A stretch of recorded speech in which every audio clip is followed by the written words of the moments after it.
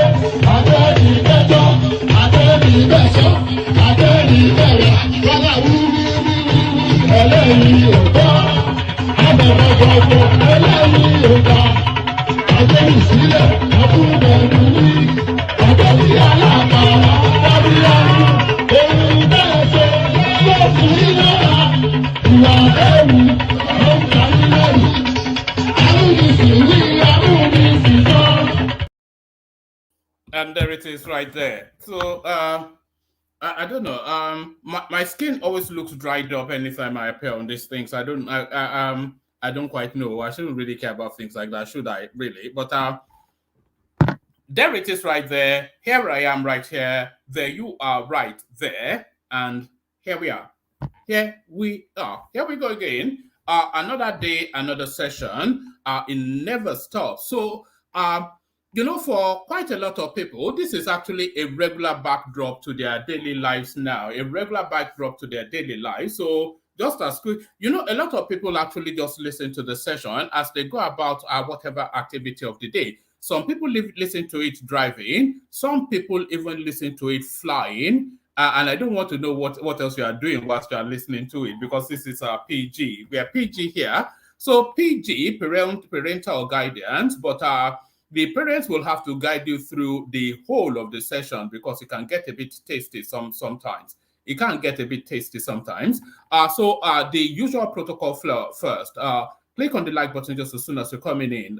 So do that, and then you can complete that survey to say that you have done that. Subscribe if you haven't done that already. And when I'm always asking you to share the links, those WhatsApp spaces, those Instagram spaces, and all of those spaces that you mooch around on social media. So if you just click on the link up to the stream and pop it in there, so that some of your friends and frenemies can come and see the hijinks we get up to here. So hijinks. So you will notice I titled this a Speak Easy session. So I titled this a Speak Easy session because there is no standout punch out news that we can wrap the session around. There's no standout punch out, and that, by the way, is why I'm always encouraging you. Let me repost it again. That, by the way, let me grab this first. So that, by the way, is why I am always encouraging you to send news to me via Instagram.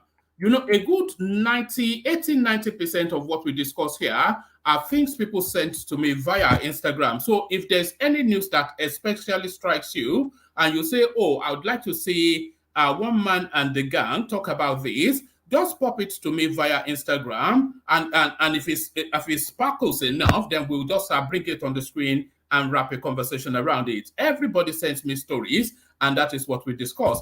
But the news cycle has been a bit sparse, or not just today, but over the last few days. So we're scrambling around really to wrap the sessions around a marquee talking point. But nevertheless, we've been able to put something together, and hopefully it will be to the quality that you're used to. So it's a case of bring your own again. We do the bring your own sessions where whoever turns up brings up something sparkly for us to discuss. So something sparkly for us to discuss. Yes, click on like, click on subscribe, click on the happy link that says StreamYard.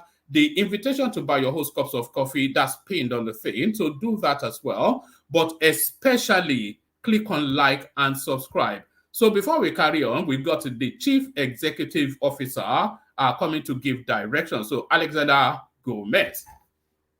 Yeah, hey, one man. I'm actually pissed off right now. Oh, Wagwan, what happened? Wagwan. You're cool, no? I don't know. A staff of mine messed up and they cut off my light in my house. Wow, they do that in America? Up Yeah, they next. do.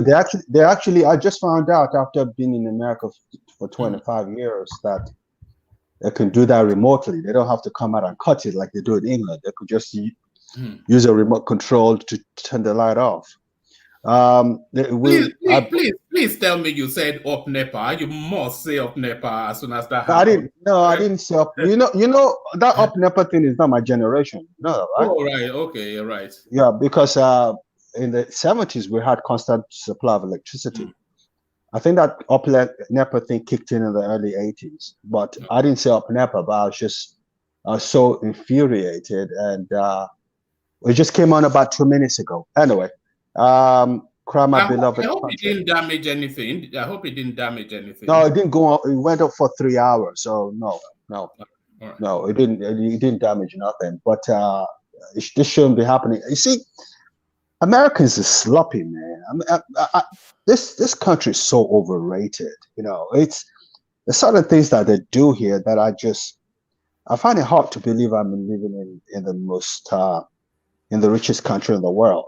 But the people are so sloppy. Anyway, that aside, how are you today? I'm good. I was just saying the news cycle was a bit sparse. It's No, just it's still all yeah. about the fake.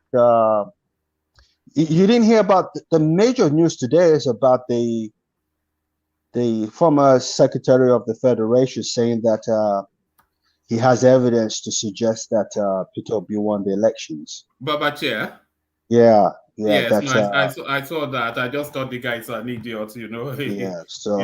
So that's where we are right now. But they should just I'm so desperate to get our conversations away from that space, because that space is going nowhere other than just for Tinubu to continue. But it can't. It's not leaving the headlines. So what can I do? Can We I come back again. can I be very honest with you between me and you and nobody else? And I know thousands of people are listening, but that's just an expression. Yeah. I'm really concerned for my big brother, and the president of Nigeria, Tinubu. He's not at the right place health wise. He's not in the right place health wise. Yes. And what's compounding it is the pressure he's putting on himself to prove to himself and by extension Nigerians that he can take us out of where we are today. And obviously that's taking a toll on his health. So I'm really concerned about it. Every time I see him, he looks so frail and fragile. To be president of Nigeria is not an easy task. It's because Nigeria is even for a young man, it's not an easy task. Never mind. We're so divided, even more so now that I'm really concerned. So I think he needs to get himself a much stronger, a more authoritative chief of staff. Yes, that is required immediately because there's too much pressure on the president to perform, and he's putting a lot of pressure on himself too, and that's not helping his health. So I think what we're about to see is a repeat of the Buhari administration, where a cabal will seize hold of the seat of power, and then they will orchestrate him because he doesn't have the fullness of health, So but the difference is that the cabal, to use your expression, would be people with track record and people who are performers and who have the capacity, that would be the hope, though. That would be the hope because the hope really is that they have some sort of nationalistic conscience. Not that they won't loot. We are already surrendered to that. They will loot. But in the Buhari instance, they just stole everything and didn't care. Nothing. Well, they turned the country into what it is today because we are totally broke right now.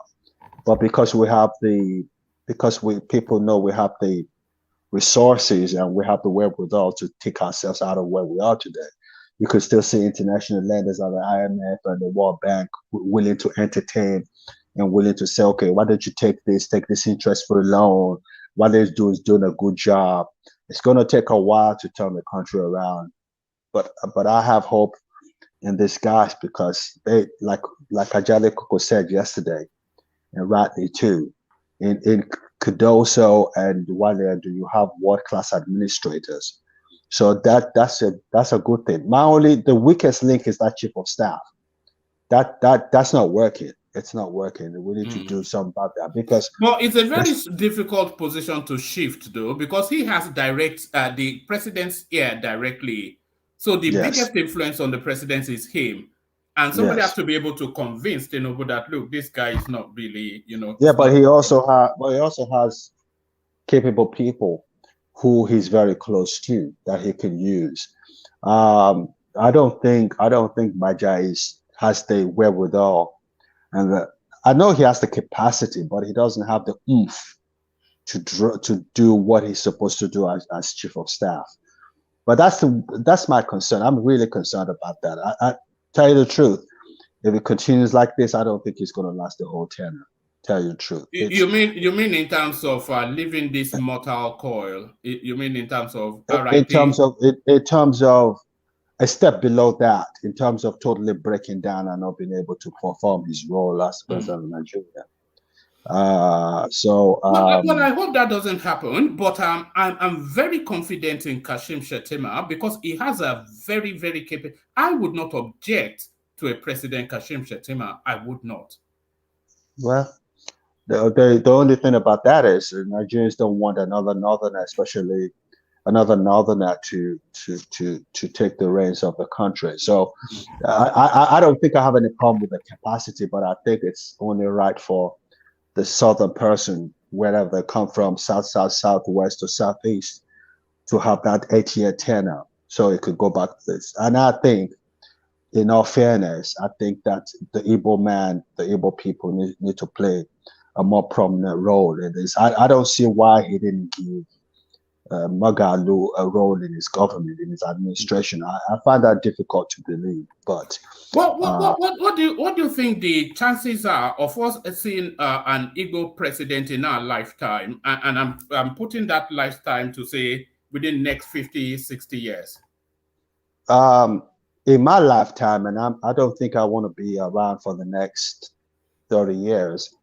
But in my lifetime, I think that Soludo would be the most qualified person and the most acceptable person to be Nigerian president from the Southeast. He's got the capacity. That's the conversation I was trying to invite that character on Rudolph to have, but he got rattled and he started to go. Well, I think there's a personality clash there. That's what I think. I think there's a personality clash there. I think all you had to do was just touch a nerve, and then he flares up. I was expecting to happen. I wasn't surprised when it happened. Actually, he knew who you were when you came on, so he knew you were going to rattle him. I guess you got a number on him. And yes. Yeah. So I was quite entertained when I saw him. I started to troll him, and he didn't even. No, I was besides myself. I think he was out of order. Telling me to shut up. He looked a fool actually. He buckled, and then he started to use him. I thought. I've watched it back about 3-4 times. I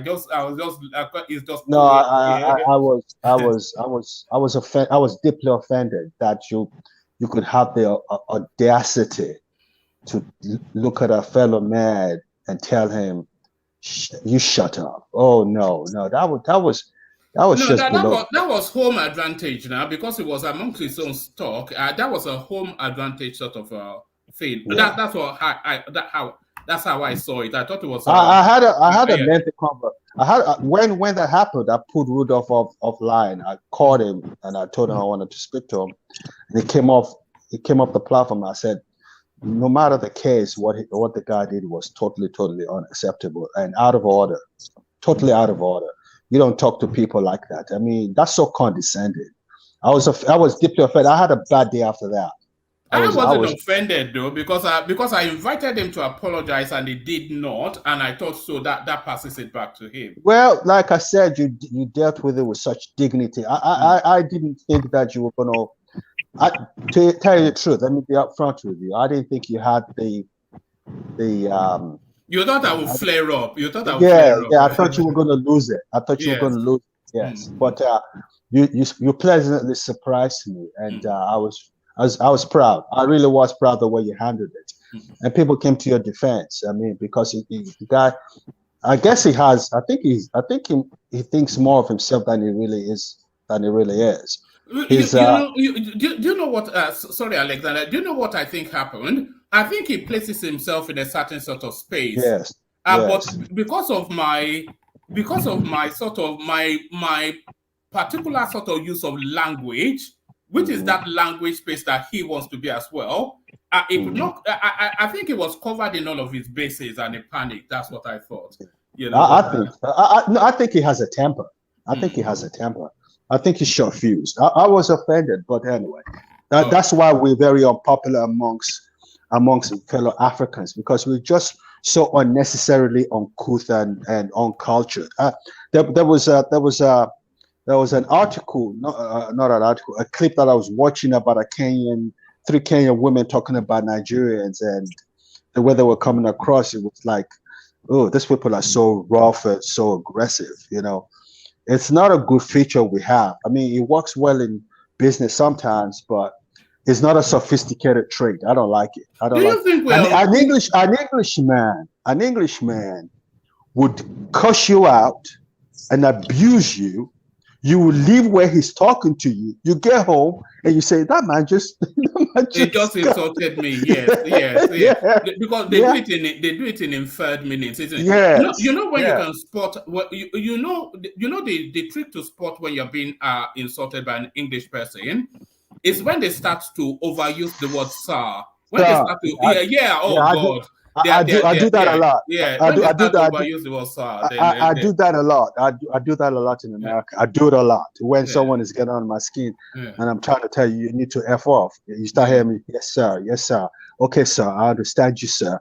But I don't think Americans get the message, because in America Americans use sir and ma'am a lot. It's just they don't understand double entendre in America. They don't know inferred meaning. But do you think we're uncouth though? Because I think people conflate our self-confidence with being uncouth. No, is it not a variation of self? No. We are uncouth. You know, if you and I can meet in Nigeria one of these days, I would love to invite you to Ghana for a week, and then you know what I'm talking about. And then you will say, whoa, there is a world of difference, you know, between where I come from and the way these people interact. They just respect themselves. No matter how big or small you are, they respect themselves. Thank you, please. No, thank you. Yes, please. They're just cultured people. And we're trying to be too American. I think that's what it is. We try to be too American and we take it overboard. But anyway, let me let you go with your show. It's not about Alexander. All right, I could talk to you forever. Talking to you is a show in itself. But Thomas. Yeah, now, bro. Look at the shades, like Shino Peters. It looks like Shino Peters.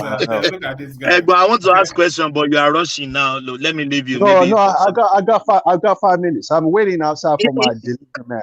So go ahead. Thank you. Yeah, you mentioned something that caught me off guard.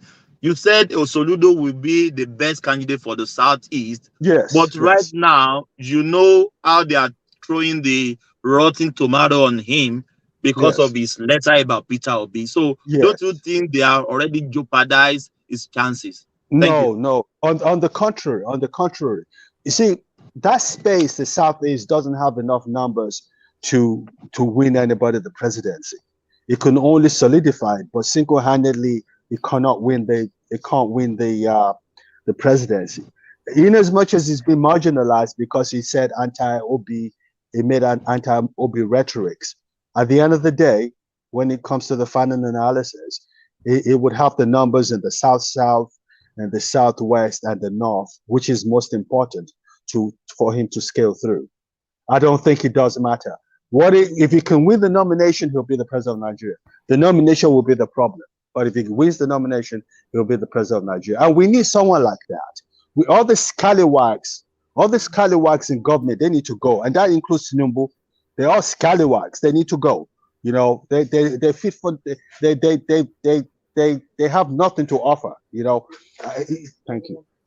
As far as I'm concerned, out of the 3 people that participated, who has the capacity to take us out of where we are today? It is Tinubu. But if I have to choose, I won't choose him because he's not fit for purpose and he's not healthy. And he's not the same Tinubu of 1999. You know, the only thing about it is that he has the people around him who are very good and can help the country move forward. But him as a person, if he pushes himself too far, he just breaks down. He's not. That's my concern. I started with that when I started the conversation. I'm really worried about him. I'm worried about him. Anyway, Woman, let me let you go. Okay. All right, brilliant. The real delight. Aburo, yes, okay. Yes, sir. Yes, sir. Bye bye. All right, that there he is, the majestic Mr. Gomez. So the majestic Mr. Gomez, and once upon a time General Thomas, now Shina Peters with the shades. So Thomas, let me press on with it. So that was a little cameo appearance by the CEO of the One Man Went to Work platform. So yes, as I was saying, a sparse news cycle, but nevertheless we've been able to put something together that hopefully wraps together to form a session. So let me just present you what we have put together. Let me present to you what we have put together. So we'll be looking at this. So it's the narrative of this guy, a very popular Nigerian comedic artist, a comedic actor. It's not a comedian, no. You know, there's a distinction between a comedian and a comedic actor. So he's somewhat of a comedic actor, but this guy has been battling health issues for quite a while now, and is back in hospital again, and is canvassing for public support. Reno Omokri speaks to that space, but whenever Reno Omokri speaks, he usually speaks to try and taunt the Peter Obi space. So how has Reno Omokri managed to turn this into a Peter Obi narrative? You'll find out shortly. So yes, you'll find out shortly. But the headline: Reno Omokri turns Peter Obi as comic actor Mr. Ibu seeks financial assistance for his health. So maybe we should just start bagging and tagging them right now. So we'll bag and tag quite a few, and then we'll do the Kegite music just like we did yesterday. The panelists come in, and then we'll kick it off. So let me remove that. Let me remove that banner. But please be encouraged by what you're seeing on that banner and do as directed. Please like, share, and subscribe. So please like, share, and subscribe. Reno Omokri turns Peter Obi as comic actor Mr. Ibu seeks financial assistance for his health. So yes, how does that quite align? Reno Omokri has taken to social media to taunt politician Peter Obi as his supporter. Actor John Okafor currently battles with his health. Mr. Ibu had been taken. Let's do that again. Reno Omokri has taken to social media to taunt politician Peter Obi as his supporter. Actor John Okafor currently battles with his health. Mr. Ibu had taken to social media today, October the 18th, to seek public assistance as he battles with his health. Reacting to Mr. Ibu's outcry, Reno said the comic actor and his daughter endorsed and danced for Obi during the 2023 presidential election campaign, and that this is the time for the politician to come to Mr. Ibu's aid. So yes, let's read what he says. But I see where he's coming from, though, because often instances, Peter Obi runs commentaries on social matters. If they are bringing down unfit buildings in Alaba Market, is running opinions on that. If they catch Mesombe cheating in a jam result, he has opinions on that. He has opinions on everything, but now his supporter needs help. Does he have an opinion on that? This is what Reno thinks. I sympathize with Mr. Ikechukwu Okafor, aka Mr. Ibu, over his ailment, and I urge at Reno supporters to donate to the account number he put out. Please do not ignore his cry for help.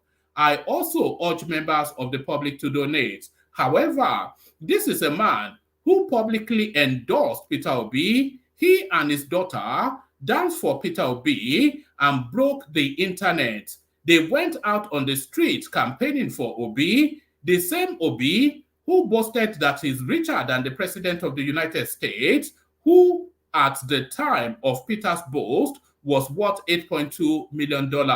After all that John Okafor did for him, perhaps Mr. Obi can support him by paying Mr. Ibu's medical bills.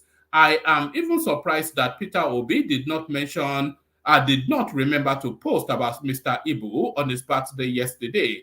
Even at that, Peter Obi should help him in his time of need. So yes, so that's what Reno says, but I'm not sure that I fully agree.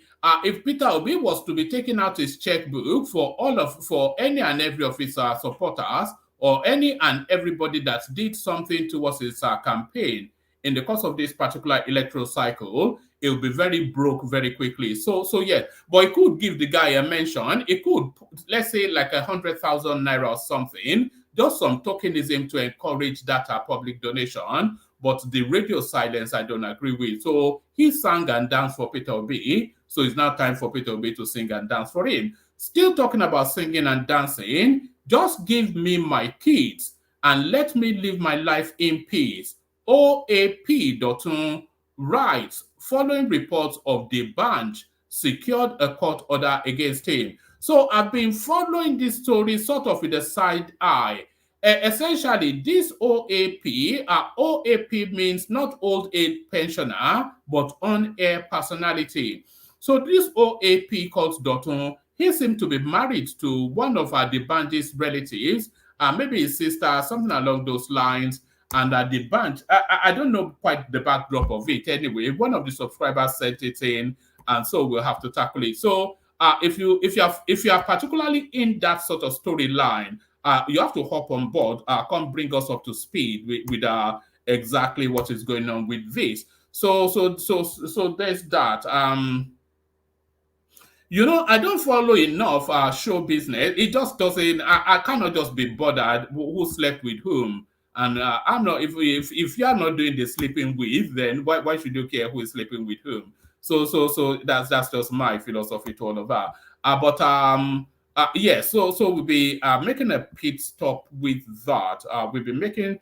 You can tell that I'm doing something else in the background. That's why I'm. So that's that. So yes. Actually, let me give you this as well to get it out of the way. On-air personality Dotun has similarly responded to the court order. His former in-law, singer, so yes, he married to the bandit's sister, clearly. On-air personality Dotun has similarly responded to the court order his former in-law, singer the Banj, secured against him.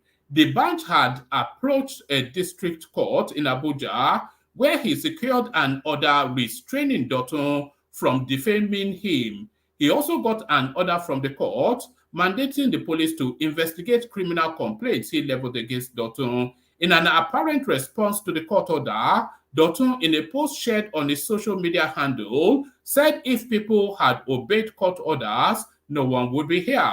He went on to say that all that is happening now does not concern him, as the goal is to see his children. He went on to say over his dead body, will anybody make his life dark, even whilst there is yellow? So there it is, the back and forth in show business. It looks as though there's been a pattern of ways and it looks as though then they are taking his children sort of hostage, the wife and her family. So that's the goings on there. So let's go on from that to this.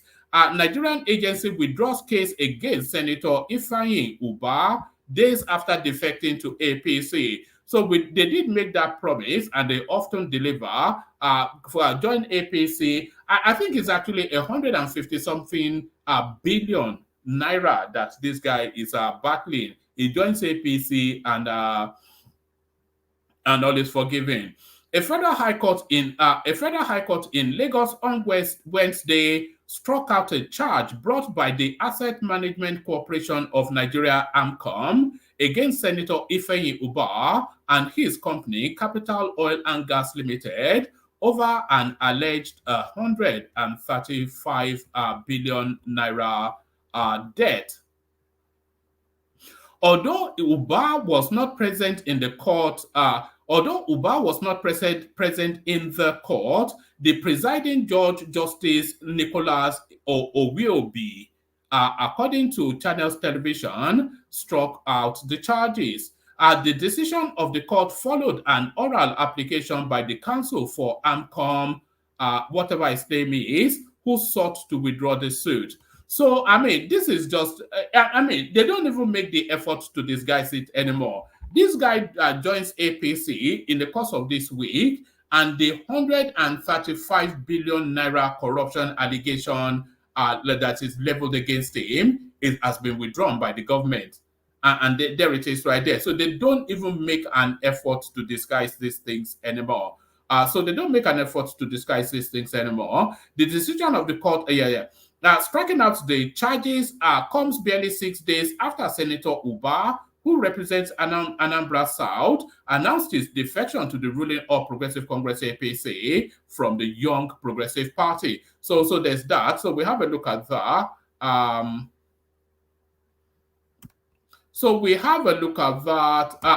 only going to give you the headlines for the rest of it now. I might give you more than the headline with this one, though. Nigeria lost 2.9 trillion through contract fraud in 3 years. So let's see.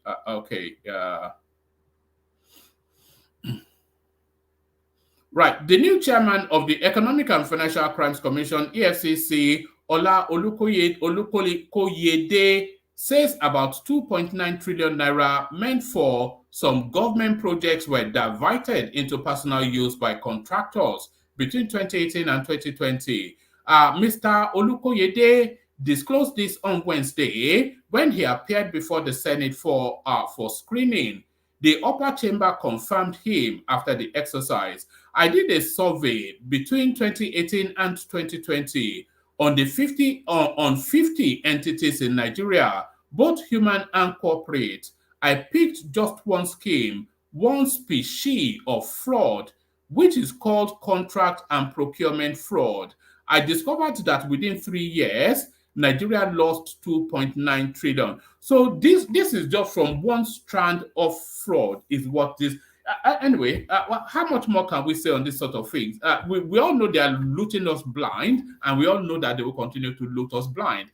Mr. Koyede said the stolen funds during the period under review would have been used for useful government projects if the former authorities of the anti-corruption agency had prevented it from being diverted. When I put my figures together, I discovered that if the country had prevented the money from being stolen, it would have given us 1,000 kilometers of road. It would have built close to 200 standard tertiary institutions. It would also have educated about 6,000 children from primary to tertiary level at 16 million per child. It would have also delivered, so it goes on to tell us then the value cost of that stealing. So this again, the Andy Ubah headline, we've already dealt with that. So this now I will read out as well. Breaking, Tinubu dragged to ECOWAS over alleged certificate forgery, so Atiku not giving up yet.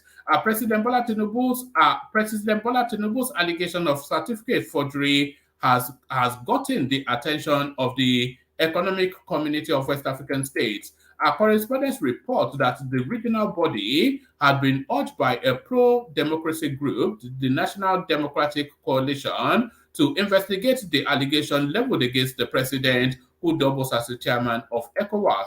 In the letter signed by its executive director, Lloyd Uku, and obtained by correspondents on Wednesday, the agency said the allegations, if proven true, would seriously undermine the credibility and trustworthiness of ECOWAS.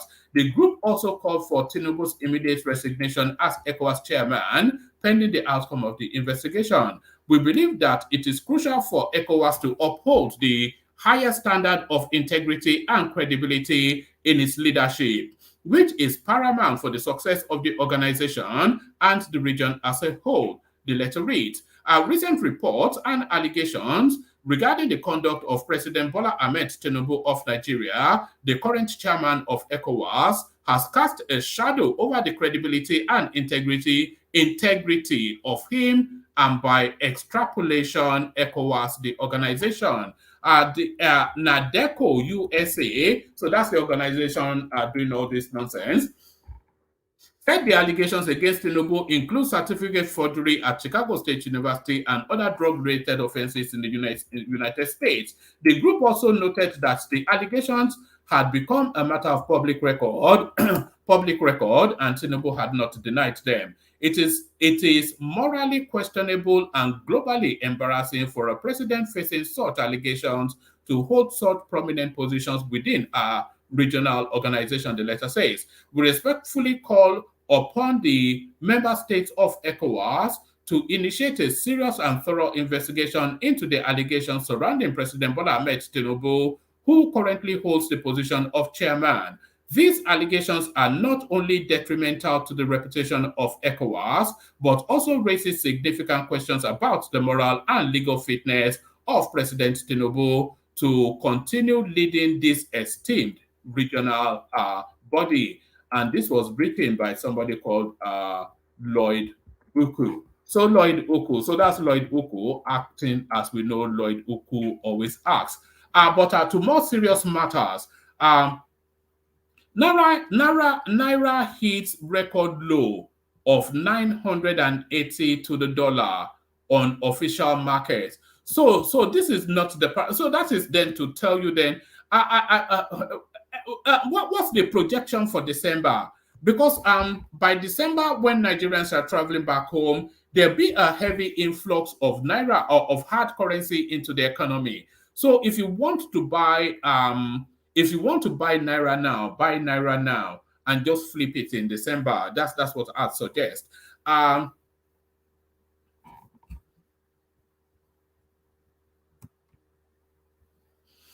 All right. It says Nigeria's naira hit a record low of 980 per dollar on the official. So this is the official, not the parallel market. On the official market on Tuesday, correspondents. Let's just take that again. Nigeria's naira hit a record low of 980 per dollar at the official market on Tuesday, mirroring weakness on the parallel market as persistent dollar shortage plague the currency market.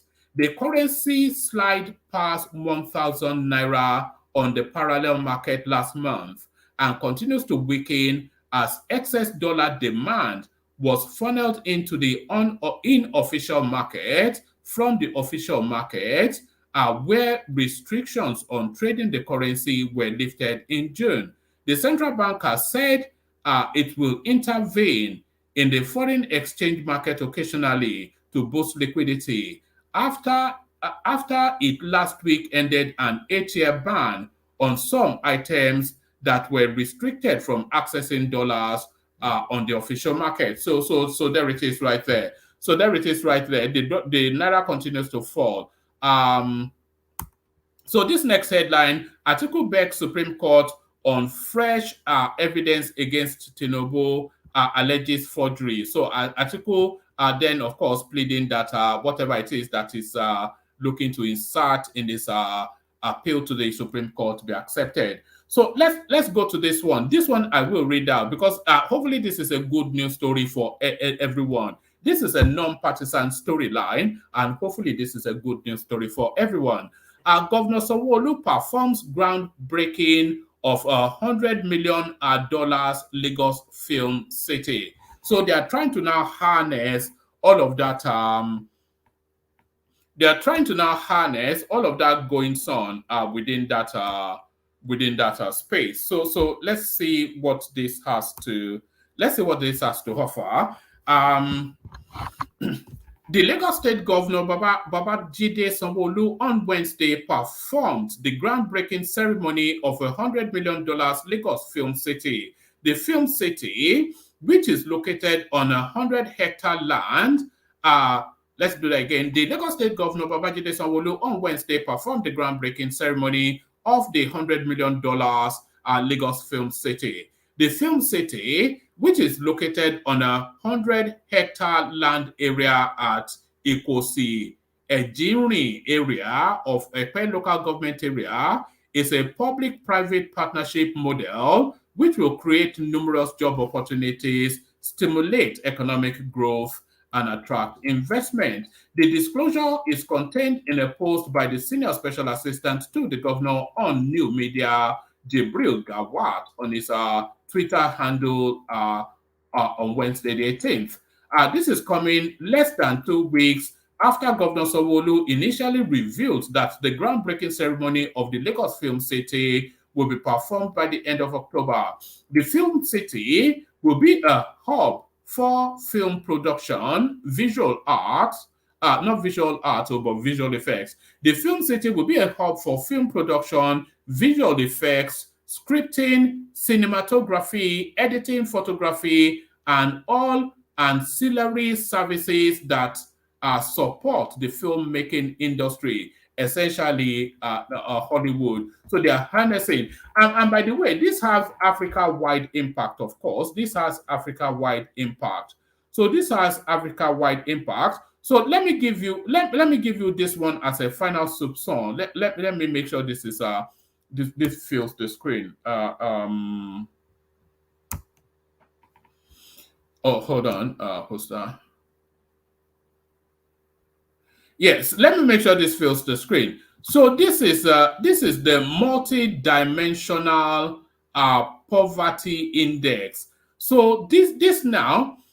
This tells you then out of 100 people, this is an out of 100 people sort of a survey.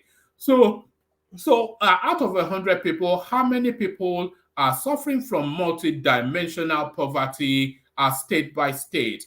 So the poverty headquarters of Nigeria is Sokoto State. 91 out of 100 people in Sokoto State, they suffer from multi-dimensional poverty. So that is to tell you that the totality of Sokoto State, what's happening to the super charts, by the way? I can't see it there. Let's see. Let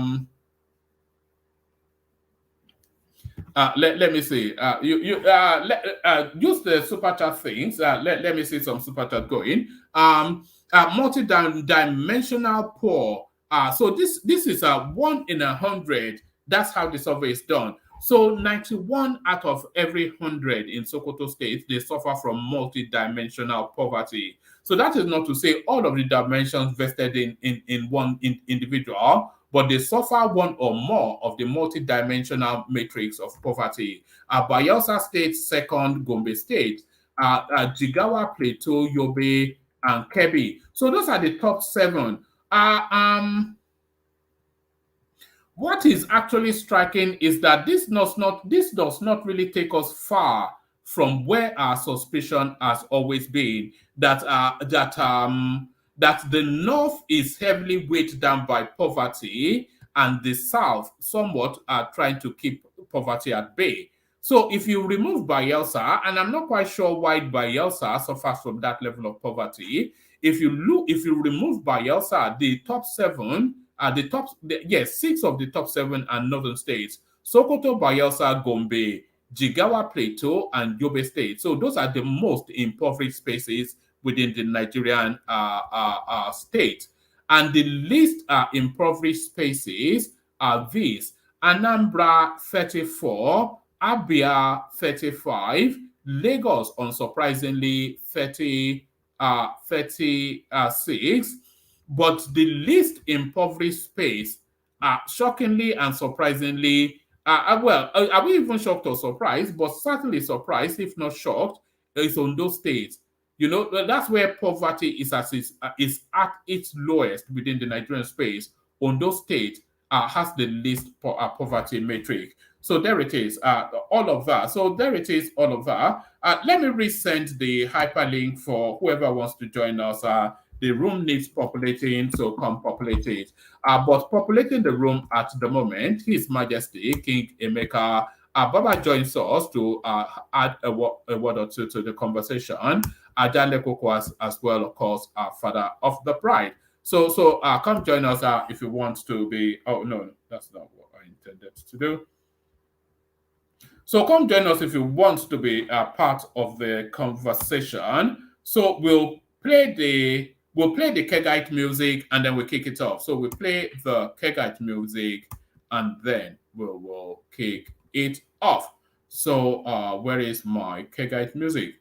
So we play the Kegite music and then we kick it off. Water, only water,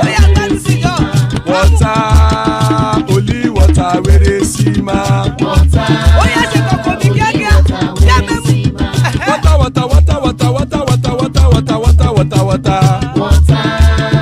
only water, where they see ma. Hapa o naido.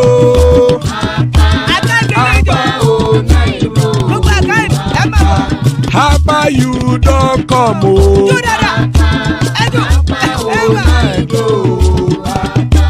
Hapa o naido.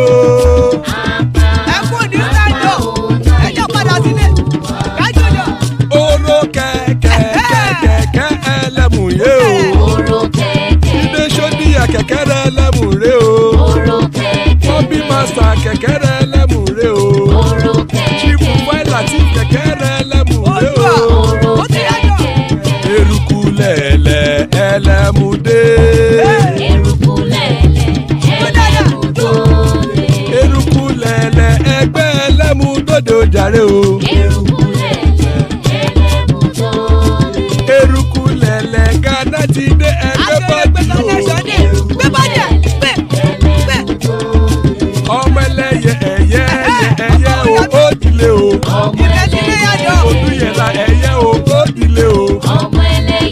Petro Sodana ẹ̀yẹ o ó dilé o. Petro Sodunke ẹ̀yẹ rẹ̀ ó dilé o. Ẹlẹ́kọ̀ ọ̀run mú ìní o.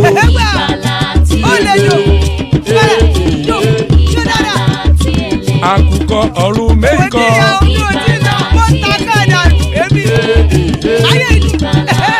Ikú kò ní ríwà gbéṣe o.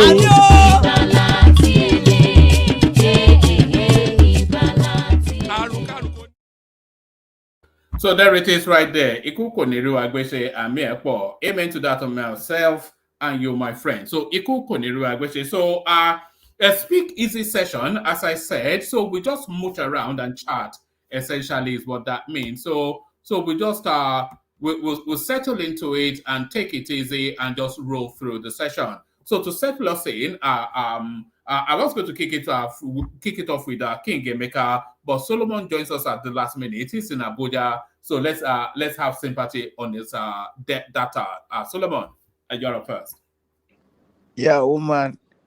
Good evening, everybody. How buddy? Yeah, everybody do all right. Yeah, good evening, everybody. Good evening, woman. Good evening to those in the comment section. And please like, share, and subscribe. Yeah. So carry on. No, we can hear you perfectly. So carry on. Talk to us. Are you looking at the stories that we are presenting, or are you bringing anything to the party? See if I'm bringing anything to the party. I'm just looking at this Tinubu, President Bola. In the headline, Bola Tinubu files motions to block FBI, CIA, other U.S. agencies from releasing confidential files in database. And then Lagos to seal bars, churches, mosques, causing environmental nuisance. And this guy that decamped from YPP to APC, you know, this guy now shows that it's not just only for political reason. Can you hear me, woman? Can you hear No, me? no, yeah, no, we can hear you. Yeah, Yeah, it's carry on. not just only for that is Ifeanyi, but it's not only for political reason. It's still to cover up his shit. You know, anybody who looted. Is it not obvious though? I mean, how many days even did they cross over and the government drops all the charges against him? Yeah, 135 billion, and they say that the country has no money. that this is what APC do. APC is just like the home of thieves, the party of thieves. That and look at this guy that they made. What is his name? This Matawali. Before weeks to the election, he was invited by EFCC, and all of a sudden they just dropped the whole case and all that. So even there was one time Yaya Bello too had that problem, and I think he even ran to meet Tinubu, and that news was in circulation then, and the whole thing was dropped. So this is just it's becoming too much in Nigeria that people that will just have one or two things hidden and that would warrant EFCC to come and pick them up. They will just go and join APC and everything will just be covered up. It's really bad. It doesn't tell good about the country and about APC as a whole. So yeah, this the these are the headlines that caught my attention. Are you following the Dotun the band sort of narrative and that fight around custody of children? The band using his celebrity status to weigh upon his in-law. Are you following all of that? Yeah, I was in the live, one of the lives he had with Dr. Freeze. Yeah, Daddy Freeze, sorry, not Dr. Freeze. Daddy Freeze, and the guy is just You know that the phrase has blocked me. I used to go there and yab him, no, once you go there to Daddy Freeze, we tell you he will just speak it. That guy is I think he's even the real Yoruba, not that gets cook Yoruba like It's not even a Nigerian, It's from Romania or something, isn't one it? man. That It's guy an used to I can hear you. maybe I should get him deported. Do you think I should get him deported? Oh man, that guy's Yoruba is fluent. Like he's more fluent in Yoruba than you are. I can tell But you his that. father is a Badon man. His mother is a Romanian, an Yeah. academician. One man is just jabbing. He's just trying to just yeah. So that guy is Yoruba. He's just like I think he's like Baba's kind of Yoruba that he will even be speaking. If as Baba is an old man, like sorry to say, yeah. But as in the way Baba will be speaking, he knows Yoruba. We know Yoruba very well. That is how Daddy Freeze used to eat. He speaks the thick Yoruba, to be honest with you. And you'll be like, who is this white guy? And you're able to know that. I'm telling you the truth. I go on his life and I listen to him. Anybody, Adiola will what is his name? Adiola would like Adiola in the comment section. Good like he will know this thing because he's always on Daddy Freeze life and because of the fact that you mean you guys meet in other spaces as well? Actually, everywhere I go, I thought I had a unique crew, but everywhere I go, I see you guys in the comment section. Now, wow. Let me ask you a question before you tell us about the band storyline. When was the last time you watched television? Oh man. Okay, it was I think on Saturday when I was watching Dr. Damages. Yeah, that was it's because of Dr. Damages. I just wanted to use my phone then see you people and then watch through this thing. That was the last time. Yeah. I beg, make I quickly take your time. I will lose my this thing very soon. Maybe I can speak within 5 minutes before I get out of network space. You don't mind. Okay. Yeah. Enigmatic Hondi. Yeah, I hail everybody. I go speak pidgin today, so they're not go talk about grammar. So one man, I see the verse for you. I'm mad at you, but at least you did it. I saw you yapping me. I thought I held my own now, so I didn't. I thought I came out victorious, but there you are. Yeah, you did something. I mean, you did something at the end of the day. You were able to pull the guy out of his cave from his hypocritical stance, because he was. I know you had issue with him the last time. The moment, so it actually shows that he had you in mind already. He had some reservation against you. As soon as you started talking, he wasn't even giving you any room to even. If you notice the way you even, as soon as you were asking the question, he was like battle ready for you. Fire the weapon at you really quick. And then at the moment you mentioned Peter Obi, he was so defensive, and then. But the one thing I thought I established in the course of my interaction with that guy is that he's an obedient. So he cannot deny that he's not an obedient ever again. Apparently, his bias was quite apparent, and nobody can actually. He sings and he felicitates and he sings, to the narrative of that, echo chamber, so to say, and then that's why you are able to see that everything he says. You notice I smirked when he was saying that Tinubu cannot manage, is not equipped to manage diversity and complex. Somebody that ran Lagos State, wait against Peter Obi, who managed a mono-religion, monoculture state. Who is more equipped? Somebody that managed Lagos, he is not equipped to manage the diversity in Nigeria. But somebody that managed a monoculture, mono-religion state, he is equipped. The guy, I want to see his PhD. Everybody's credentials is under question now. I think the mistake most people are making is, because when I see folks like that, what I do first, I do a lot of, digging and research on them. The first time I saw him with the other two folks, I saw the way he was really, coming at the one who came from, I think, the Southwest. And I went to actually check it. So I was it's just like, it's a replica of somebody like Chimamanda, right? That they try to pretend to be nationalistic, but at the end of the day, it takes a little provocation or probably something to trigger them that will actually bring them out of that rock. Just in America over here, you see a lot of people pretending to be, normal people, but it just a little provocation. They will crawl out of that their cave, and they will, basically exhibit that they are racist. What happened to the pidgin English, enigmatic? You know Sabi speaker? Yeah, Sabi speaker now. Okay, now maybe we carry on with pidgin now. So that's just what I say about that. And then about this what's his name now? And Chris, is it this Stefan Yuba that moved to APC? Yes. Yeah, he's not actually under EFCC watch. He is one of those billionaires in Nigeria who are one of those that actually they've been indebted to large sums of amount, to AMCON. I think his was almost 140 billion naira. Even there's a member of the Senate, Jimo Ibrahim, is equally indebted to the tune of almost 200 billion naira, and a lot of them like that. So, and then there was a withdrawal today at the court that. All right. Have we lost you? You did say we were going to lose you early. Are you there? I think we've lost him. It's gone.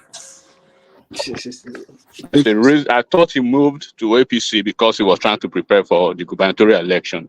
But of course, there's always a bargaining chip, and this is going to be one of those things that they will have against him. Like we always say, one man, they are all politicians, and they all know where their skeletons are buried. When Atiku was fervently and viciously going after Tinubu, and they will be actually latched onto it when even obedient were denying the fact that he was. Enigmatic, you are dipping heavily. Enigmatic? Can you hear me now? Yeah, we can hear you now. Yeah, can you hear me? Yeah.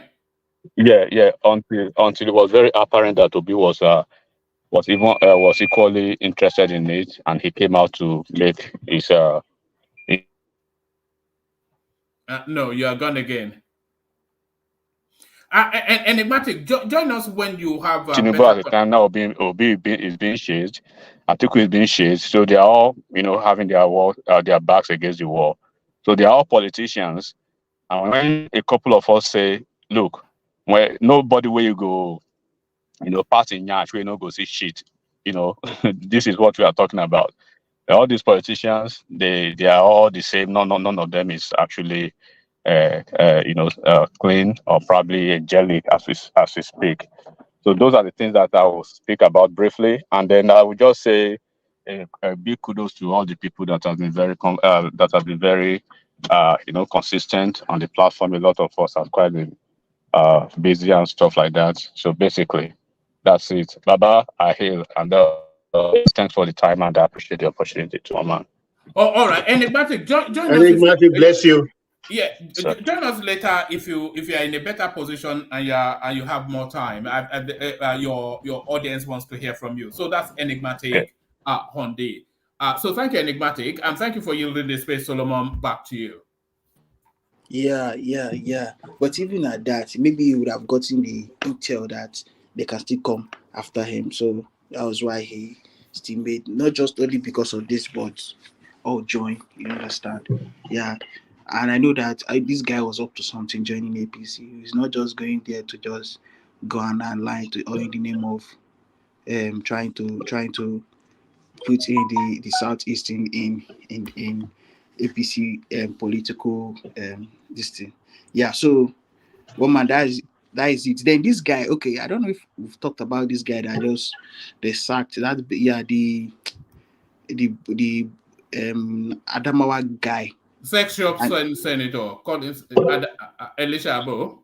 Yeah, that said that even said the other day that more people would be disqualified, like of Ojizo Kalu and others. But let's see how it will play out anyway.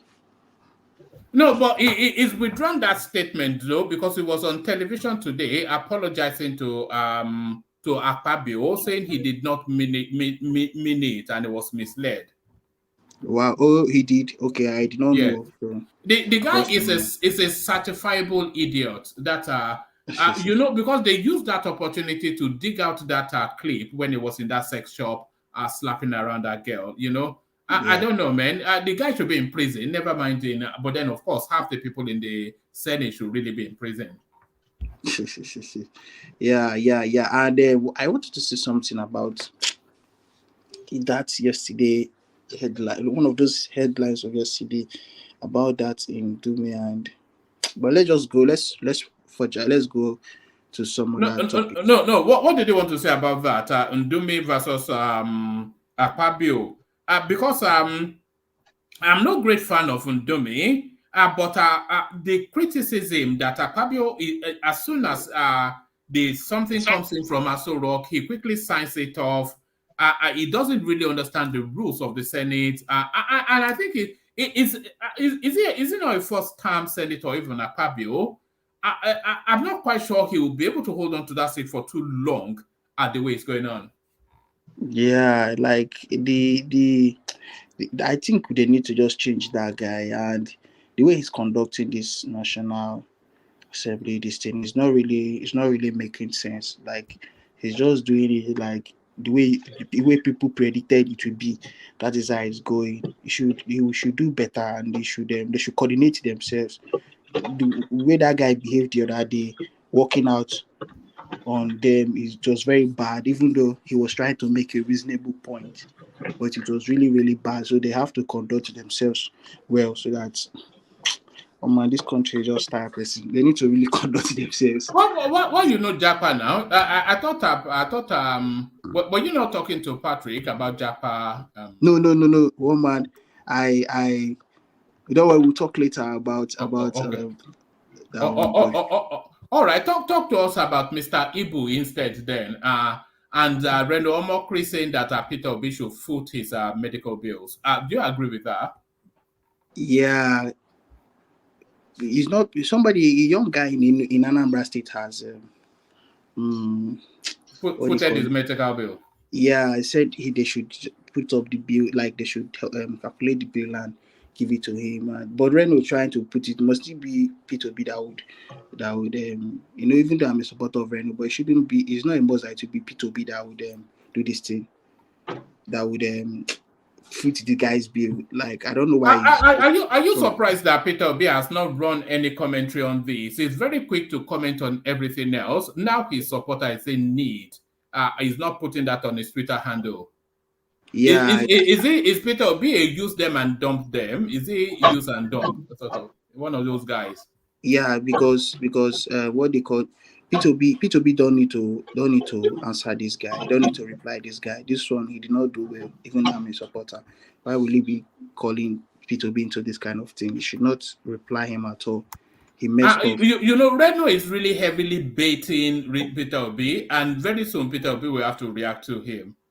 If he's in other things concerning politics, this one is not concerning politics. He can do anything. I support him. But it's concerning hypocrisy, though. The hypocrisy of And let me tell you something. B2B might even do something, and he will do it low key. He will not really want to allow it. Do you understand? He will not really. Really? Okay. Low-key. Yeah, he might do something concerning it, but he will not allow it. And are you saying it's low-key? No. I just said in this kind of thing, he might do it, and he will not want people to know how that kind of thing. I'm not a P2B supporter, but P2B is a cloud chaser.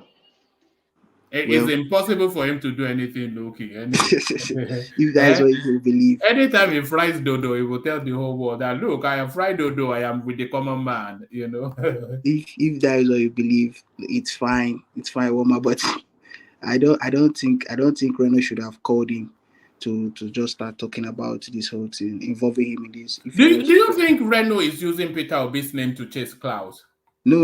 He's playing on the obedience. You know that obedience will always come, and he's cashing out on their head. Do you understand? So that's why when he used them, he's not really chasing clouds.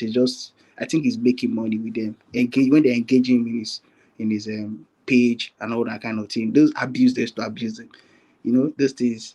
He has monetized his account is monetized. So on Twitter, engagement on all you even have to subscribe in his. You can subscribe in his Twitter page and all that. So, as this thing is monetized, when you engage him, he will still be cashing out. So he's playing on them. If obedience have sense, they should just stop engaging him and all that, because he's just poking them so that they will come, and they keep coming. It's really bad. Talk to us about the headline on the screen. President Tinubu dragged to ECOWAS over alleged certificate forgery.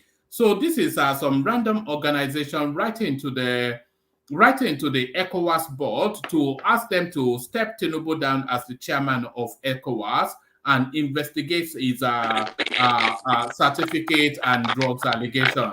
So it serves no purpose other than what's that sound, Solomon? Sorry, it was from me, but it's cool now. All right, it serves no purpose other than to demarket the country. ECOWAS are not going to step Tinubu down. ECOWAS is not going to investigate Tinubu. It's just really another way to try and embarrass Tinubu. But ultimately, all these moves is just demarketing the country, isn't it? One thing, let me tell you something. I don't know, kind of some people that are just making certain moves. How will they be taking this man? Somebody that is the chairman of ECOWAS, and they are dragging him to ECOWAS. What will ECOWAS do? Okay, it's not like maybe they will give him 100 lashes of Koboko at the next meeting.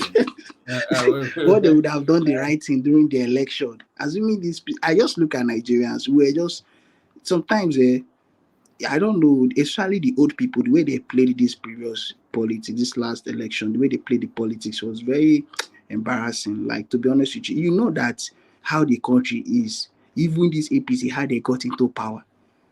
And we would have just, simple thing would have done and just save ourselves this stress.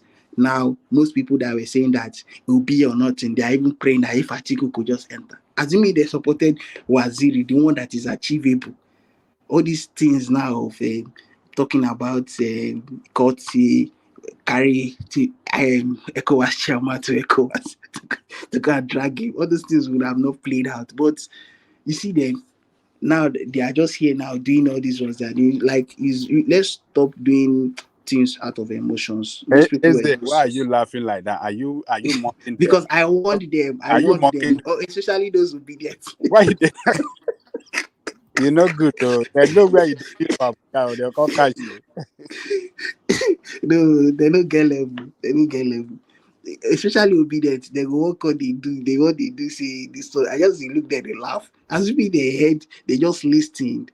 And we now PDP will be our own. They will just have power. They are here talking. That is when most Yoruba people like Mike Olawale talks the way he talks. I just say it's not the bro's fault now. It's assuming these people played our politics right. They just remove their emotions and know that it is the result that is the cocoa. It's not even about this one. They are talking about somebody who is a saint, who is that one, who is this one. And because even if Obi, yeah, he might be a good person, but to me, he still follow people that scatter the country. Because I was watching a clip of one Audi Ogbe something from Benue State. How he was narrating how the economy started crumbling from 1986 or so, and that people came and that kind of thing convinced them they should be devaluing the naira, and that for that past 32 years or so, that is how the economy. And he even made analysis of how we use 18 billion to import toothpick, how we use 400 billion to import tomato paste and all that. And you see, these are the things, and he was involved in this thing. If that time that he started all this, that Obi really wanted this country to be to be good, he would have not involved in that trading.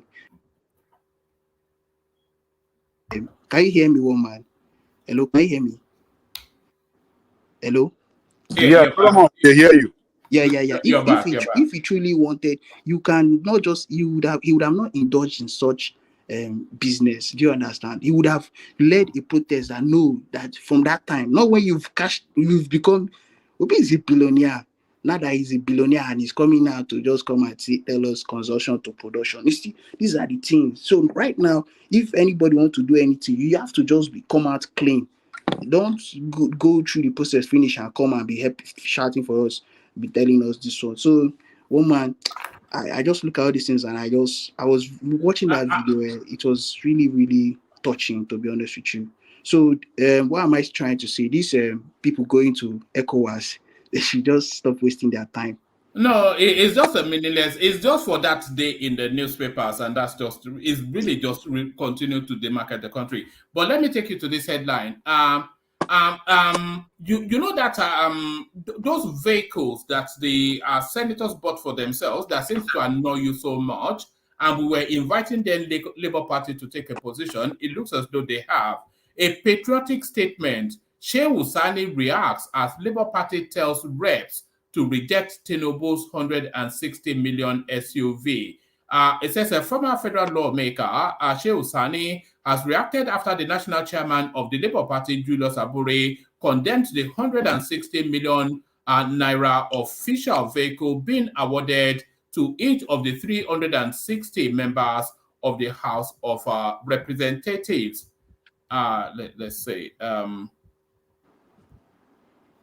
Whilst urging his party lawmakers to reject the gifts, Aburi described the action as the height of insensitivity. Reacting via Twitter on Wednesday, October the 18th, the former Kaduna State governor described Aburi's order as a patriotic statement. So there is that test right there. So we now we're now waiting in bated anticipation to see if the Labour Party members actually reject a brand new 160 million naira super jeep. What do you think they'll do?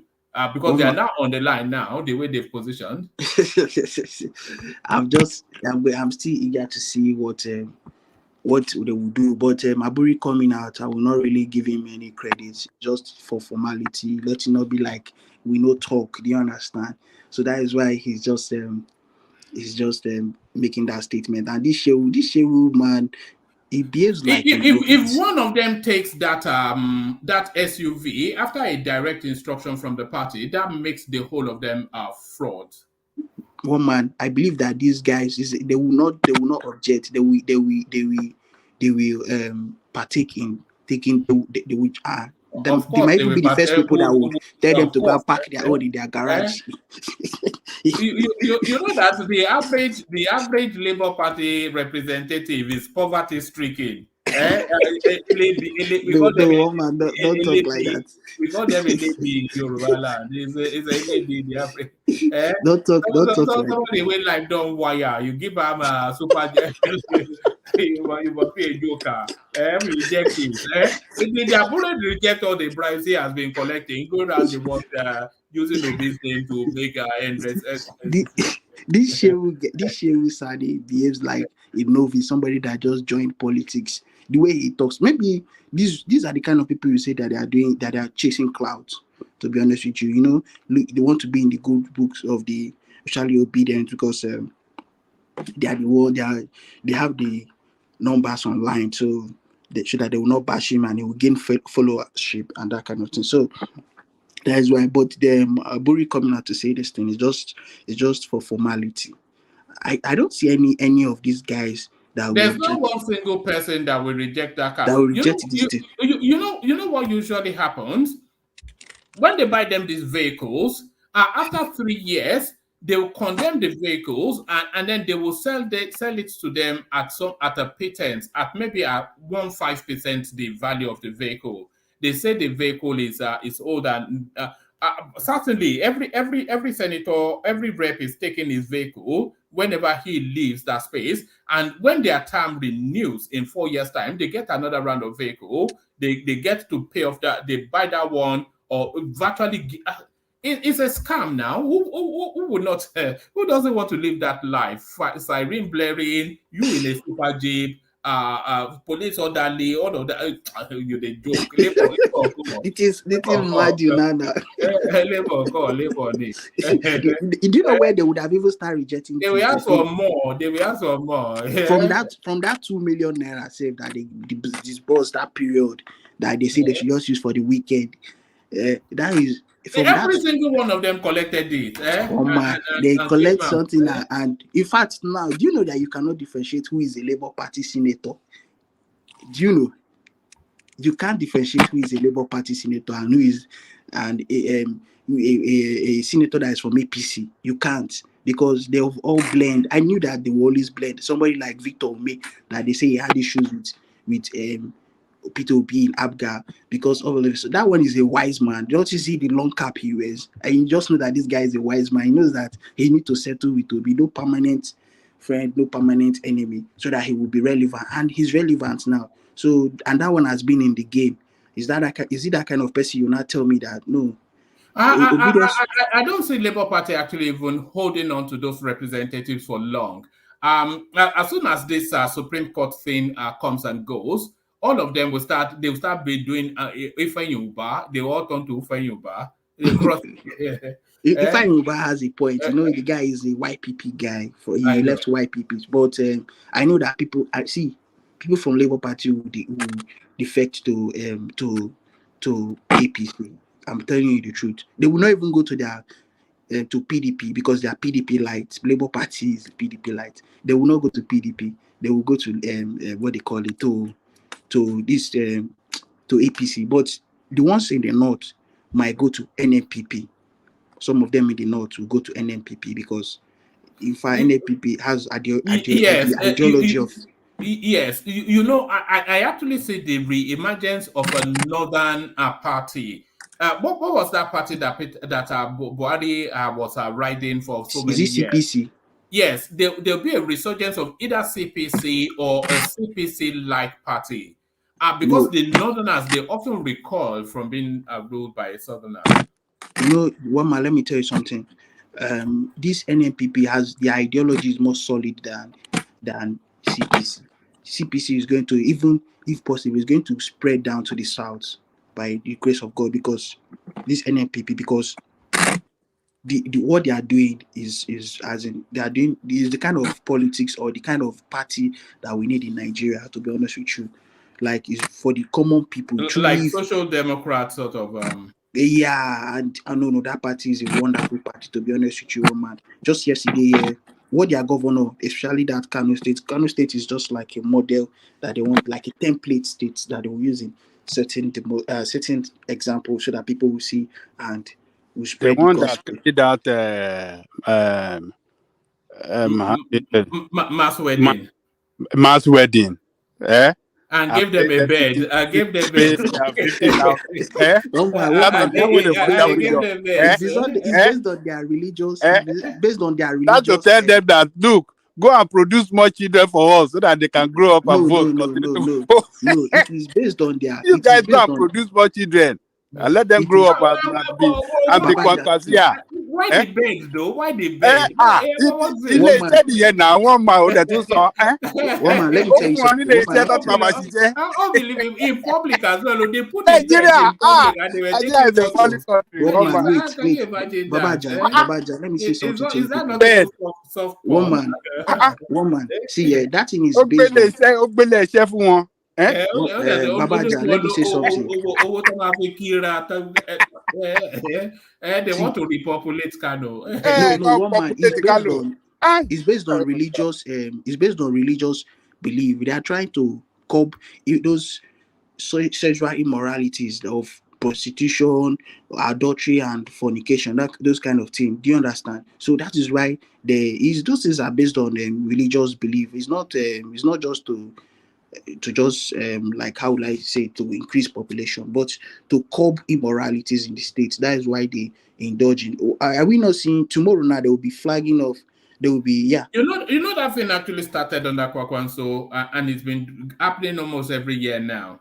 If Nigeria was a good, like the economy of Nigeria, would say if Nigeria was a good country, was good at people can get married at and get good jobs and all that. There are people do that. Like, you don't need to know anybody before you. Those kind of things is good, especially for people, and those people, most of them, for people like that. So it's based on religious belief that made them carry out that thing. And if we are talking like this, tomorrow they are going to be sending 1,001 students that they'll be sending to very different countries to go and study. Do you understand? So if we hopefully something useful and not Arabic studies and all of these things no, they go to different countries, not Arabic studies at all. The people that study other good courses or that. So it's not even based. This one is not based on. It's not for you to go and be studying Islamic study or or Arabic studies. This one is anything you're capable of studying that you can do well. Yeah, but every other state has a scholarship system now. Which other state? One man, let me tell you, I even laugh at. Does not. Even your state has a scholarship system now. One man, let me tell you something, and we don't. Do you know what Kano people did? Kano State government did in this increment of school fees and all that. They've paid about 7,000 students school fees. See, what did Soludo do? This one is just declared free education in Anambra State. It's not for primary school. Did he give it to higher institution? Up to secondary school now. Up to secondary school. Well, that one has always been there, and they will not even just give them after this year. Now you see, or next year, you see the way they will be running all those things that they're doing. I don't think. Why do you always run down your own? So Ludo does this. I don't run down my own. One man. It guarantees education from birth to at least CSS 3, which is to tell you that whoever that child is has a good grounding of education. They can read, write, do mathematics to survival and semi-advanced level. So that's an education right there, right across the board, the entirety of the state. And you are knocking that down, but some mala that is just using state money to throw at 1,000 people. Mass marriage. Mass marriage program. Mass marriage program. Are you not a Muslim, Babaja? Are you not a Muslim? Free marriage. One man, I believe Babaja is a Muslim. And you actually has not declared the religion, so I'm not quite sure. Okay. I thought maybe I used to think maybe he's a Muslim. But to be honest with you, if you are one, you should know what even we Christians too say is not even good to indulge in such acts. Okay, who has used state funds more judiciously? Soludo giving the totality of Anambra State free education, or this guy marrying them off and giving them a bed to get pregnant on? One man, this guy is because he's old. He's doing it for his religious belief. No. Which one is the better use of state funds? Educating people or giving them opportunities for sex? Well, man, this guy is also educating people. I don't want to answer that question. 1,000 people. Let's not say you're giving them bed for sex. He's doing to me, I feel he's doing the right thing. Do you understand? But for Soludo owner, let's just watch. I'm not. You said something that I always talk down. I don't talk down on my own. God forbid. I will always just point out why I feel is not right. But I can't, because if I talk down on my own, who will be my own, or who will I be his or our own? So. Because if everything we say here tomorrow, if I want to do anything, it's my own people I will still go and meet, and I will still have to build, as in solidify my relationship with them. So I don't talk down on my own. Anybody that feels that way, the person just don't. Yeah, they say the truth is bitter. All right. Maybe I misspoke, but still, you praise the northern. No, I not praise. No, I don't praise. I don't praise human being. I just only applaud, as in like just say the good thing that they do. Why would I praise any human being? I don't praise human being, woman. It's just that they are doing well. Kano State is going to, with what is going on there, I think the state is going to, just like my Abia State, my governor too is still trying. He's really, really trying. Like today now, he was in Hungary, and he's just going to carry out they visited some in companies there, like the one agricultural company that they do this what they call it for agriculture. One of the agricultural companies there. Which other one again? I think for shoemaking too.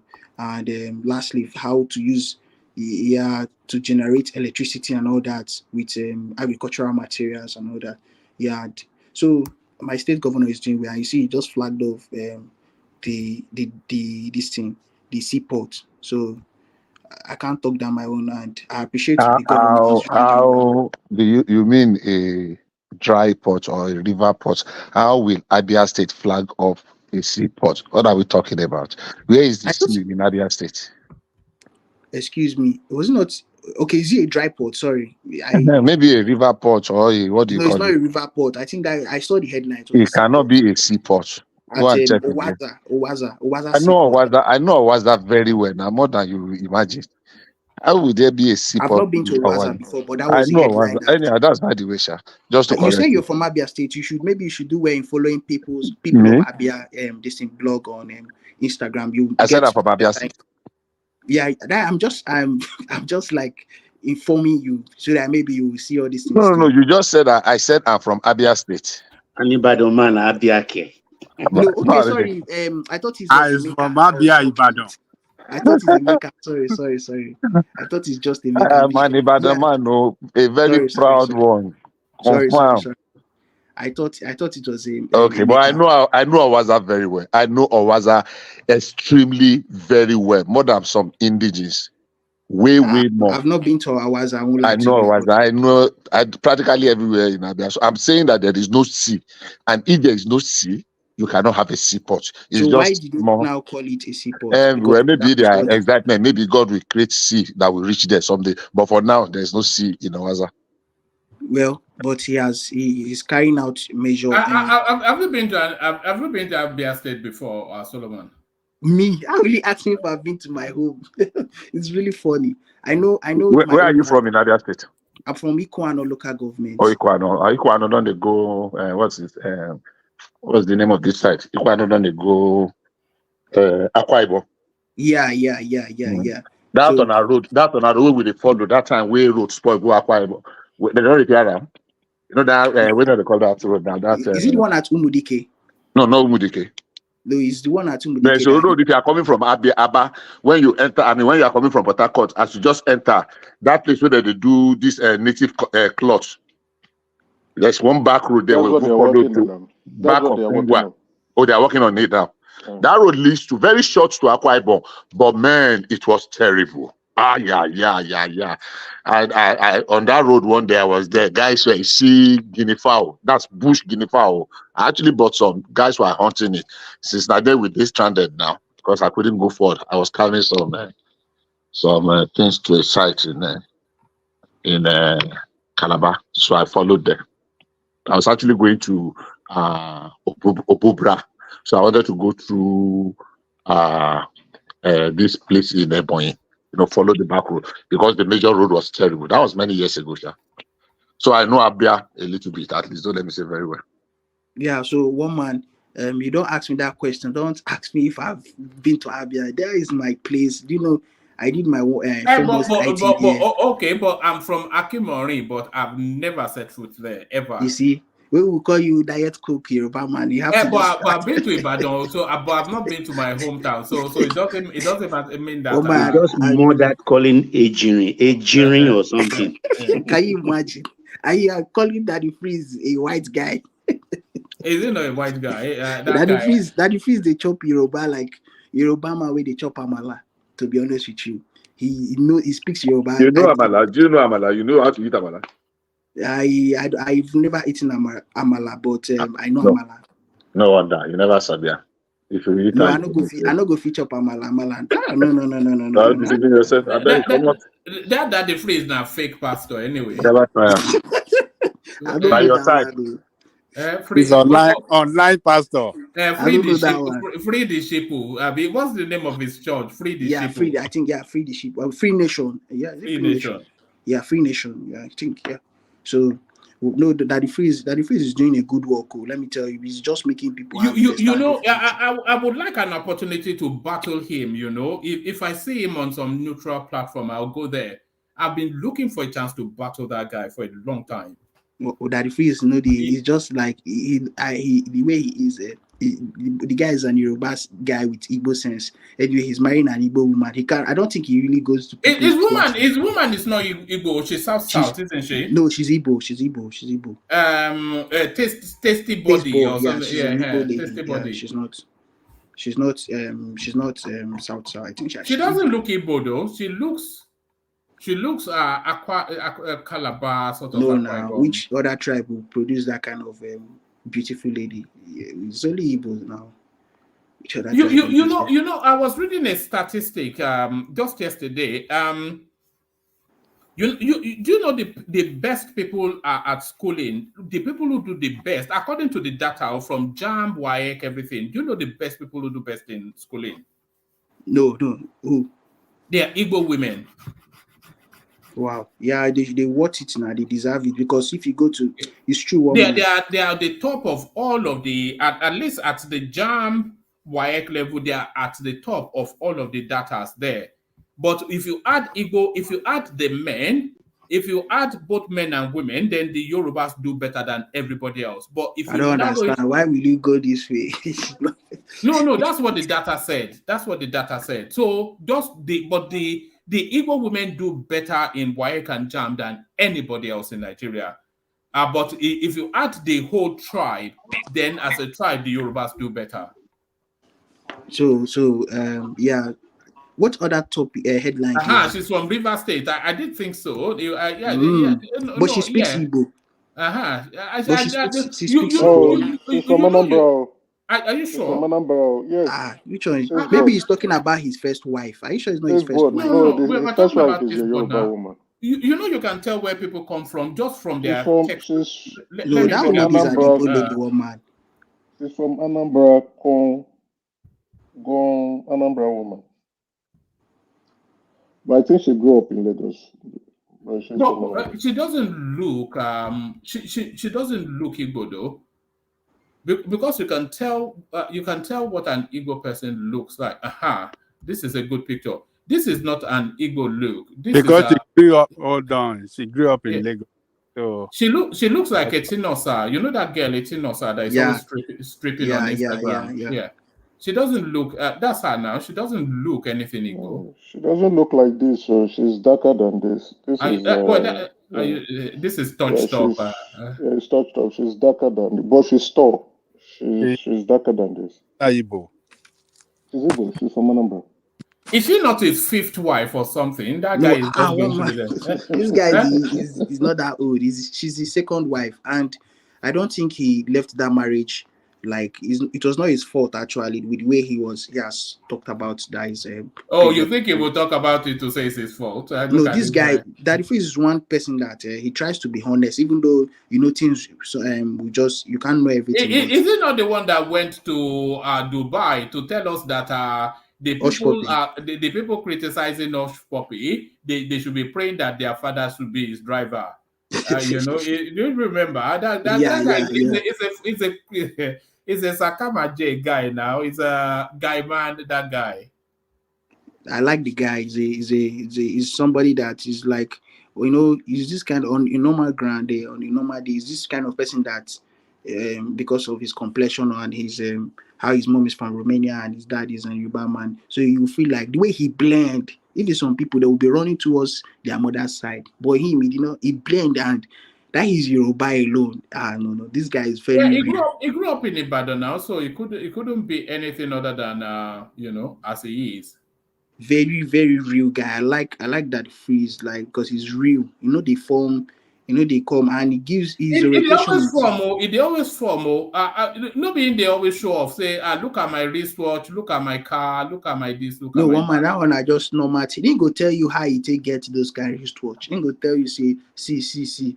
He will always advise people that you should not go and be living above your means and all that kind of thing. And he's a very sensitive guy as well, and very rude. He's always cursing people on his. I would love an opportunity to meet him on some platform and then step him down. One man. One man. Yes. How contradictory can a sentence be? You just said he's a very what did you say now? Very decent. Or what do you call it? You use one word now. I didn't call him decent. No, you use one word before you say, boy. What was the word? Snap. That is a very like a clean, like a neat, No, I wouldn't use anything complimentary. What did you just say a minute ago? I can't remember. And you just followed it up by saying, boy, he's very rude too. So contradictory. Those two things. No. I think it's very rude. I said it's very. Yeah, I heard that. I said it's very sensitive and very rude. Sensitive. Okay. Yeah. Can you be sensitive and be rude at the same time? Yes. Now, why really? not? I thought if you are sensitive, you don't want to hurt other people. No. That means that you have a thin skin and you cannot take criticism or personal comments. The way he reacts. So he's sensitive to himself, but he's sensitive to other people's feelings. That's why he's rude and abusive. Okay. No, it's not sensitive to other people's feelings. It's sensitive to people having opinions about him. That's what I'm saying. You said it's okay. I got you. Okay, if it's based on that woman, I think I agree with you because most times when people, the only people he allows on his life are those people that don't comment anything negative or that are not opposing what he say. That are not opposing what. But if you oppose what he said or what he's saying, he will just speak. They curse people with Yoruba way. He will just drop one tick Yoruba like that. I swear for the person generation. This guy is a comedian, to be honest with you. Most times I just go there to go and laugh. Did they not sack him from his radio job? I think they sacked him, and he's now hustling on Instagram like everybody else. I don't know about that, but I don't know about that woman. But he used to talk about quit because of pressure from the Pentecostal pastors. When he was really at loggerheads with the Pentecostal Pastors Association. But he was best friends with Johnson Suleiman, though. Remember when Johnson Suleiman had that thing with Stephanie Otobo, when the girls claimed that he wanted to poison her, he was championing him. Yeah, but he's best friend to him, but they're still friends till now, but I don't know.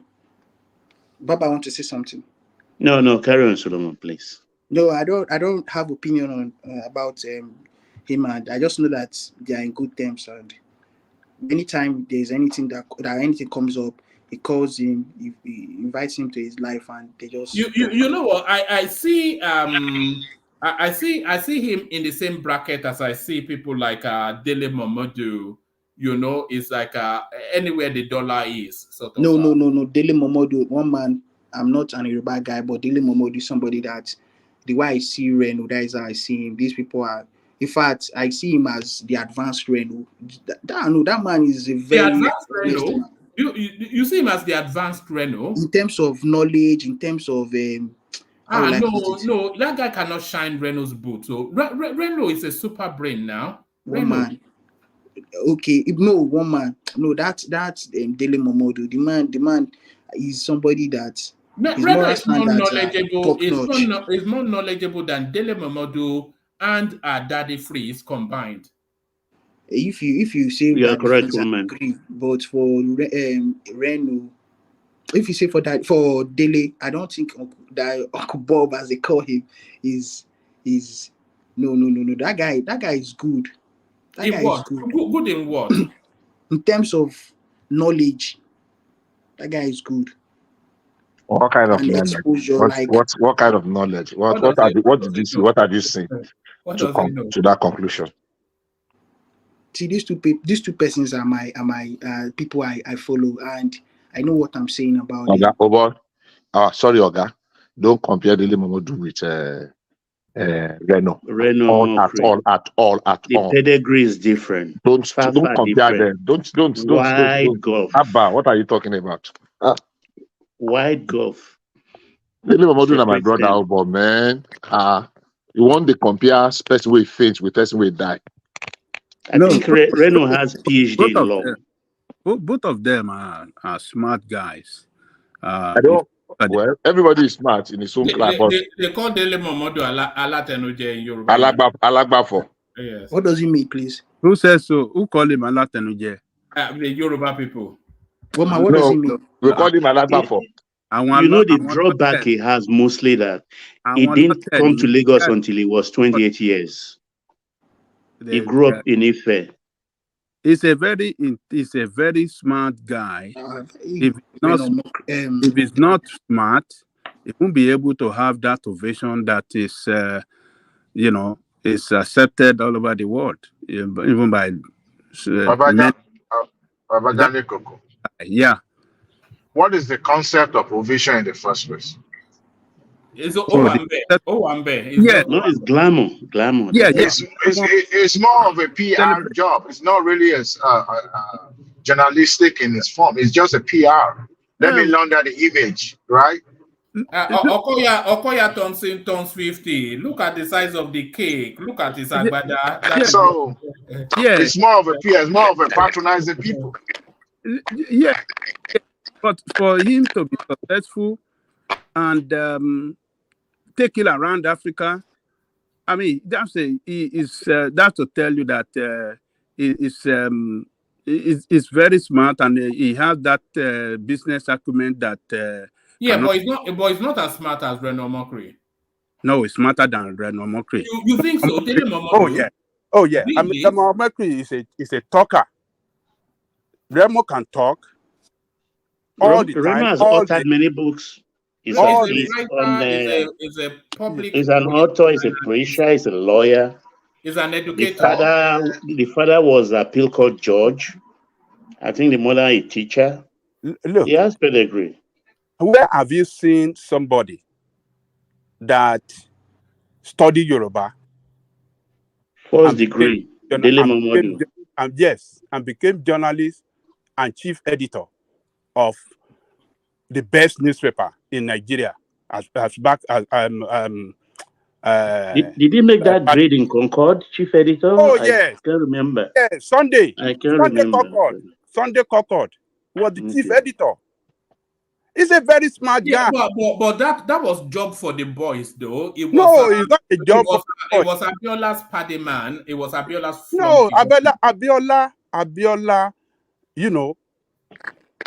detected something in him that look, this guy, he can take this newspaper to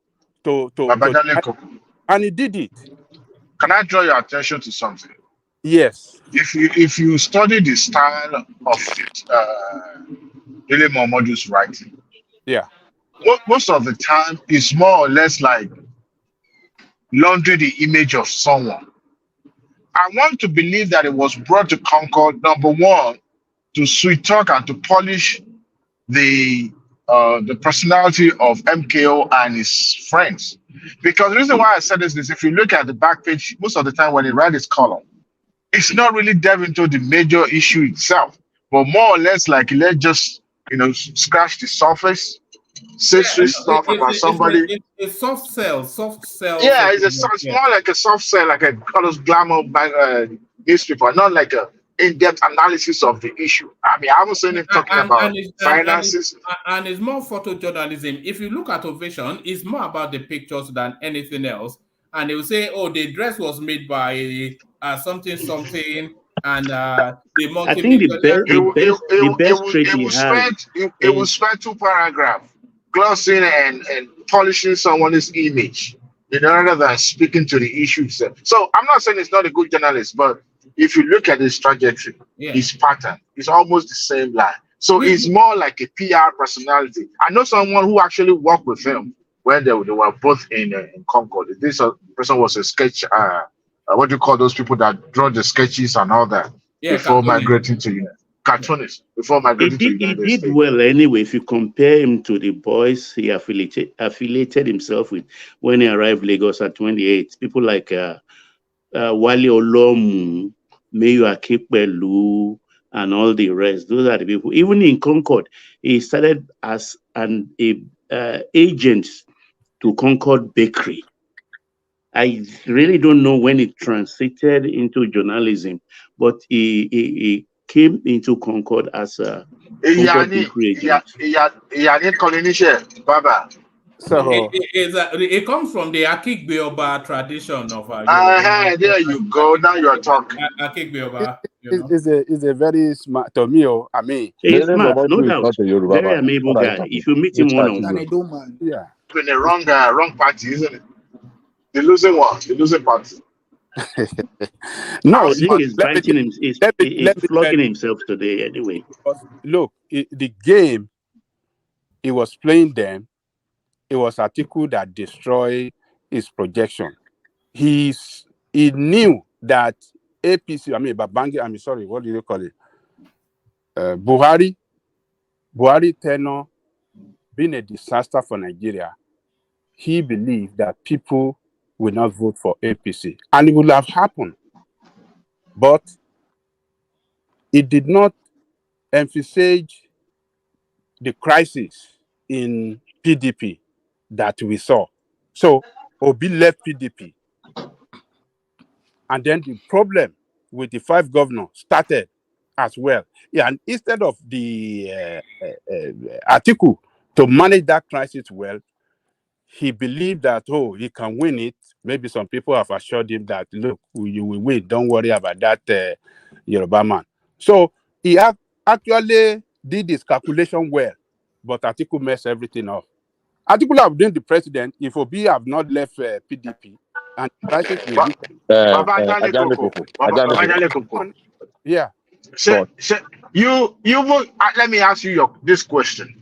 Yes. Before the general election, do you yourself believe Atiku will win that election? Do you? No, you're not even a political actor. No, hold on. Not before the election. A year before they even a year before. Do you believe that Atiku would have won that election? Before Obi left, everybody thought before Obi left. Yeah. Before Obi left, Atiku would have won. If Obi had all these Igbo will have voted, will have won in all Igbo land, and it will have even won in many of the what do you call this South state. It's okay, we can speculate. And the crisis in PDP, it really messed it really destroyed the image of PDP across the. If PDP had a stable, there were two things that cost Atiku that election: Obi leaving and the way he mismanaged Wike. Exactly. That is Araja.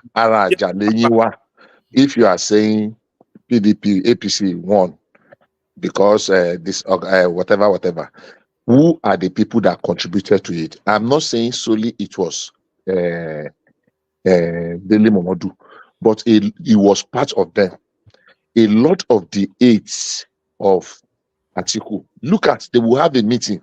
They will be throwing jibes at Peter, what do you call him? Wike on TV interview. Instead of looking for a way to reconcile, beg Atiku, look, what these people are asking for, it's not too much. Let the chairman step down. If you want to do something, apologies to those that will not understand me. Why don't you just stoop to conquer and get what you want? But I had on 2 occasions, Dele Momodu throwing brick brats to Wike. How do you resolve issue in such a manner? And this idea of if Wike, Peter, there have been no crisis in PDP. Now let's get 2 scenarios straight. Number 1, if Wike, Peter, what's his name? Atiku had not run and they have given the ticket to Wike, it should be a walkover. That's number 1. For who? It'll be a walkover for who? No, for Tinubu, if that will be between Wike and Tinubu, if that will be between Peter Obi and Tinubu, it will still be a walkover in favor of Tinubu. The thing that would have given a semblance of reason and a fair chance. Sorry, Bishop. What people are suggesting is if Peter Obi had not left the PDP, and it was an Atiku Obi ticket, Atiku Obi vice, then Atiku will be the president today. That's where I'm going. That's where I'm going. That if it had, now the narrative then does not support Obi running as a running mate to Atiku, because the Southeast believe, and rightly so, that look, this thing must come to the South and it is our turn. So Obi would not have gathered the kind of followership he gathered even in the Southeast if he had allowed himself to be a running mate to Bishop. Why would you finish your narrative? Let me finish my narrative. Hold on. Let me Yoruba and Igbo. Let me finish my narrative. Ajale, stop taking what I was trying to interject you for long. You did not allow me. So let me land. Oh, okay, land. Now, like I said when I started, we can keep postulating now. Imagining, because it did not happen. So anybody can be right by their own. If we bring flesh, we flesh up the argument. The sentiment, and underline that word, the sentiment and emotion then does not support a Peter Obi running with Atiku. It was not a popular thing to say then. People were really, really angry, and so many people that are supporting, because the idea is that, look, why after 8 years you want to go and support another for 8 years? It's completely is as a dead.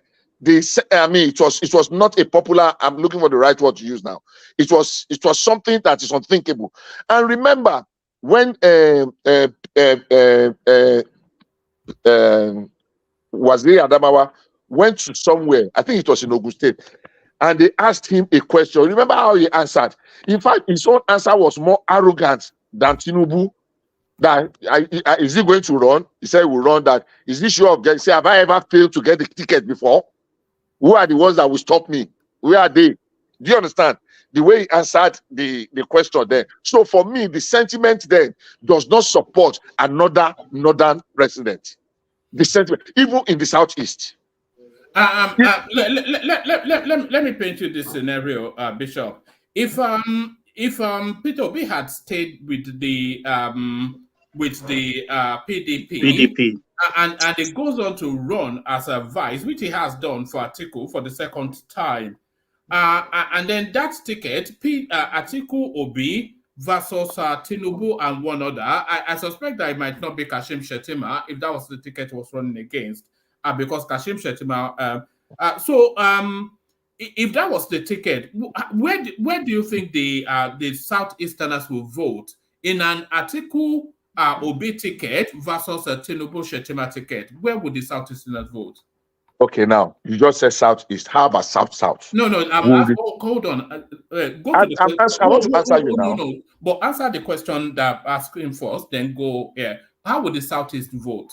Yeah. Whichever way, the Southeast would have still voted for PDP, but it will not be in this magnitude that we saw, 97%, 90-something percent. It should not be that, because there are some people that are really very angry at the ordinary thought of, after 8 years, that is an insult on the rest of us. After 8 years of this cry of Fulanization and the rest, another Fulani man wants to come. All of them would not have gone the way they did in this, what do you call it? All of them. Maybe it will get 50%. Other parties will share 50%. Maybe it will get 60%. Other parties will share 40%. But it wouldn't have been a landslide of the Southeast, because some people who are really very angry with the thought of another Awusa man, for another Fulani man for 8 years. That is a factor we are not paying attention to. That factor is real. So how are they going to share it ultimately? Where it's left to be seen. But I'm sure the South, they will share it. Maybe, in fact, they might not even win South. That's the truth. But the thought of, so the factor of, or the thought of, we are going to have another Fulani man for 8 years is repulsive to some people. Where it's okay, like I said, to speculate that, maybe it would have. I know the fact that Kwakwanso, Peter Obi, and Wike pulled out of PDP was what made them to lose. If they had been together, and with all the crisis, self-inflicted crisis that APC caused, chances are that PDP would have won. Bishop, yes. Look, I heard you said the percentage of support or vote rather that they gave Obi, they wouldn't have given same to Atiku. I tell you, they will have given the same to Atiku, because that is their traditional party. PDP is the traditional party of the East, and all the political leaders in the East are all in PDP. Even Soludo, that is not a member of party, was of the Soludo was of the opinion back then in his article that voting for Atiku is the road map for Igbo to be PDP. I mean for Igbo to be president. That is what Soludo wrote in his article. So they would have voted, because they would have looked at, okay, if we are within the corridor of power, is it not better than to be outside? Because if Tinubu wins, that means they'll be outside the power for many years. They don't even know. But voting for Atiku with an Igbo man, that take them to the corridor of power. That put them in a situation where they can participate in sharing power. They be on the table to share that power, share all the strategic position. And remember, Atiku has always been choosing Igbo as his vice since day one. He's been competing. He's been an Igbo man all through, that been his vice. So there are more. It is of his Buhari tenor that make them to be saying all those, how many years for Igbo? No. I mean, how long the power go to the South? They will have voted for Atiku en masse. So I would say, let's. Atiku if Wike have been well managed by Atiku, and TK is not throwing all those, attacks. Koko, you see, there are two factors that will come into play in that Atiku Obi ticket. What the Southeast, so they have a choice between Atiku Obi and Tinubu Kashim Shettima. One, they will resent the power not coming to the Southeast, so we will take that and pack that to one side. But they will resent more power going to the Southwest because they will feel that is double cheating. That the last time power yes, they will resent that more. And they will also make the calculation that if power is not coming, the first seat is not coming to the Southeast. If Peter Obi occupies the second seat, he will certainly champion their interest at the topmost of the table. So those two factors will make them vote still in the same numbers. One, to stop power going to the Southwest, and two, to have Peter Obi at the top of that table. If it was an Atiku Obi ticket, Atiku will win, especially if they manage to cool Wike down as well. All this or NSA, all of them, the leaders, they will jump out and say, well, let's go and vote for it. That is what they will have done. Because they will look at Tinubu, just like one man said, that, oh, this is a cheating now. We have voted for Yoruba man before. They will use Obasanjo as a reference. We voted for Yoruba man before. Why can't they let us go this time? It's better. Let us vote for Fulani man so that we'll be vice, and that won't give us guarantee that at least in the next 8 years at most, if we get to our own turn. So, like I said, it's just an exercise. It's mere speculative now because we are speaking after the fact. It has taken place. A lot of things could have gone the other way, but how it played out. And when I was listening to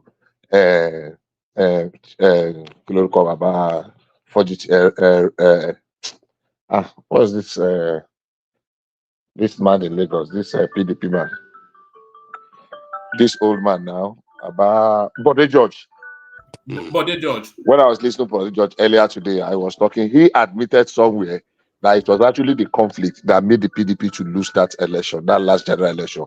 He admitted in one breath, and another breath he said because they did not transmit, because he just wanted to do damage control. We knew that PDP had a better chance, as they used to do football pundits, that if they had managed their home well.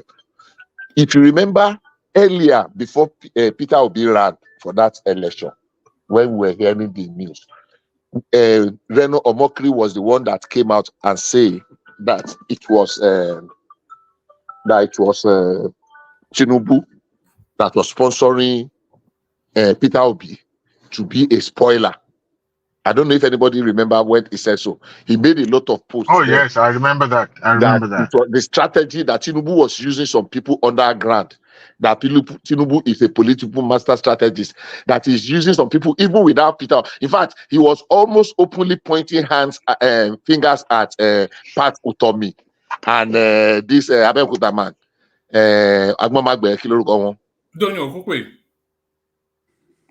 Okukwe. Oh, then Purama one yo. You rather long panta me out. You may have information that we don't have. No, it was the politics of it now. But in retrospect, wasn't he using them too? Hello. It's Agbomagbe now. Yeah. National Bank. How do you know Agbomagbe? Agbomagbe. I forgot Agbomagbe Bank. That's why I'm asking one man. How did it? I know their house now. Ebudemeta is exactly where you are coming down Adekule on that bridge. That I know opposite the burial ground. In fact, if I mention my Papa Street for you for Lagos Island, you go know, but I don't go mention now. Okay, reserve them later. Oh, Bishop, you are Lagosian. My Papa get house. We get house for Lagos Island for Sangros. Bishop. I won't tell you my name. Just wait until then. I want one man. I thought you're from Ibadan. Bishop. Yes. I thought you are from your state. I thought you are from Ibadan. Well, yeah. I mean, yes, technically, from Oyo State. That's our origin, from Ibadan, but a place where our grandfathers have lived for over 100 years, and they not only you call it Tibet, one street, one neighborhood. So I can swear. You are the shun of the shore. My any standard exactly. So at least the street is still dirty tomorrow. Anyhow, so people were. I mean, the guy that started it was Reno. That it was Tinubu that is using underhand tactics to sponsor. That he was even the one that prompted Peter Obi to leave PDP. That it was Tinubu's handiwork that scattered PDP. There is no way to confirm that. It was what this guy alleged, and there is nobody that disputed him or say yes or no. But the way things played out and how everything now favored the said candidate, the then candidate Tinubu, then sometimes you want to think, are there show thought there one, because by the time you begin to weigh them, things actually played out. And I will be damned if with some of them that claim political sagacity were not able to read the handwriting, that if not for the religion and the rest and purely ethnic something that Peter Obi used, that religious aspect, especially because of the Muslim ticket. Because if the Muslim ticket had not been there, that religion aspect would not have come in. Maybe, what we're saying, then it will have still gone, but it will not be this, bitterly fought. So everything, the man that carried the day can now say, well, I got it because I schemed this way, I schemed this way, and that's why I got this result. The ones that did not get it will say, oh, where did I go wrong? Maybe if I had gone the other way, maybe that gone the other way. So the likes of Dele Momodu did not give the necessary advice to Atiku to help him to navigate and come out victorious. It is either because they don't know what they were doing, or they were just wet blankets. They were just green snake that they were just, they were walking to a known end. That's my view. Bishop, if you notice the Atiku campaign, he surrounded himself with young, and we can call them political naive or novice media team. Very naive. It's only on social some media. of them, I mean, look at Frank Schreiber. Who was Frank Schreiber 4 years ago? And if you look at the way and the violence of this world, and if you look at the way things were, so I mean, look at Dele Alake. Dele Alake was more or less spearheading the media team of Tinubu before he was resigned to Solid Minerals. So you could tell that if it's someone that is serious, you alienate people that do have been in this game for a very long time. You push them away. Now you are now trying to see if you can use the younger one to appeal to the likes of the obedience so that they'll be able to secure vote. It doesn't work that way. Yes, the likes of Ajurin Galele wouldn't have succeeded if he had been appointed prior to the election, right?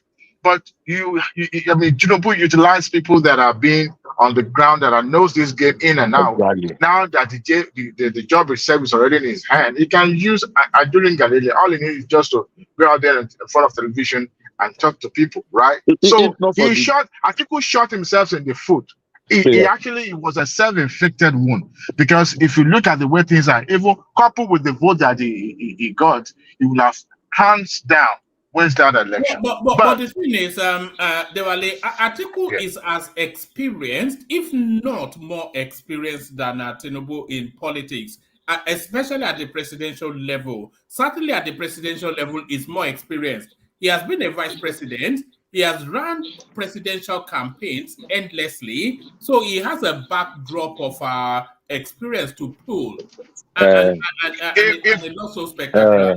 If you notice before the APC primary, at a point, Tinubu was more or less seen as, or was always counted out. There was a meeting that they had immediately shortly after their chairman made that pronouncement of a consensus candidate. There was a meeting. At that meeting, I was just reading to their body language as they were filing into that meeting. It was a meeting held in the evening or night, something like that. And I was looking at the way everybody was coming in, even the devil, mice, and all the likes of them. And I was watching them coming into that meeting. They were all sitting down there. And it seems Tinubu was more or less ostracized, in that meeting. But the thing is this. Sometimes you will need to lay low, to pipe down, to act like a sheep, all right, for you to be able to get what you wanted. But when you're not beginning to impose yourself, that party went south simply because of self-imposition. I mean, if you consider the statement made by the chairman of PDP when he was congratulating Tambo, a grand scheme game, he played that he succeeded momentarily. Long game. And if he had picked Wiki, it won't cost. We're losing you, Dewale. We're losing you.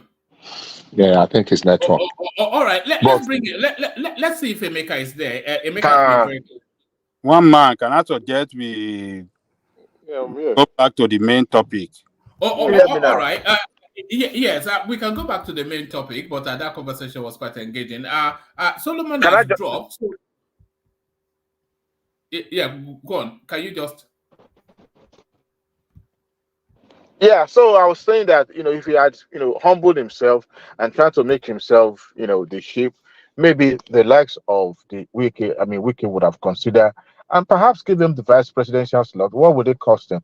But, things have been on the fast gear for a very long time. So to now shift gear, they all knew who was going to be picked. Even when they were having the Southern Governors Forums meeting, they all knew who Atiku was going to pick. But at the end of it all, it didn't work out, and he now appears like someone who is just learning the ABC of...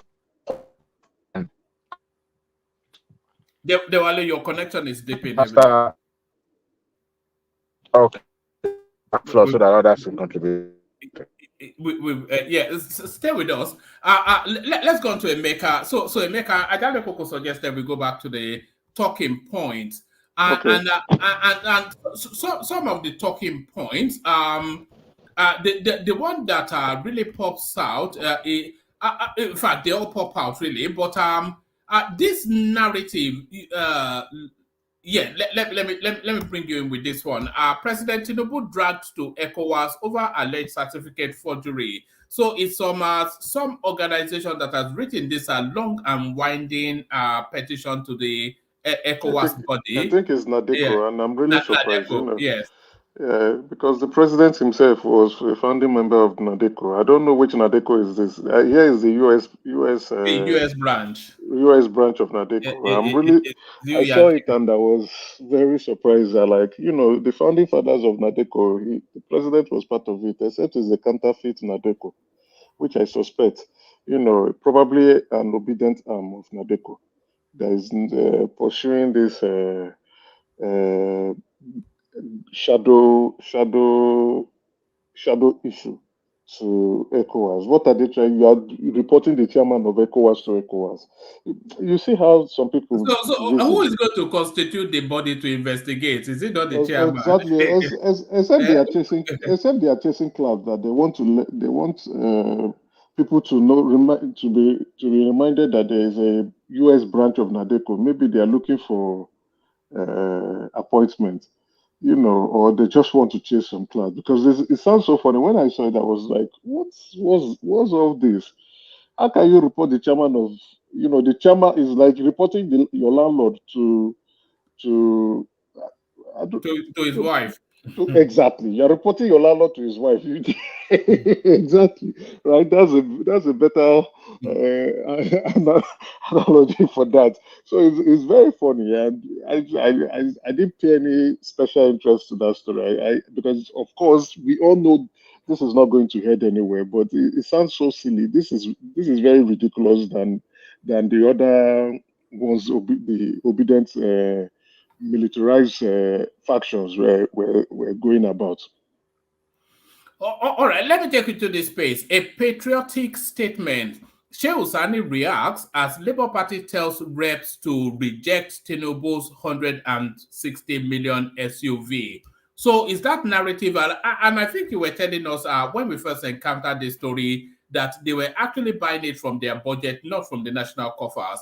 But Julius Ajuri, or whatever his name is, he's now invited Labour Party members to reject these SUVs. So now this is now that test then to see then if they are as they put themselves forward to be.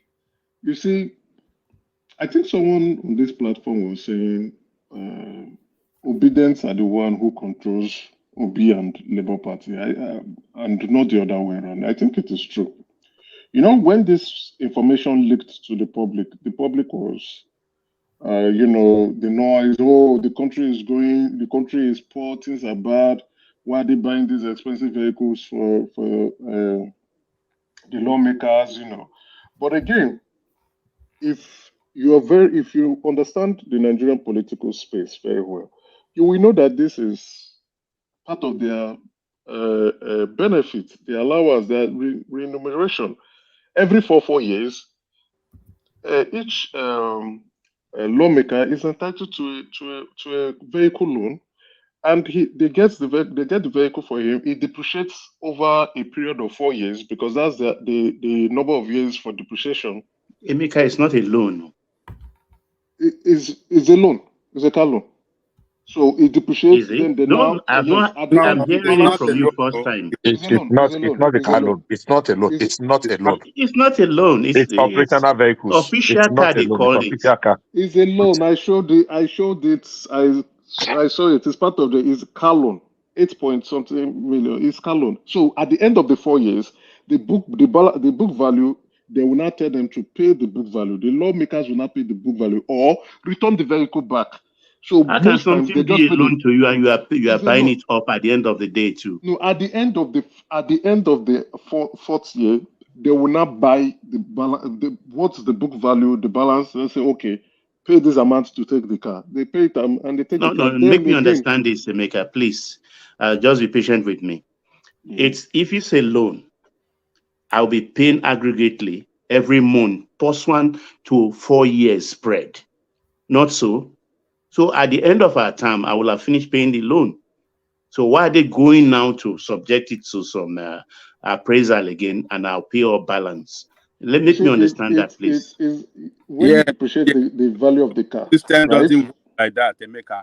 There is no way that you'll be paying loan, and at the end of when you have not finished paying, they just say, okay, stop paying your loan, and they take it away at a cheap price. It's never done. It is not. I don't understand that arithmetic. Because everywhere I've had, everybody that's spoken from the National Assembly has always been, it's an official car. That's what I've been hearing. Is given to them free. It's not, they're not going to pay a dime on it. What is there on there? Which I probably, maybe tomorrow, I'm not on my system at the moment. I would have they might have. I'll send it to one man. Hold on. They might have within their benefit a loan program that, if they want to buy a personal loan, they can get loan for that. That's on a separate. No, personal loan is different. They can go to any financial institution and get a personal loan. Official vehicle is given to them free. I'll send it to one man tomorrow. Or tomorrow I'll send it to one man. Don't worry about it. Yeah. So it's part of their allowance anyway, or the benefit accrued to them. Let's look at it from that angle. But I'll send it to one man so that we can see it from. It could still be a car loan, and then before its maturity, as part of a package, they just ask them to make a final payment of its book value. No, loan agreement is never designed like that. One man.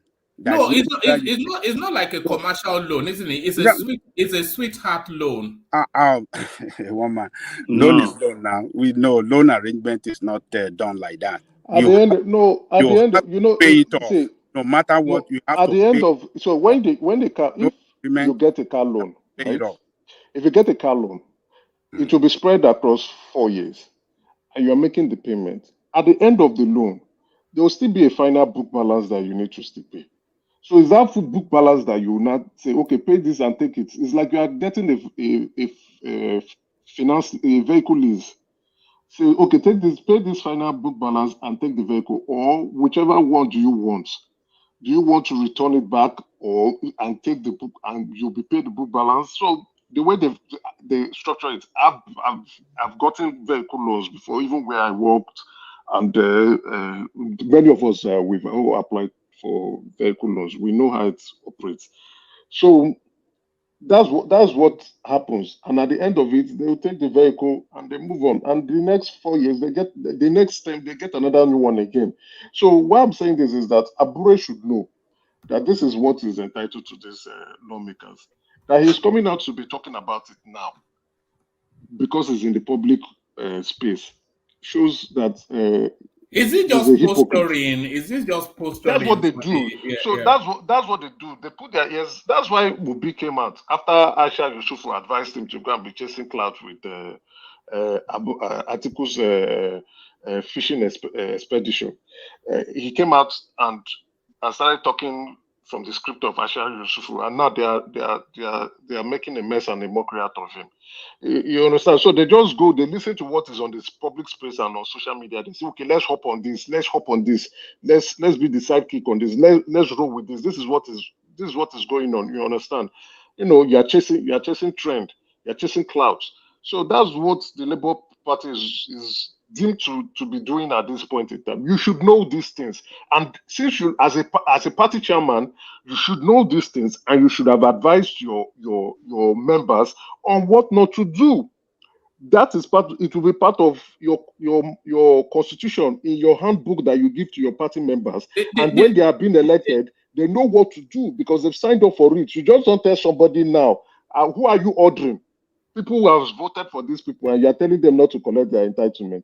They will collect it and collect more.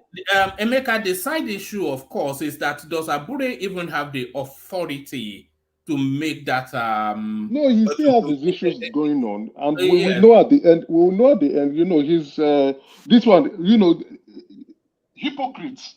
I'll call them hypocrites. You know why? One man, check your words up, please. Okay. You know why I call them hypocrites? Is the court and the police has deemed Abure a confirmed forger. He forged a court order. He forged certain people's signature and changed them during primaries. So they've confirmed him to be a certified forger. So that is confirmed. So now they've tested it at the Court of Appeal. They are going to the Supreme Court to confirm to see if the Supreme Court will do something about it. So he still has his own personal battles.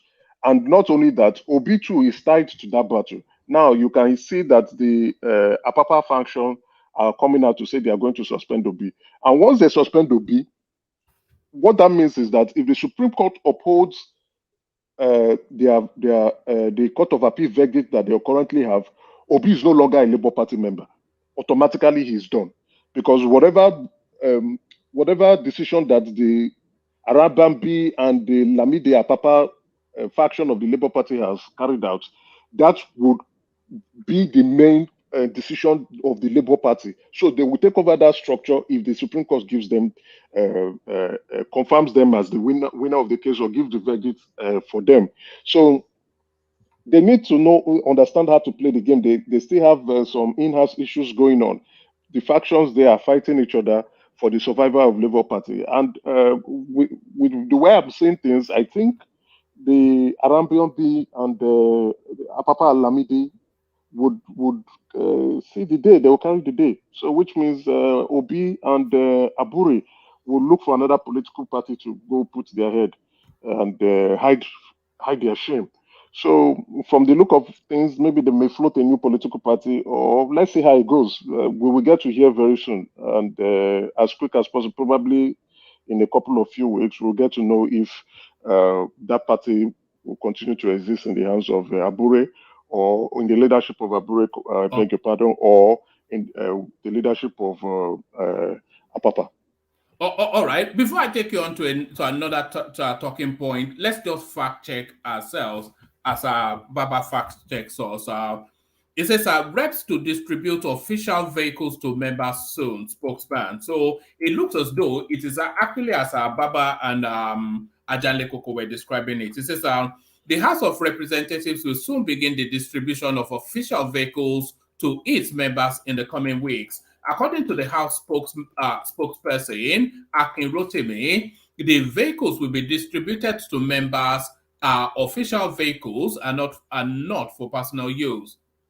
He further explained that these vehicles are assigned to members during their tenure and must be returned after their term ends. So that will suggest that is actually bought by the state for use of them to be returned. But like you said, it will probably just be sold to them for cheap.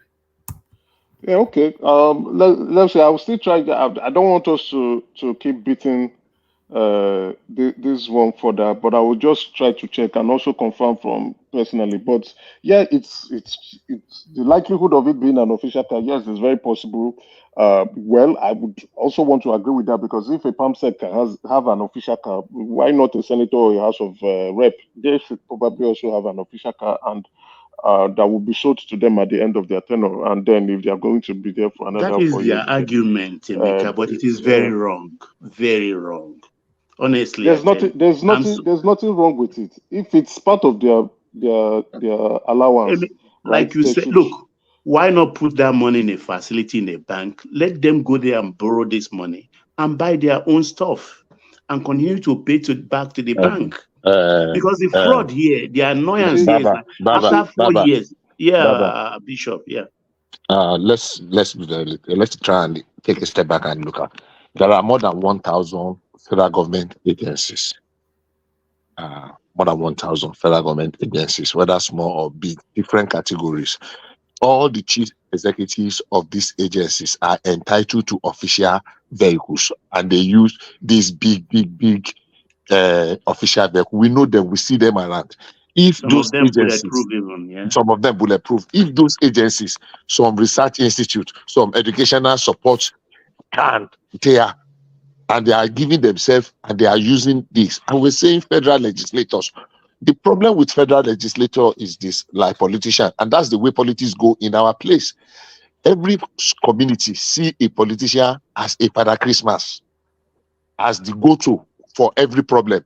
My wife born, we never discharge her for hospital. You will go honorable. My pikin, the pursue from school, honorable. Ara mama mi oya, lati jeta kini kan, honorable. So there is a lot. I'm not saying it is right, but that is our reality. So if we have agencies that these people supervise, that they have budgets, that they buy exotic and executive rights for themselves, and we're saying that if it is a policy that okay, this is the minimum we want to use, but let it go around. You will not allow agencies of government, small agencies that will go and collect their budget from the National Assembly to be buying exotic car for themselves. You now want to limit federal legislators like senators and House of members to driving Inoso or to go and be driving Pojo. Let's also look at it from. I think it has been our culture from a very long time, right? If you even go to private sectors, from managers and above, they give them official cars. If you go to like what Bishop has already said, if you go to parastatals, commissions, ministries, and the rest, so from director and above, you're being given an official car. So why should can I say something, Emeka? A senator or a House of Rep not get his own official car? Why are we are just going to the optics? Can I interject you? Emeka. Yeah, go ahead. Okay. Sorry. You see, based on what Bishop just said, I think their responsibility is to carry out oversight and ensure that the resources of the state, of the country rather, is prudently managed. So if, as Bishop said, that some parastatals chairman and stuff like that, head of parastatals uses such a big vehicle, it's their responsibility to put their foot on the ground that you cannot use so amount of vehicle because it's a public money that they are using to buy this most expensive vehicle. It is their responsibility. So can you just imagine that at this time that we are going through crisis, for God's sake, economic crisis, financial crisis, and these people are allocating funds for themselves to buy vehicle of 160 million naira. Very bad optics. I mean, this is how on earth this should happen. Why are they so insensitive to the plight of Nigerian people? These people have no mercy for their country. 160 million just for one vehicle, for official vehicle. That is, it's unbelievable that it can happen. Unbelievable. That runs into billions or trillions of naira just for only vehicle. I don't know. How did you arrive at trillion? Baba? Yes, I think that was just that's just embellishment. I don't know. A better system would be if the Senate, if the parliamentarians, if the parliament had like a carpool, so they have a carpool, and whoever wants to go on official duty will just send a request note to the carpool to make an official vehicle ready. And if they're not on official duty, then they can use their own personal cars. My question will be, the DGs for the commissions and the parastatals, what happens to them? And the permanent secretaries or the executive secretaries, what also happens to them? That's executive branch. Even though I don't support so those that. Ones, Sorry, Baba. Sorry to interject. No. Carry on, Emeka. I'm just upset. The lower officers can change their cars every 4 years. But the senators and the House of Representatives, for optics sake, should not change their own cars. If they should not, because there's a commission for this that sets remuneration, benefit, and allowances for these individuals and for all ministries and parastatals in the country, including that of the president and the presidency. There's a commission that is involved in this. It's part of the Ministry of Finance. Then that commission should do a review and take those off the table. Those allowances and benefits accrued to them off the table. Nobody should be enjoying it again. The country is broke.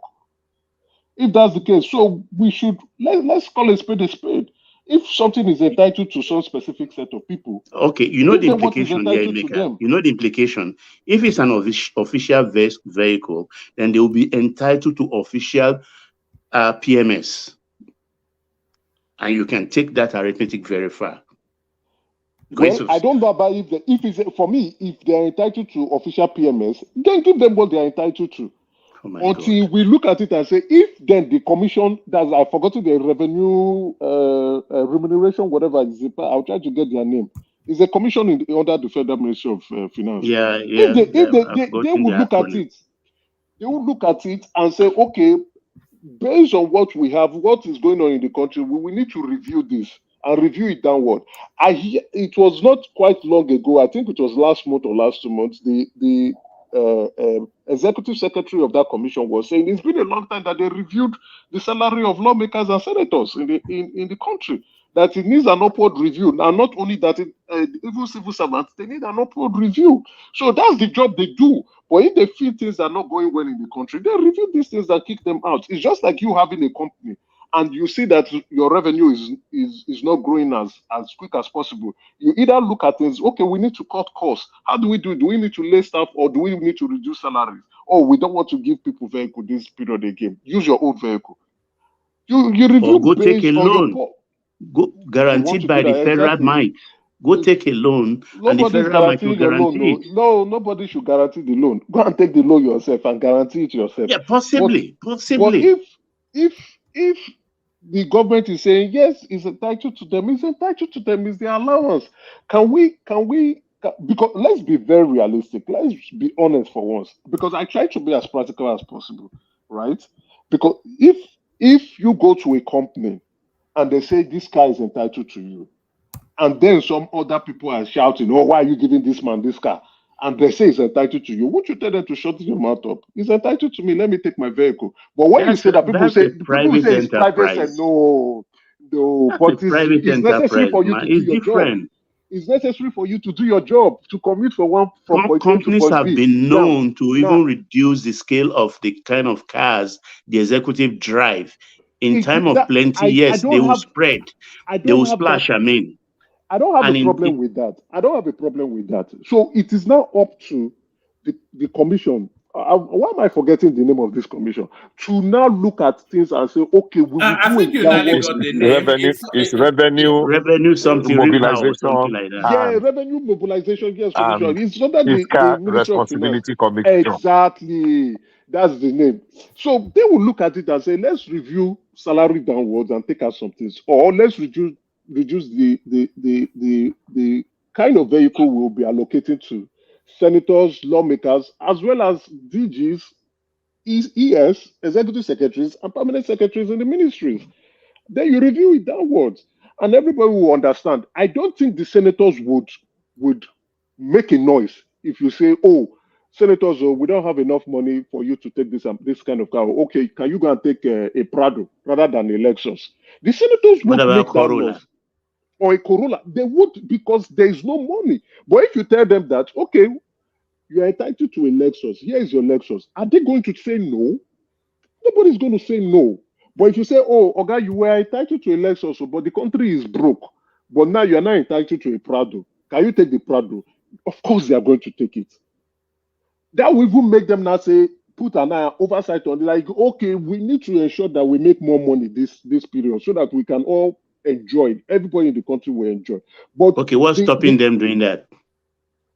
They are already doing it. They're already doing it, passing the bills. So the government is already setting up its own policy and saying how to increase revenue. We need to be practical. They had FEC meeting. The outcome of the FEC meeting, we discussed it yesterday.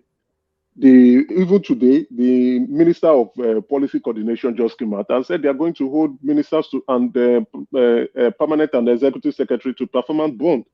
So you are going to come and sign, and that will be monitored on a quarterly basis to see if everything is going according to plan. So, not Minister of Policy Coordination, the Special Assistant to the President of Policy Coordination. No, Special Advisor. Special Advisor. Adiza. What's her name? Adiza, exactly. So, holding them to task and ensuring that everybody get to do your job. So, because the country needs to move forward. It's not a child's play anymore. Things needs to go according to plan and ensure ministers are delivering on the mandates being promised to the Nigerian people. Just today now, they've kicked off the 15 million cash transfer by Betty Edu to support 15 million household. So we understand these things, and definitely, is about the view of moving the country to the next phase. But what is due to certain people should be due to them. I think the senators, there's this apathy for we don't like politicians. The Nigerian public do not like politicians. We only like politicians when we become politicians ourselves. And let's be very honest, being a senator of any country in the world is a prestigious office. It means you are not just you are 1% of the 1% of the 1%. You are the top of your game, the creme de la creme of an entire nation. So why should you be subjected to let me not say things that maybe afford it. There's nothing wrong about that, Emeka. But we can't afford it right now.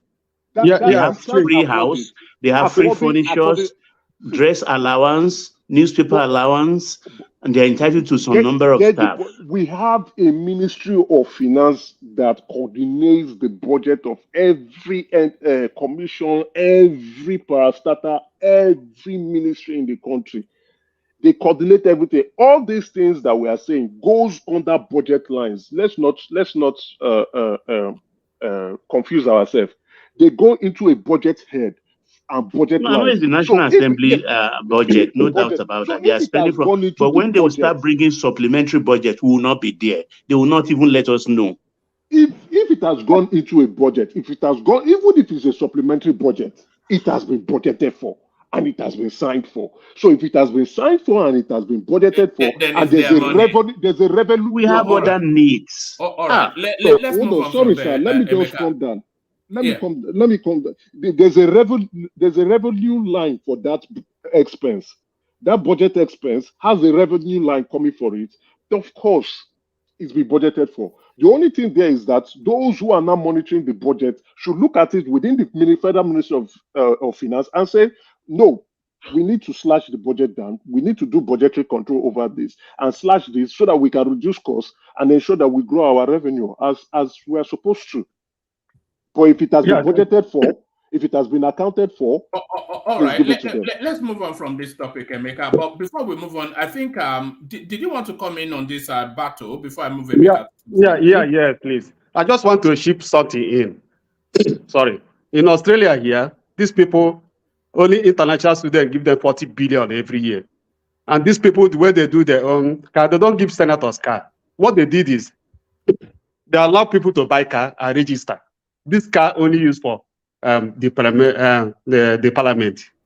So whenever you want to go, you touch the car, go there, pay for it, get the receipt, give it to them. The end of the day, they will pay for it. I don't know why you are giving these people car. These people, they made 40 billion, 50 billion every year from just international students. Can you imagine? Nigeria, how much will we make from crude oil? I'm sorry, you can continue. Thanks. All right, but you know, a lot of the problems we have is vested in that constitution, which it weighs everything just to the disadvantage of the people. But let me take you to this space, Emeka. I'm not sure if you are following this storyline or not.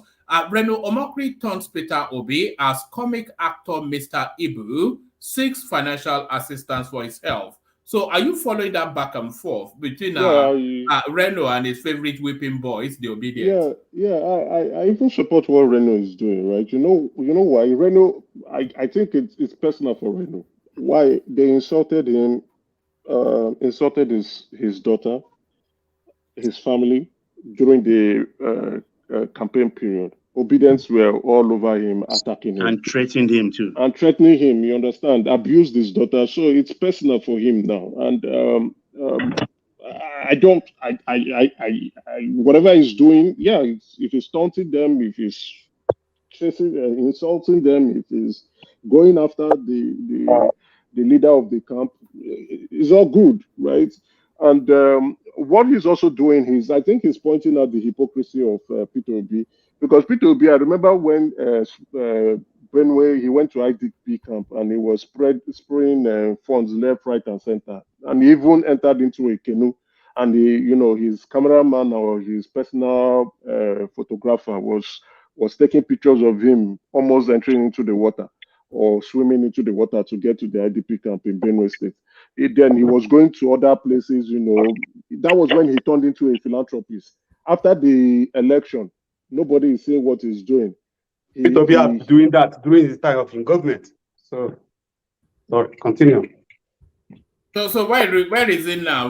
You know this guy. You know where Reno is coming at it from is that this guy, he sang and danced and even rolled out his family to support the Obi narrative. And now this guy is in need, not even a tweet to acknowledge that this guy is in trouble from Peter Obi, who normally tweets about any and everything. Hopefully, I think there are times, Reno will try to, taunt Peter Obi, and he will get Peter Obi's attention, and Peter Obi will do the needful. So maybe it's a way to get Peter Obi's attention to support one of his own supporters, right? If an Obedient is in trouble, Peter Obi should step up. After all, he's a social media president who has been going around telling everybody to do activities and how he ate breakfast, lunch, and dinner, and places he visited, and the books he's reading, and telling us what he's doing with his life on social media. So if things that are affecting his members are brought to his attention, of course he should look into it. that's what you should do. Take care of your people. Also, especially if you are a social media president, you should be getting yourself engagement in such affairs. Remember that when that used to be the mocking words for Peter Obi, that he was the social media president, No, Twitter president. but that's what he is. It's not it's a statement of fact. It's not like I think the election results disprove that somewhat. It did quite well, actually. We have to say that it did quite well. Because nobody saw it coming, the numbers that he got. Oh no, I'm not talking about the election, but he is still a social media president. He is active on social media. He's very active on Twitter, very, very active on Twitter, telling us his day-to-day activities, where he visited people who are dying that he went to pay costly visit to, people who are mourning, people who are displaced, people who are angry, people who have not eaten, and people who are, he tells us what is. If you want to know about Peter Obi, just follow him on Twitter, and you will know basically much about everything that he does or he's about to do. So go back, you will see it. He's a social media president. So I'm not saying it's that he doesn't have any electoral value or he didn't get 6 million votes. He's communicating to his 6 million supporters. So that's where his space is. He's not the president of Nigeria, and I don't think he will ever be one. So he's occupying that space in the social media and informing his people on what he's doing, which is good. It's fine. It's okay. So if Reno Omokri is bringing it to his attention that one of your members is sick, have you taking this into consideration, and what are you doing about it? He should get into business. That's what he's doing. He doesn't know how to play opposition party, so let him be getting himself busy with such affairs. He's good at doing it. So and then get so much engagement. I feel sorry for Peter Obi sometimes. Because the narrative of that space is very much the tail wagging the dog. I think Peter Obi cannot wait for the Supreme Court to be over so he can just go home and rest, And have his life back. Yes, I don't think he can have, it's the tail wagging the dog, isn't it? Even myself, the reason why is that I want to see his trajectory. I want to see where he's going. I want to know if he's a very serious individual, right? He's from the Southeast, I'm from the Southeast. I want to see if he understands the nature of the huge responsibility that he has taken upon himself. And let me see what are his future plans, definitely. And I can't wait for the Supreme Court verdict to come. Him himself can't wait. And they already know the outcome. So after the outcome, let's see what he's going to do. Then if he continues in this... What do you anticipate? My anticipation for Peter Obi after the Supreme Court judgment is that he will take a period of hibernation, and then every so often they will say, the obedience thing. So they'll be playing some sort of occasional opposition for about 12 months. And then when we hit the 2-year mark of the Tinubu administration, they'll start to ratchet it up towards 2027. But he needs a period of hibernation. They can't sustain this energy for 4 years. Certainly not. You're right. In that is the obedience group. They are very energetic. You have to give it to them, and many of them are still undergoing therapy, and that the regular therapy session of wailing, abusing the country, crying every day consistently. So you have to give it to them. I pay a lot of respect to that group, because if you can be crying consistently every day, then I don't know what's going on. I don't know how you can sustain that kind of level of energy to keep crying. You've been crying for almost 7 or 8 months now since the end of the election. It's funny actually. Because I'm not going to give them a shout out by mentioning their name, but the platform where I first met your acquaintance, them. They gather every single day in sizable numbers and go through this whole routine. And then I like to have them in the background. Just Emeka call it therapy session. That's you know, it's and then but their numbers never drop. And then I start to wonder that's what it looks like. They themselves, the people said it. That it's therapeutic for them to come out to wail and cry and complain all right. and abuse the.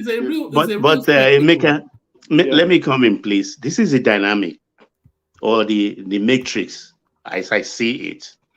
There are three sets of obedience: the diaspora obedience, the Southeast obedient, and the non-Southeast obedient. So this is what I think will happen. It depends. The denominating factor here would be IPOB / Nnamdi Kanu / Biafra. If Nnamdi Kanu is released, they will flow through Nnamdi Kanu. Obi ascension will be diminished. The non-Southeast obedient will just fade away. That's the way I see the whole thing. Pansat will go back to his base. The non-South obedient are already fading away. Gradually, they are getting tired, right? You know, they're getting tired because when I say the non-Southeast obedience, basically the ones in Nigeria, they are facing their regular daily routine activities. So they are now, you know, reality is staring before them in their face. So they can't just keep wailing and crying and shouting when they've got things to do. Emeka, I like that breakdown that Ababa just gave us. So let's use it as a working hypothesis. So he's broken the obedience space into three strands: the diasporic obedience, the southeastern obedience, and the non-southeastern obedience. So now, can I make an adjustment to that breakdown, if you don't mind? Sorry. So I think it's more of sorry to make an adjustment. But I think the three parts is actually the anti-establishment group that don't really like Obi necessarily, but just hate the APC and the PDP structure. Then you have the religious sect. Then you have the tribal sect. The majority of his fan base, like I've said to you before on your platform, are not necessarily Obi fans. They are more of anti-establishment. So it's the anti-establishment sect, the religious sect, and the tribal sect. I think that is more accurate when you're looking at the OB support group. Yes, BT, I hope you are using hands-free, by the way. We don't encourage driving, and as Rudolph will say. But I think you are breaking it down now into their individual cells because subsections. Yes, because the non-Southeast obedient sect that already covers that space. But if we just want to put them into large hubs, just to wrap it around that, the southeastern obedience domiciled in Nigeria, I think they are already starting to move on because we have a chap here, Emmanuel, that comes. He's getting married soon. He's already moved on. He got a new job and his tone of voice was already, and Ekene is already busy with his business. The only time he talks about Obi is when he comes to join us here. Those are exceptions too. Or when Naira falls down. Or when Naira falls down. But the energy for that obedience space is the diasporic obedience. Correct. Because they see it's a hobby thing, it's a therapeutic thing, it's a social gathering, it's an Owambe thing. It's catching cruise and having fun, you know. One man, hold on. It's not catching cruise. It's these are people in they're very serious. I don't think they are serious. They are. You know why? Within that sect, you have people in the diaspora who are really frustrated being in the diaspora, and then you also have those who are just they are okay with life, but they just don't like what's going on in the country. That's the anti-establishment group. But the guys who are really frustrated about who are frustrated in the diaspora, staying in the diaspora, are really, really, really angry. Those are the ones leading the chant. They are the drum beaters, right? Then the guys who just like, oh, let's move along. I don't like the establishment. Let me just keep criticizing the government. Not dance to the tune. So they lead that group, and the ones who are anti-establishment dances to the tune. But they're very serious. They're very serious set of people because Very you don't keep serious. crying. You don't keep More crying so when every for 8 $1,000 months. is $1 million naira. Exactly. You don't keep crying for 8 months, and you look at such person and you say you are not a serious individual for crying. So crying for 8 months is not a big, it's not a small thing. I can't sustain it for 1 week. Talk less of talk more of 8 months. I admire that your friend Elvis is really earning his coin every single day. Oh goodness me! I You know, just goodness me, it's unbelievable. With Elvis, right? It's he's the one beating the drum for other. He's sustaining them. You Do understand? you think it's there for the cause or for the coins? For the coins, if you ask me. Yes, of course. I think it's there for the coins. Yeah, he's as hypocritical as they come. He's there for the coins. Say, oh no. He wants to see the country get better, right? And but he allows individuals who lack logic control him. When people are all in the mix of their emotions, begin to dictate the terms, and then a large number of them are involved, and they are hyping you up, always blessing you. Say, well, Elvis, you're doing a You know the wonderful job. surprise thing, if I really know who we are talking about, how come he has so much patience for that kind of BS? Or if you are making money I out can of it, why stomach not? 10% of what he listens to. If you are making money from and it, why allows to not? flourish. You overstomach it. At the end of the day, you are looking at your bank account. It's telling you some good news, and then you come There's a again. Some line. people who want to cry, let them come cry.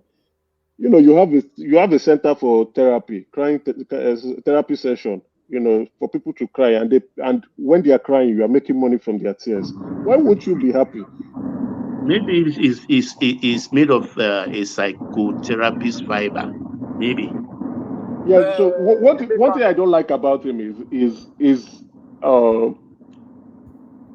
or one thing I don't like about that therapy center is they do not allow you're laughing.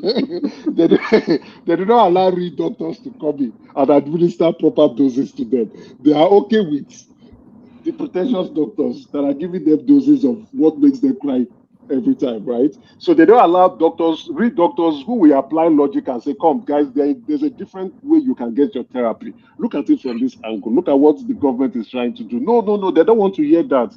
They just want to be in their echo chamber and bubbles and keep crying every time consistently. You see, if I've actually, the last time I was there to laugh at them. And they blocked me because I was really laughing at them. I was laughing at them. I said, "You guys are really serious about this, what you are doing," because it's so funny. Why I was laughing is they say the same thing every day.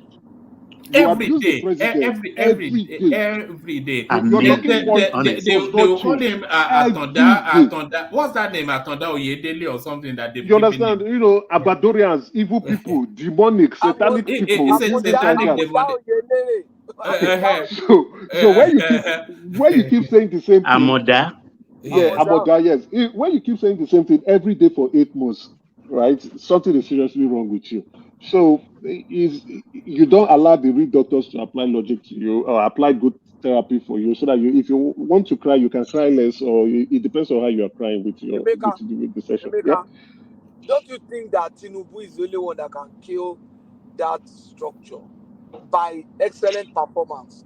If Tinubu starts performing very well today, they will have nothing to talk about except rubbish.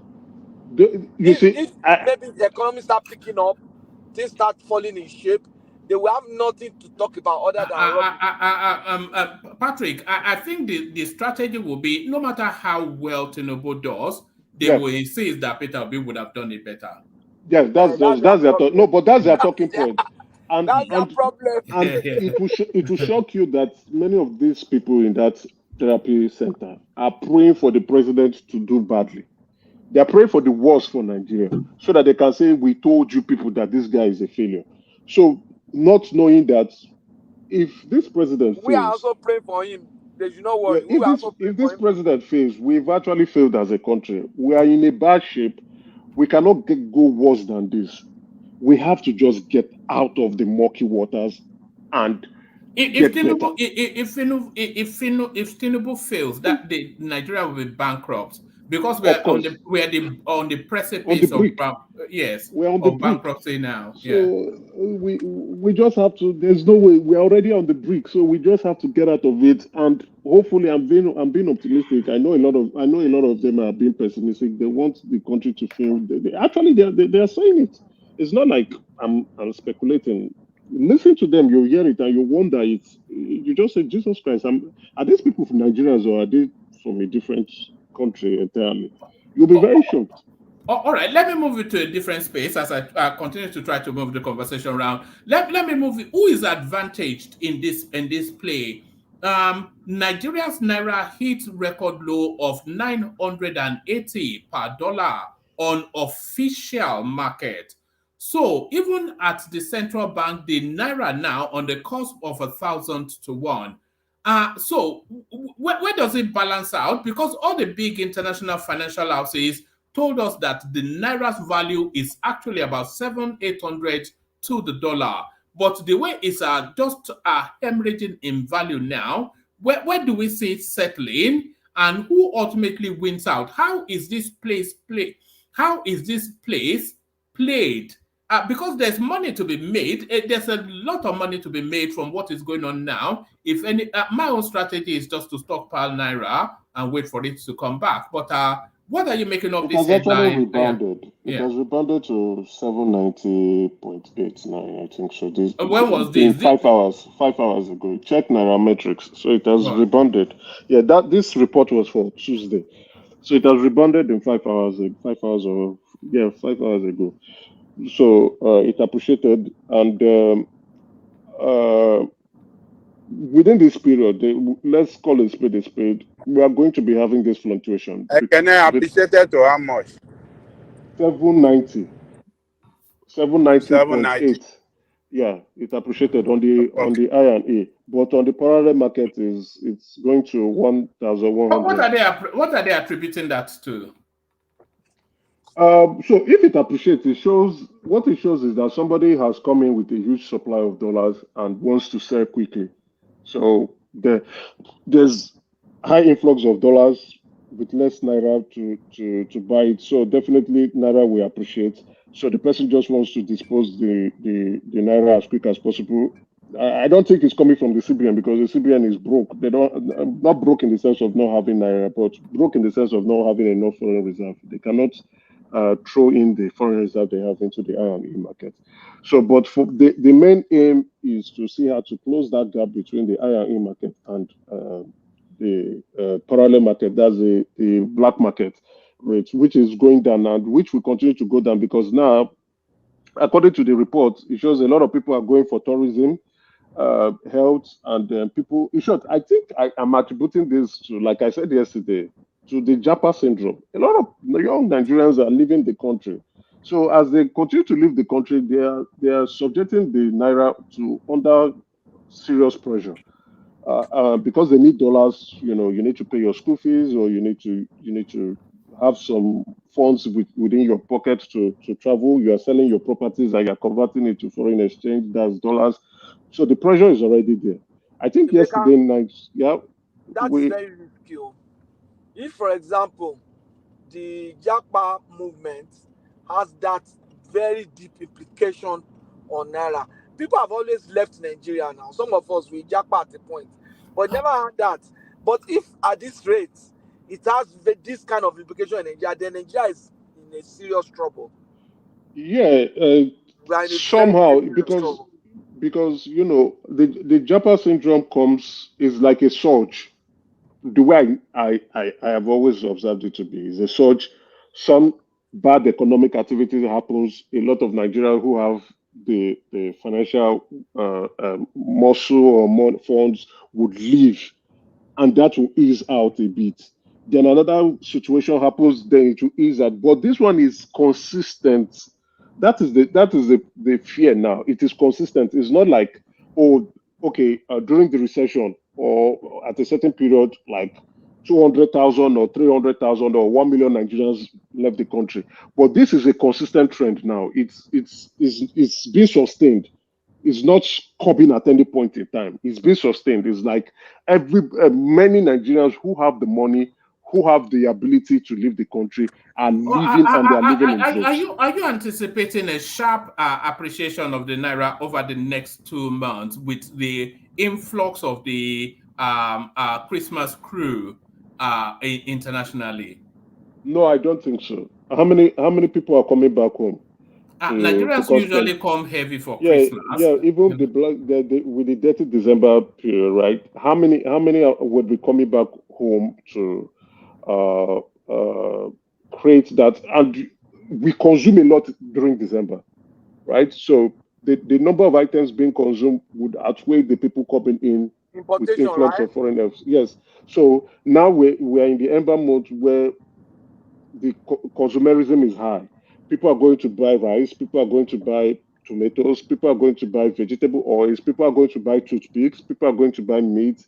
And so this influx, you'll see a huge influx of consumer good products coming into the country and being imported from different countries, right? Especially from Europe. And then they need dollars to go get those products because people want to party. You know, we party hard in Nigeria. We enjoy ourselves. So that's dry. That demand will be there. It has always been there. So, you know, even as during the recession, it was there. So I don't think it's going to end. So it will be there. So dollars is going to, like I predicted, it's already 1,100. I said by December, there's a possibility it's going to get to 1,500, and I think it might.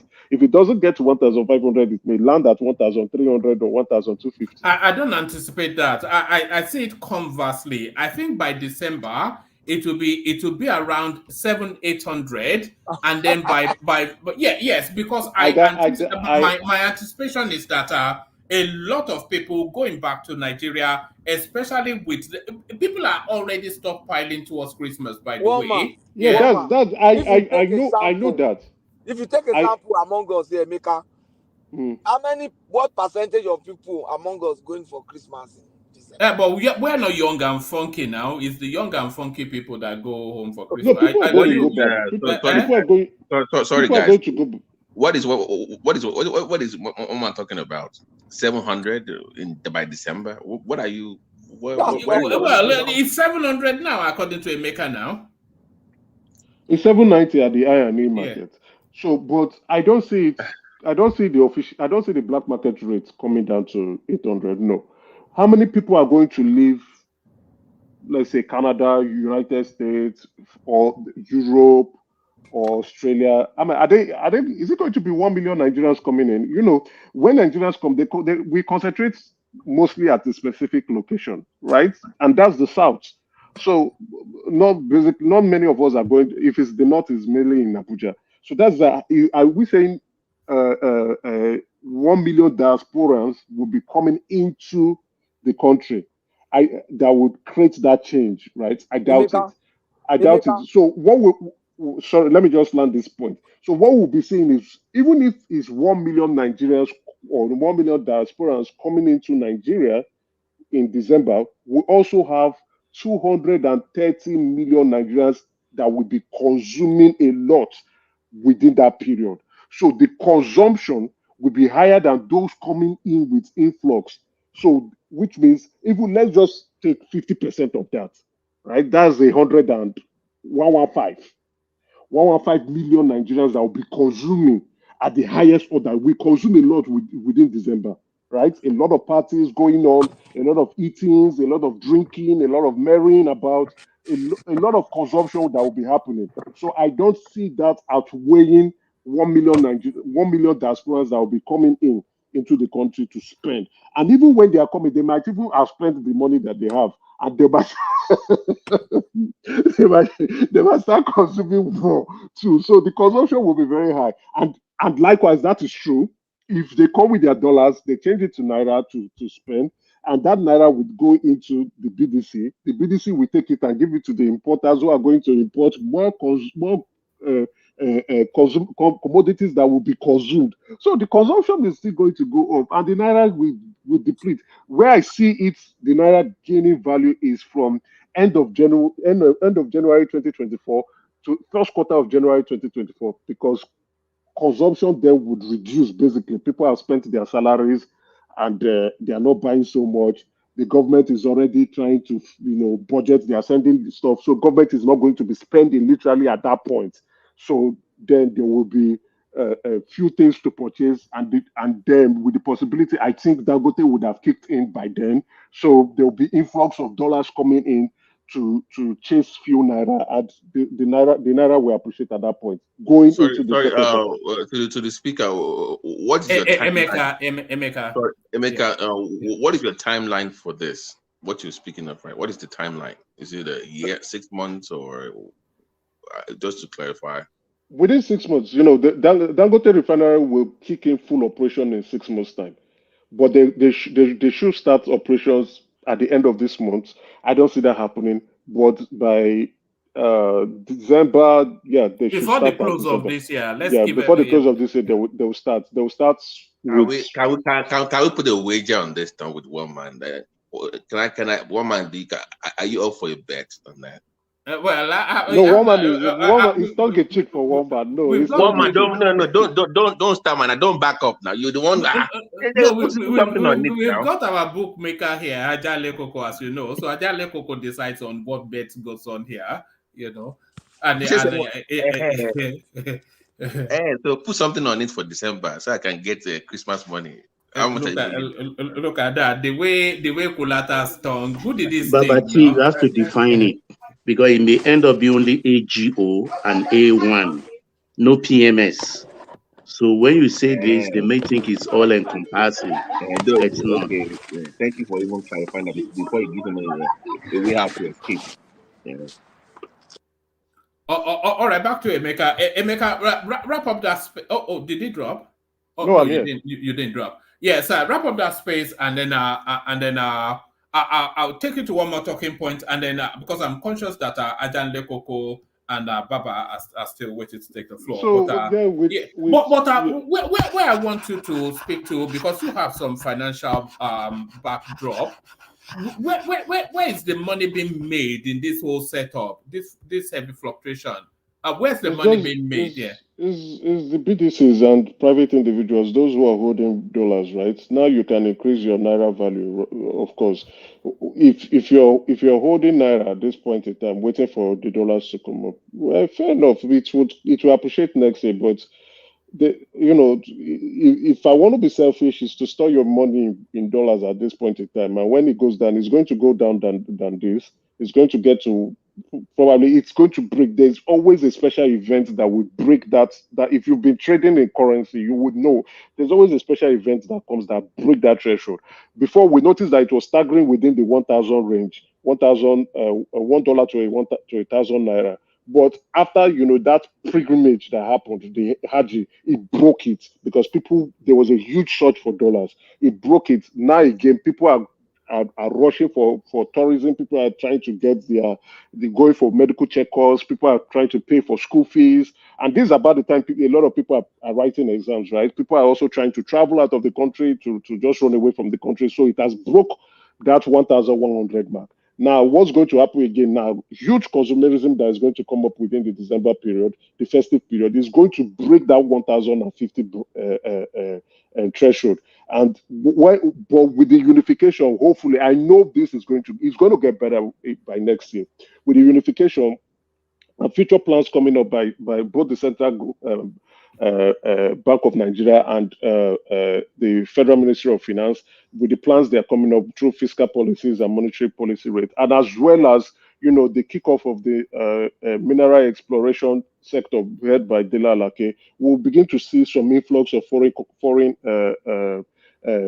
exports, foreign currency coming in through exports, right? So we'll be getting some huge inflows, and then the Taiwo Oyedele team, who will now be trying to streamline that tax reform period. So a lot of breakthroughs are going to come up, which I'm very hopeful for. But have we seen the worst of it yet? Yeah, no, we've not. So we will get to the worst, and then we will get out of it. So once things are beginning to strain, and again, let's not forget this budget now they are trying to prepare at this fourth quarter is the first Asiwaju budget. So we now need to see that budget. What are they going to do? And now the president is very, very ambitious. I like his plan. A $1 trillion economy within 8 years. You see, no other president has ever said it before. It is an audacious plan. So for you to set that kind of plan shows that you are highly ambitious, highly focused to achieve it. So even if we achieve 80% of that, that's $800 million economic expansion. So it shows that setting that plan shows that the president and his team intends to expand our economy, and it will only mean well for Nigerians. It will only mean well for us. So if you don't have that plan in place, you definitely do not know where you are going to, right? You need a plan so that you can tailor your journey towards achieving your plan and implementing your plan and achieving your goal. Like the Buhari administration, it was an administration of no plan. They were just doing things left, right, and center. They didn't know where they were going. So now I'm looking forward to Asiwaju's first budget, right? The first appropriation bill that will be set. Let me see what type of revenue, how much revenue they intend to grow, and where they intend to spend it on. What is the deficit? Definitely is going to be a deficit, but what's the deficit balance? But that budget is on its way to National Assembly, and they want to pass it latest December. It's 26 trillion naira, and out of which 8 trillion will be for debt servicing. 8 trillion will be for debt. I've not seen it to study it, so I'll go look for it because let me see what they are trying to do. Maybe it's the snippet that we are saying. So I need to see the budget head, where are they spending specific sectors that would grow the economy. That's what I want to look at. It will show me the seriousness of the administration, and definitely the budget should speak volumes. That because investors will be looking at that budget. Not only investors will be looking at the budget, companies will be looking at the budget. Private sectors like the banks, telecommunication, agriculture, all of them will be looking at the budget because they want to know where the government is. Are they that's the investment. They'll be looking at the budget and say, okay, let's see where this guy, IMF will be looking at the budget, World Bank will be looking at the budget.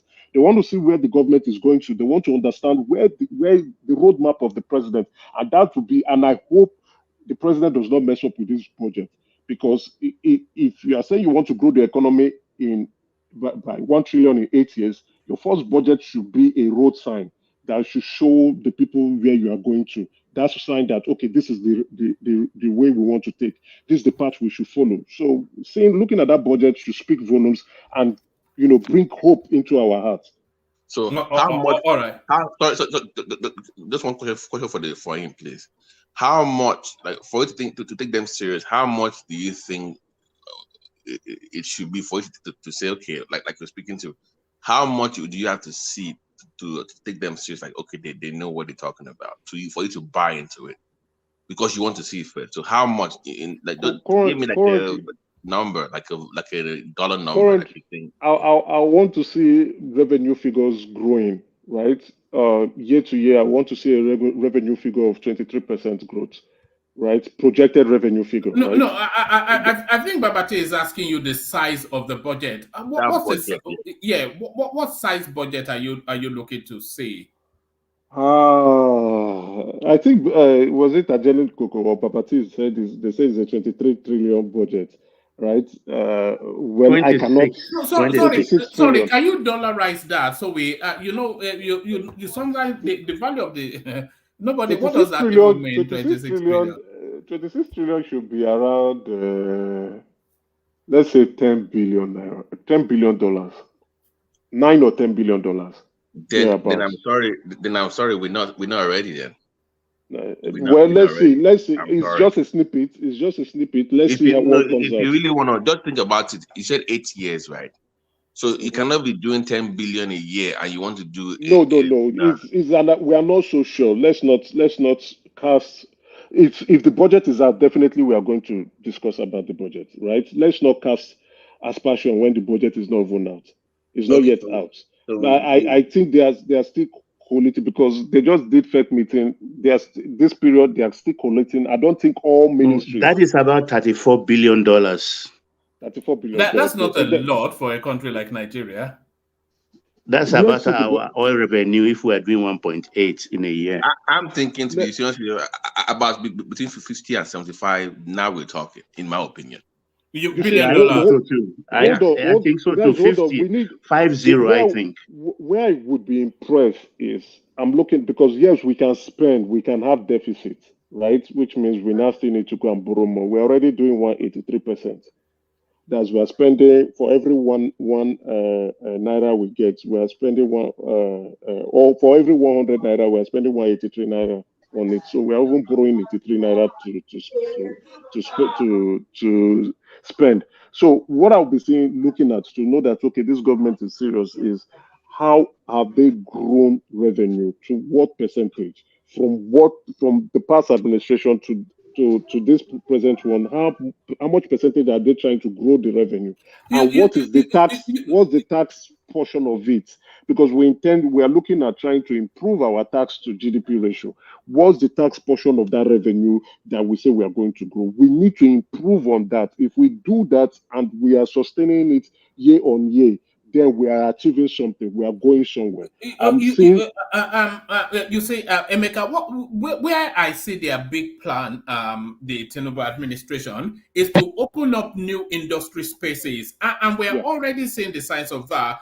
We played a clip a couple of sessions ago when they were building lithium factories somewhere in the north. Yeah, correct, so if that kicks off, that is a whole bunch of just untapped new space that can bring that would be massive. Yeah, to the value of that's new money, right? That's new money. The lithium market, the gold, the silver, the copper, the cobalt, that's new money coming into the country.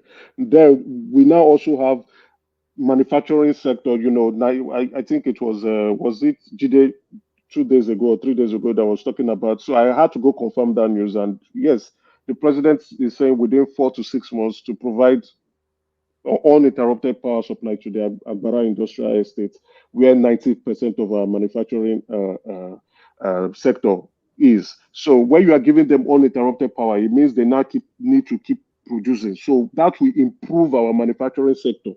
If we have 90% of it, that will improve that. And again, what that would now translate is that those who want to also come into the manufacturing space will now go and site their factory in Agbara, right? You know, unfortunately, Ogun State will not be a very densely populated community. But then, if you are being reassured of uninterrupted power supply and you are paying for it cheap, it means that we are now being more serious in terms of our manufacturing sector. We want to now start to manufacture properly. If 90% of our manufacturing sector now have uninterrupted power supply, they cannot produce more.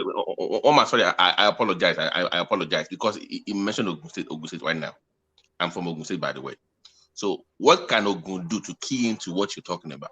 Because they need that, you know, if you're a serious state governor and you see what the government is planning, then you can key into that. And we are known to be, we are a manufacturing state, right? So what can, at the state level, what can they do to tap into what you're talking about? Where might it benefit? Because right now, the only thing they can do is to try to attract as much as possible private property developers to come and start developing real estate in Ogun State. Not real estate. No, real estate. You don't want to forget that one. No, I'm discussing manufacturing. Let me come into that space that Babati is speaking to. What they should do if they are going to, if the government is saying they want to ensure uninterrupted power supply to Agbara space, because that's where industry is. What that state should then be doing is to be expanding that Agbara to, and then building roads and building infrastructures around it so that it can expand as an industrial hub. Yeah, they can do that, but why I say get private property developers to come in, right? The road to create that estate, you create the estate, the road to link to that Agbara industrial place, then the government can try to sort that out. But in words, within the estate, the private developer should be responsible for building the road and the road network and tying that place. So the government do not need to spend, and you know, you build a house, then they now have to go and build the road for you. No, that's not what they need.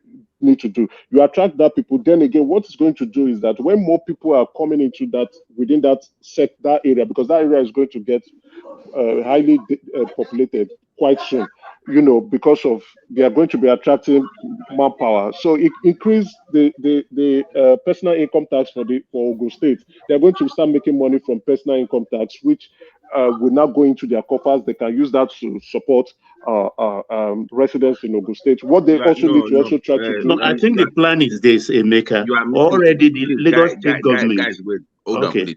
You are missing my question. I am not discussing. This is not New Jersey to New York. I'm discussing where we will live. No. Those Agbara things itself, because Ogun is supposed to be a manufacturing state by itself. It's not Ogun. It's a manufacturing state. It is Thank already. you very much. It is already. So I am discussing that manufacturing, not housing for those industries. How do you bring them into bring more of them? No, they're going to see what's going to technically, you know, once they're being guaranteed regular power supply, right? Is the state government, unfortunately, they might not need to do so much work, but that's the selling point for them. They can, if the governor is very, you know, ambitious. All he just needs to do. Let me help you, Emeka. Let me help you and answer Babati. He's not ambitious. That's the problem. Then I'm telling you. No, Babati, this is what is going on. It's not by accident that these industries are in Agbara, Besa, migrating towards Ijoko Ota. You understand? It is because their affinity to the Nigerian border to other West African countries. To tap into that, Lagos State government is developing the Badagry ports, a hub which they can use in now taking their finished goods in containers and taking them to Apapa for export, if they're export inclined. And if the roads are good, the Lagos State government has extended the Red Line rail 2 kilometers into Ogun State already. And they are going to develop the Agbara road, because the road is in a mess actually. So Lagos State government is going to do it, and they may probably toll the road. Carry on, Emeka, please. Sorry for the interruption. It's a shame. It's a shame that another state is going into a different state to go and be developing. But I understand what, you know, Lagos State is. It's a different state on its own. It's a very ambitious, progressive state, and they do not want. I think Lagos State will not want to see residents living for Ogun State to go and reside, because if Ogun State is doing well and due to close proximity to the border is asymmetrical now. You can't even know which is Ogun, which is this. So the tax boys are just rampaging around that area now, collecting for Ogun State, collecting for Lagos. What you can do, like what I don't know if it was Babati or other industries, especially the ones in Lagos, that it is too expensive. You know, we had at some point some manufacturing companies that left Nigeria to go to Ghana because of this power issue. They left Nigeria to go to Ghana because to reduce the cost of production, and then they were now exporting from Ghana to Nigeria, just transported. The only good thing we had is that due to the ECOWAS treaty, we don't need to pay import duties and the rest. So it's free flow of goods and services. Other than that, Ghana would have been ripping us off. So what would have happened is that those people, due to proximity to the market, they can probably come back to Nigeria, come back to Ogun State and site their factory there. And those who are in Lagos and are looking at things and say, okay, I think it's cheaper for us to site our factory in, and it's definitely cheaper if in terms of rent or lease, if whichever you're doing. Then if you add the cheap, because they are going to be selling the power to them at cheaper than the commercial rates. So if you factor that in, and you factor in the cost of diesel that you are currently paying for, what is for you it's a no-brainer for you to go and site your factory at the Agbara Industrial Estate. Emeka, you know, Ogun, Oyo, and Lagos, they signed a deal about, with that with rail and power. So they want to together invest in that. So Ogun has to do more in terms of like tax incentives. Because they can do, but what kind of tax incentive? What kind of tax incentive do you want to give? The only people who can do that tax incentive in terms of corporate tax is the federal government. So that is the federal government, except you want to give the guys land for free. right? So it's give only them, the federal we have government. land, we have give Yeah, them. you can give them for free now, right? Or that's the only thing they can do to attract them in. But if you say you want to give them concessionary tax, it's only the federal government that can do that. Then what you cannot look, you can say, okay, you want them to come in, give them land for free. So, and I think with what Wike did, Wike was the one who went to court over this VAT. So the VAT be generated, the goods being generated that is subjected to VAT in that in Ogun State will now be part of their own income. Like when they take a share out of it, they give the federal government their own cut. They now get a higher percentage because they're now attracting more. do you know the actual figure? Do you know what they agreed to? Because I never really followed up on that VAT case. So I'll what would find be the out. new selling formula now? I'll find out because what Wike did was, it was a game changer. Initially, the federal government was just taking the entire VAT, and it was part of our revenue line in the budget, right? It was part of our revenue line, so they were taking everything, and they were. I think this lady was also trying to increase the VAT from. Because that gives your state more incentive because if they So can it pin gives up you more more. No, money from that. if you are sharing within the federal government, and now if you are attracting more people into Can I your states interject to later? manufacture, and they are manufacturing product, goods and services, and your people are consuming, yeah, you get more VAT from it. You get more percentage of the VAT. If you are generating it yourself, you get more of it. Thank you, Mega. Thank you so much. Thank you, bro. Thank you. I think Prince Daddy wants to come in. Prince Daddy. Yeah, can you hear me, woman? Yeah, perfectly. Carry on. All right, great. I was going to ask a question earlier regarding the Naira dollar exchange. So, are we, as the government thought about reducing the pressure of the dollar exchange in Nigeria to a different place? And what I mean is that how come we don't have a partnership, for example, with a bank or financial institution in America, like Chase Bank, whereby the exchange for those that need a certain amount of dollar, let's say over $10,000, they can do the transaction exchange over there, and the central bank sets the rates. They get a commission, and they do the exchange over there, so we can transfer the pressure internally outside of the country where the demand for the currency is based. Is that an option?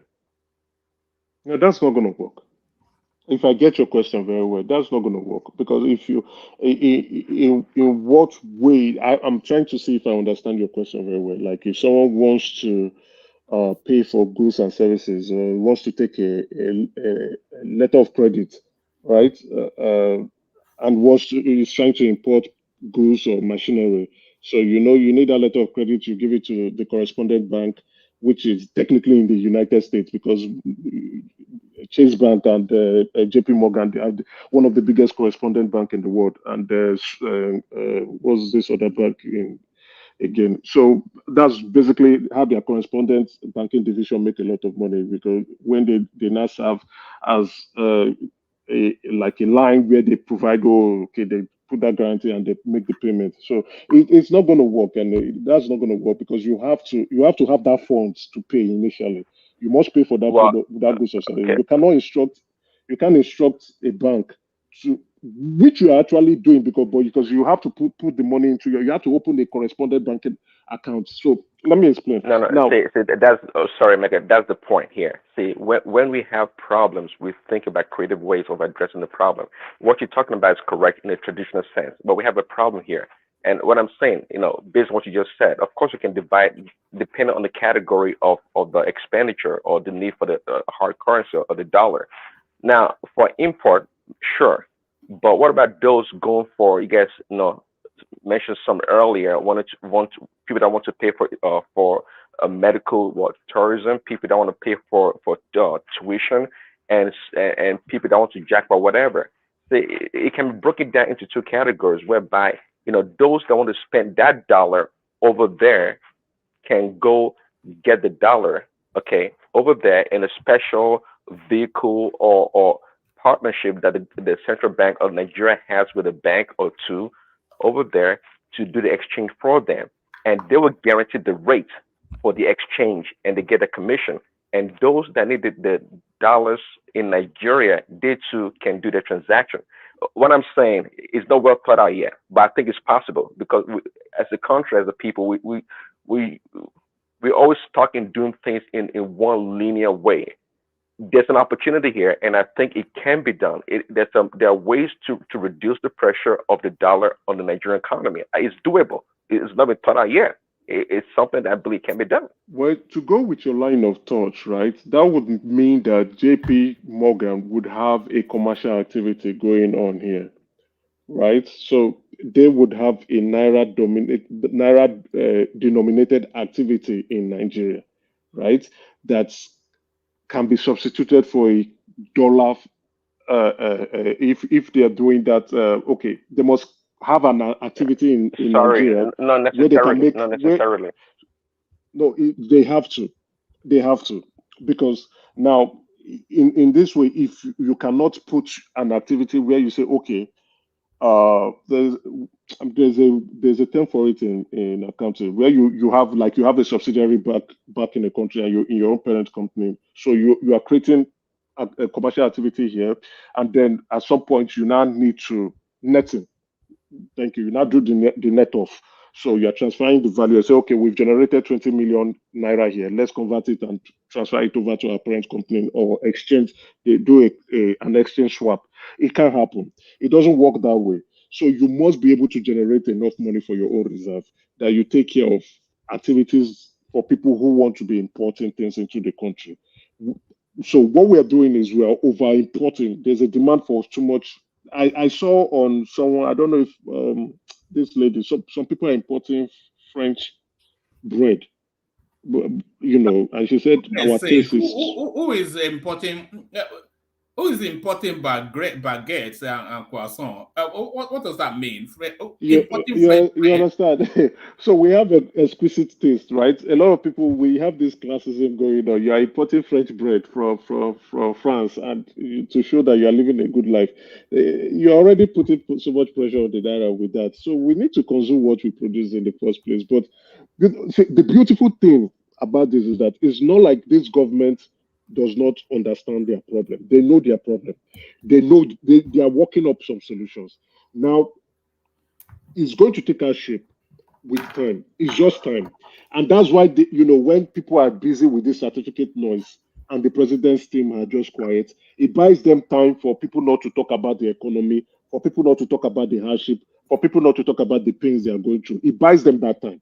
So if a lot of people are saying, oh, no, things are getting so bad, they can't sleep. They can't really sleep. They need to stand up to go and start working. But when you're talking about certificate saga, you're talking about P2B's certificate issue and Atiku's affidavit being sworn on a Saturday, it buys them that time to begin to implement some of the things they need to test the waters on things, the policies they are supposed to roll out. And it gives them the ability to, organize themselves, collect their thoughts, and roll out something more effective. All right, brilliant, Emeka. So, Emeka, let me bring Anjali Koko up because he's been waiting for quite a while. But still a few topics that I want to run by you as well. So stay steady. Anjali Koko. So let me just highlight on this Ifeanyi Ubah stuff. So this Ifeanyi Ubah's case, right, is a debt that he collected from Access Bank, trying to swindle them through when he was trying to import fuel into the country. So what happened? They did a guarantee. You understand? Access Bank then did a guarantee with him on the imports. So through that, this stuff cost Costaris is a loss in as one of the directors. I think Costaris was board of directors, credit risks, the head of credit risks. Bought credit risks, for Access Bank. So he brought in Ubah because they were from Inewi. So introduced them to the bank so that he could get a loan because Ifeanyi Ubah was like, that he needs money so that he can expand his oil business. Then Nigeria was still doing well. So what he now did, they gave him the loan, APG loan and everything, did the whole covenant, had the security documents with them, the shipping documents with them, and everything was in possession of the bank. When the products will come, once the product comes and as you are selling, it is going into the bank's account to clear off the loan. So when the loan is cleared off, then whatever comes in will now start going into your own account as your credit. What this guy now did was, I don't know how he did it. Even the executive, that's the CEO, that's the MD and the DMD, they were all like, how did this guy pull this stunt? Right there in the middle of the sea, that petrol moved from that ship to another ship, right in the middle of the sea. So they didn't know how it happened. The ship that they had the shipping, they had the security document for the bill of lading and everything, came and docked in Nigeria, and there was no product. So this guy had gone to offload it somewhere else in his docket. So when they went there, they were like, it was a disaster.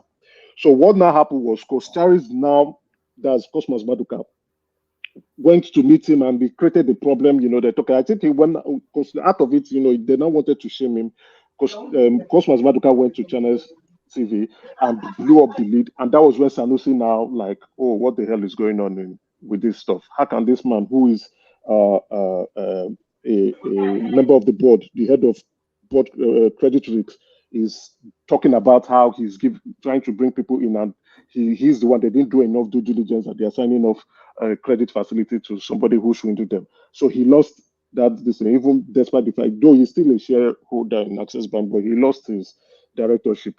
And so as a result, that money started accruing interest, and it turned out to be a bad debt.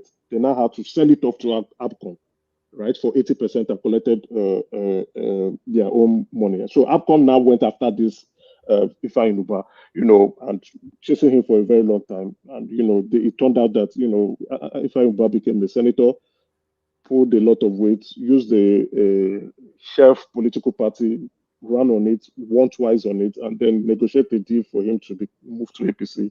And the rest is history. So it's not like the courts, before people begin to cast aspersion to the court, it's not the court. It is AMCON that withdrew the case from court. So it's not the judge that is passing judgment here. No. AMCON said, no, we are not prosecuting this guy anymore. Let's take the case out of court. So it's not like they've said we are not doing again. They just suspended it. So who is the burden then of that money? So they suspended it. They suspended the case. So I think what they are trying to do, maybe the part of the deal will be, towards 2027, if the guy is going to,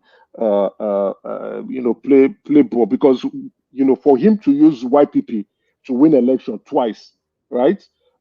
A party that is off the shelf. He just brought it off the shelf and decided to run. So he's a very strong politician. I thought he would have lost the election for 2023, but he won his senatorial district. So which means he can pull numbers, and if he can pull numbers, he can pull numbers for the president. So let's see how it goes with 2027. And like your question, who is going to carry the burden? Well, AMCON is a commission within the government. That debt will still be there. Let's see how it goes.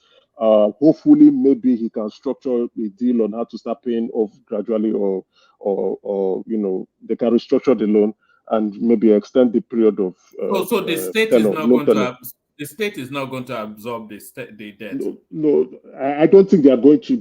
It's a huge amount of money, right? I don't think it's going to be written off AMCON. Though AMCON has even actually overstayed its lifespan. AMCON should have been dissolved by now. It was supposed to take off bad debt from banks and then go after the debtors to collect the loans. And once that has been done, shut down, and everybody goes home. Was it a Sanusi initiative, this AMCON? Yeah. It was Sanusi's initiative. But now AMCON is now breathing, like AMCON is now a commission on its own, which is, now it's not a commission on its own. It's not supposed to be. It's supposed to be a short-term thing because of they don't want bad loans. There were so much bad loans, and Sanusi was like, oh, that was when Sanusi came in to do his risk management policy to like, okay, all the bad loans that you have to do something about it. You have to clear it off your books. You can't keep carrying bad loans. So what banks were doing, instead of them attributing this as bad loans, they attributed those loans as loans that were performing loans instead of not performing loans. So like, no, these loans are not performing. You have to attribute it. You have to make provisions for this loan. And if you cannot make provisions for this loan, now what are we going to do since it will wipe off your capital? Okay, let's set up a commission, sell it to that commission, take money from it, and go your way. Let the commission now go after the debtors and collect their money.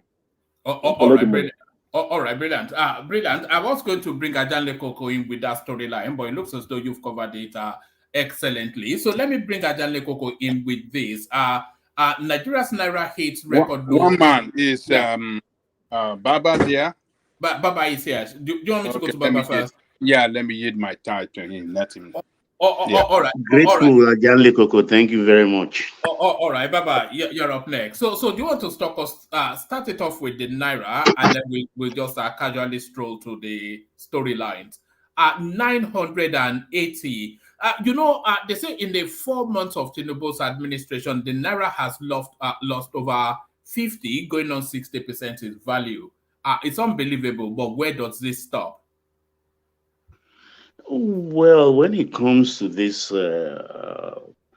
Naira value, I think we have not seen the end, because we don't have any. It's according to the government, it's free flowing.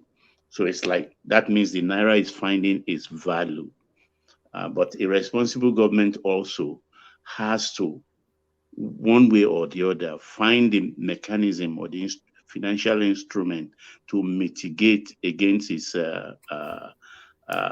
volatile nature, which I think is what they are trying to do. And if you have to mitigate, you have to use also hard currency, which is not something we have in abundance at the moment. So we've not seen the end of this, and we are going towards the year.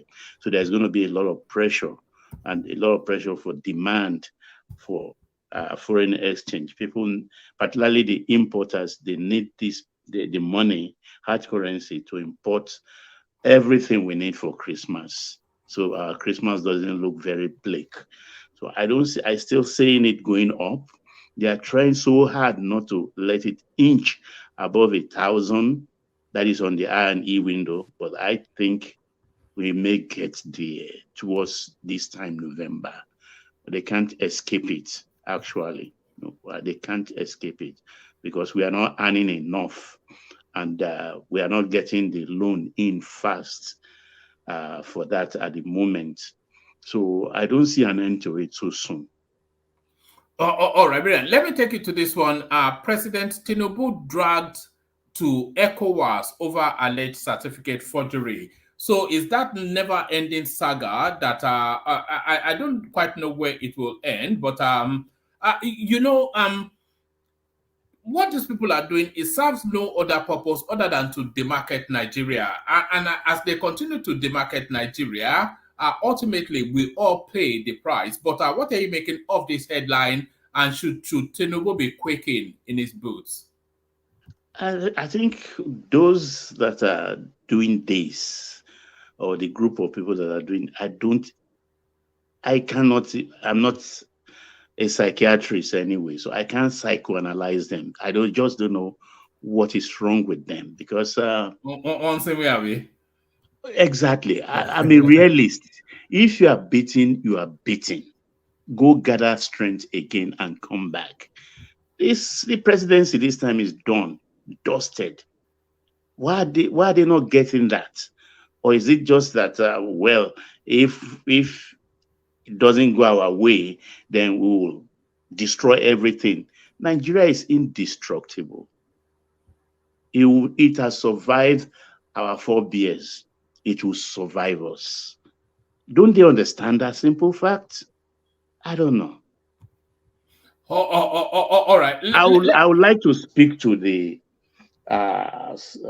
Uber space, actually. All right, brilliant. Let me bring it up. Because that's exactly the reason why I came. I'm a little bit upset because I'm a Tinubu supporter and I'm a believer in him. But the trajectory the whole thing is going, I don't like it. too much politics is being played. And in the situation we find ourselves in Nigeria right now, I mean, politics should be relatively flagged down to the back burner. We have to be practical right now. We have to be in the financial kitchen, cooking up some palatable meal that can serve Nigeria. But we are not, I don't see us doing that intelligently. For instance, this last week, I think I sent you a post. The outgoing minister for communications and digital economy, you know, when Bosun was there, he was handing over, and Tijani Bosun discovered that Glo has not paid for the renewal of their license because they were doing some certain deal with the old minister. And that young man discovered it. They almost deceived him into signing it off on a paper. But I don't know, maybe he got alerted by maybe some of the secretaries there. And Baba, Dr. what's his name now, was forced to pay that amount, a whopping 154 billion naira. That's a lot of money. He paid. That's what coming. So I was excited that, okay, maybe other people will follow and we will be seeing. But what did we find today? Ifeanyi Ubah. What happened in court today is shameless. Shameless in the sense that the same AMCON, Asset Management Corporation of Nigeria, came to court and withdrew their case. And it's beyond what Emeka is saying. The case Emeka referred to happened so many long time ago. And Costaris was at who bore the brunt of that money. That vessel actually discharged the oil in Cotonou after the surveyors, the marine surveyors, are certified that oil inside at midstream. Then when they called that vessel in, it was empty. They think it's in. No, it's not a Houdini act. But they don't know. If you don't know shipping, you don't know. That's why you don't invest in a terrain you don't know anything about. Kusharis bore the brunt of that financially because he lost his shareholding in the bank and lost a lot of money. So that is part of what happened then. But it went further because it's Capital Oil Facilities. He has a tank farm in Tinkan. So NMPC, when they bring in product, PMS and AGU in those days, it's tank farm they use and other tank farms. When they fill up these tank farms, they pay rent to Capital Oil. So when they come with their own trailers, tankers to load, Ifeanyi Ubah was loading this same product left in his care. He will be selling. Can you believe that? He will be selling an NPC oil too. So it got to a stage where the whole thing, they can't find oil anymore. And they have to say, well, this is how much you owe me. You have to pay for the product. And he dug in and said, look, you rent my farm. So it was a back and forth thing. And later they collated everything. It was so much money. So much money. And he used some of his collateral in Banana Island and stuff like that. He will pay. This same properties he used all over Lagos, he has collateralized it for other transactions. So to save the banks that are holding this debt, AMCOM have to come in and acquire the debts. That is where Ifeanyi to now think that a whole government came to court. They didn't even do it cleverly. To say, okay, this is his payment plan. This is what we've discovered. So that the court can approve it and we'll be recovering our money just with a fiat come to court and say we are withdrawing. Why? In a country where we need so much money right now. And Ifeanyi Ubah is not the only culprit here. Silverbird is there. Silverbird is there. That ex-senator, what's his name now? Ben Bruce. Ben Bruce is there. Even Glow is still there also. Yeah, that's true. Silverbird. Jimo Ibrahim too is there. Jimo Ibrahim is one I'm coming into, because that Jimo Ibrahim, anytime I see him in the Senate, I develop bile. Bile in the sense that how he came to deceive us.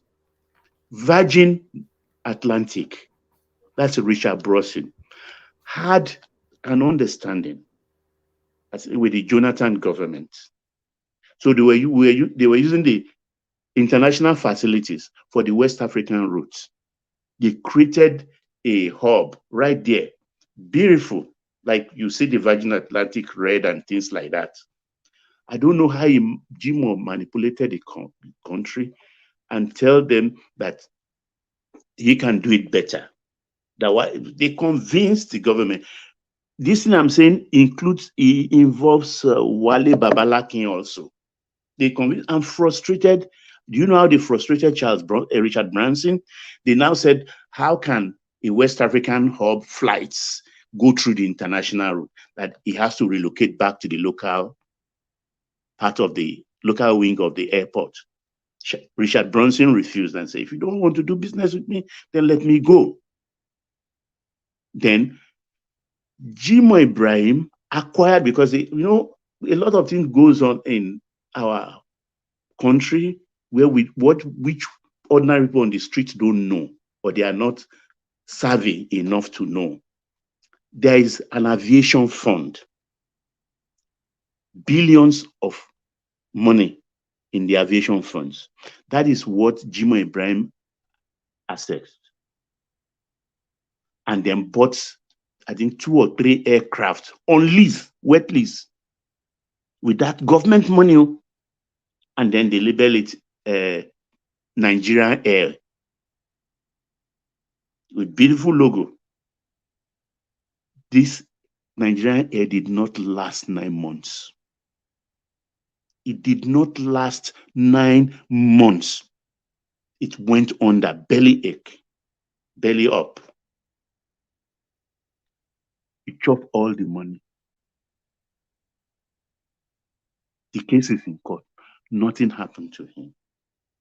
These are the things when I was expecting this government to start to rake in.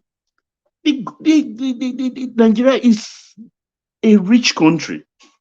It is these people, these so-called billionaires, that are our problem.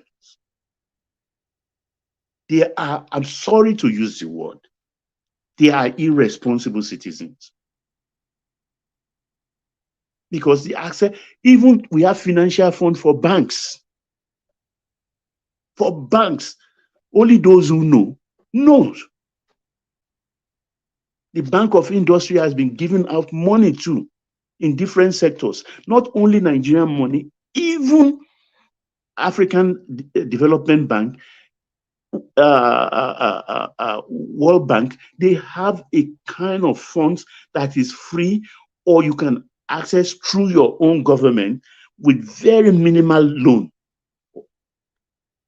They take all this money, even our top bankers.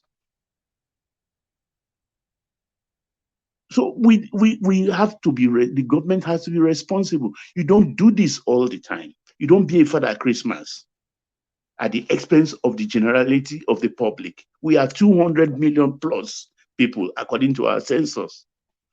We are not poor, because as bad as our economy is today, if you make a phone call to our neighbors today and ask them that what $1 can buy in their country, we use something like sardine Titus, we use something like, we use pig milk, and we use a bottle of Coke. Amongst all of them, Nigerian Coke is still cheap. Is the cheapest. Nigeria Titus sardine is the cheapest. Nigeria pig milk is the cheapest. In spite of all this, then imagine if we are half there, or we are being half administered. I'm not saying 100%, as it should be. Imagine the kind of place we will be economically. So this is what I expect this government to be doing, not to be politicking. with our finances. If they have to go this way, then nothing can be solved. It will all be all motion and no movement. Because I became illusioned today that how could you just go to court? We're talking about 150 billion, 130 billion naira. When they gave palliative of 5.555 billion to the state, which was even 2 billion actually upfront. How much is all that for the 36 states? Less than 100 billion. Imagine if this kind of money has come in and they give it to the states. Wouldn't that complete the promise? 5 billion for each state? Why are we doing this? All in the name of government, of politics? I don't understand. I don't get it. I don't get it.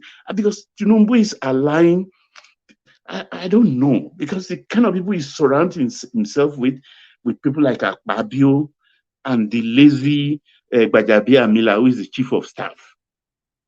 I don't like that. It's like Omonile flowing through the living quarters and things like that. If he is supposed to be telling truth to power.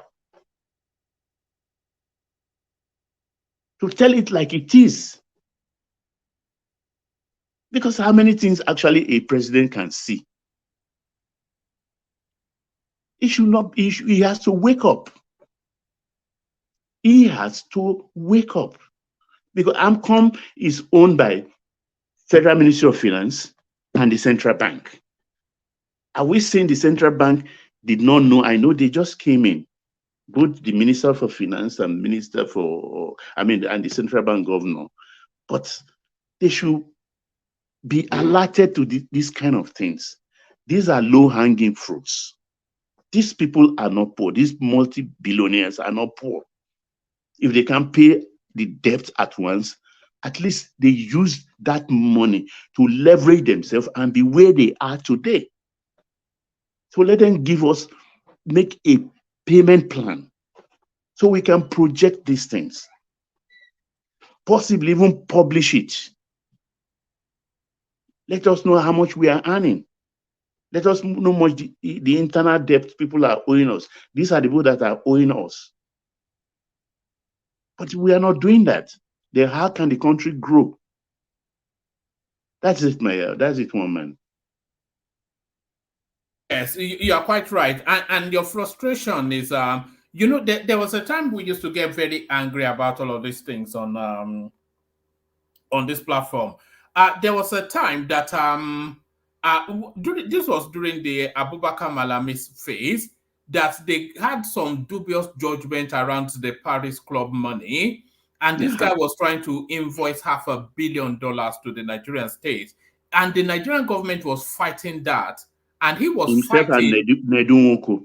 Yeah, himself and Nedunwoko. And he was fighting against the Nigerian government in order to sign off this money. And that was one of the reasons, by the way, that he did not resign his post to go for a gubernatorial position. So when you just think of the value cost of all of this money, because there's no such thing as dead money or free money. So one money going in one direction is at a cost of it not going in another direction. So when he and Nedunwoko called us $500 million, we're not talking about naira, dollars. Exactly. Then we should be counting that in hospitals, schools, children, and whatnot. Transport. Just that space that you are speaking to. Let me show you this. Let me show you this. Let me show you this headline from the new EFCC guy. So this is the new EFCC guy. I'm going to read it to you because it's very important that I do. It says Nigeria lost 2.9 trillion through contract fraud in 3 years. This was under the Buhari space. It says the new chairman of the Economic and Financial Crimes Commission, EFCC, Sanwo Olu, says about 2.9 trillion naira meant for some government projects was diverted into personal use by contractors between 2018 and 2020. Mr. Olukoyede disclosed this on Wednesday when he appeared before the Senate screening. The upper chamber confirmed him after the exercise. I did a survey between 2018 and 2020 on 50 entities in Nigeria, both human and corporate entities. I picked one scheme, just one species of fraud. So just one species of fraud, which is called contract and procurement fraud. I discovered that within 3 years, Nigeria lost 2.9 trillion, the EFCC chairman said. So just one strand of fraud, just from contract and procurement alone, the country lost 2.9 trillion naira. What is the budget of Nigeria even? The annual budget? Exactly. It's just... This year's the budget is just 26 trillion. Adelekoko will tell you I don't believe the guy. I don't believe him. We used to rage about this sort of things. But I don't believe him. Why not? Him. Yeah, he's. Do you have data to the contrary? Yeah, I do.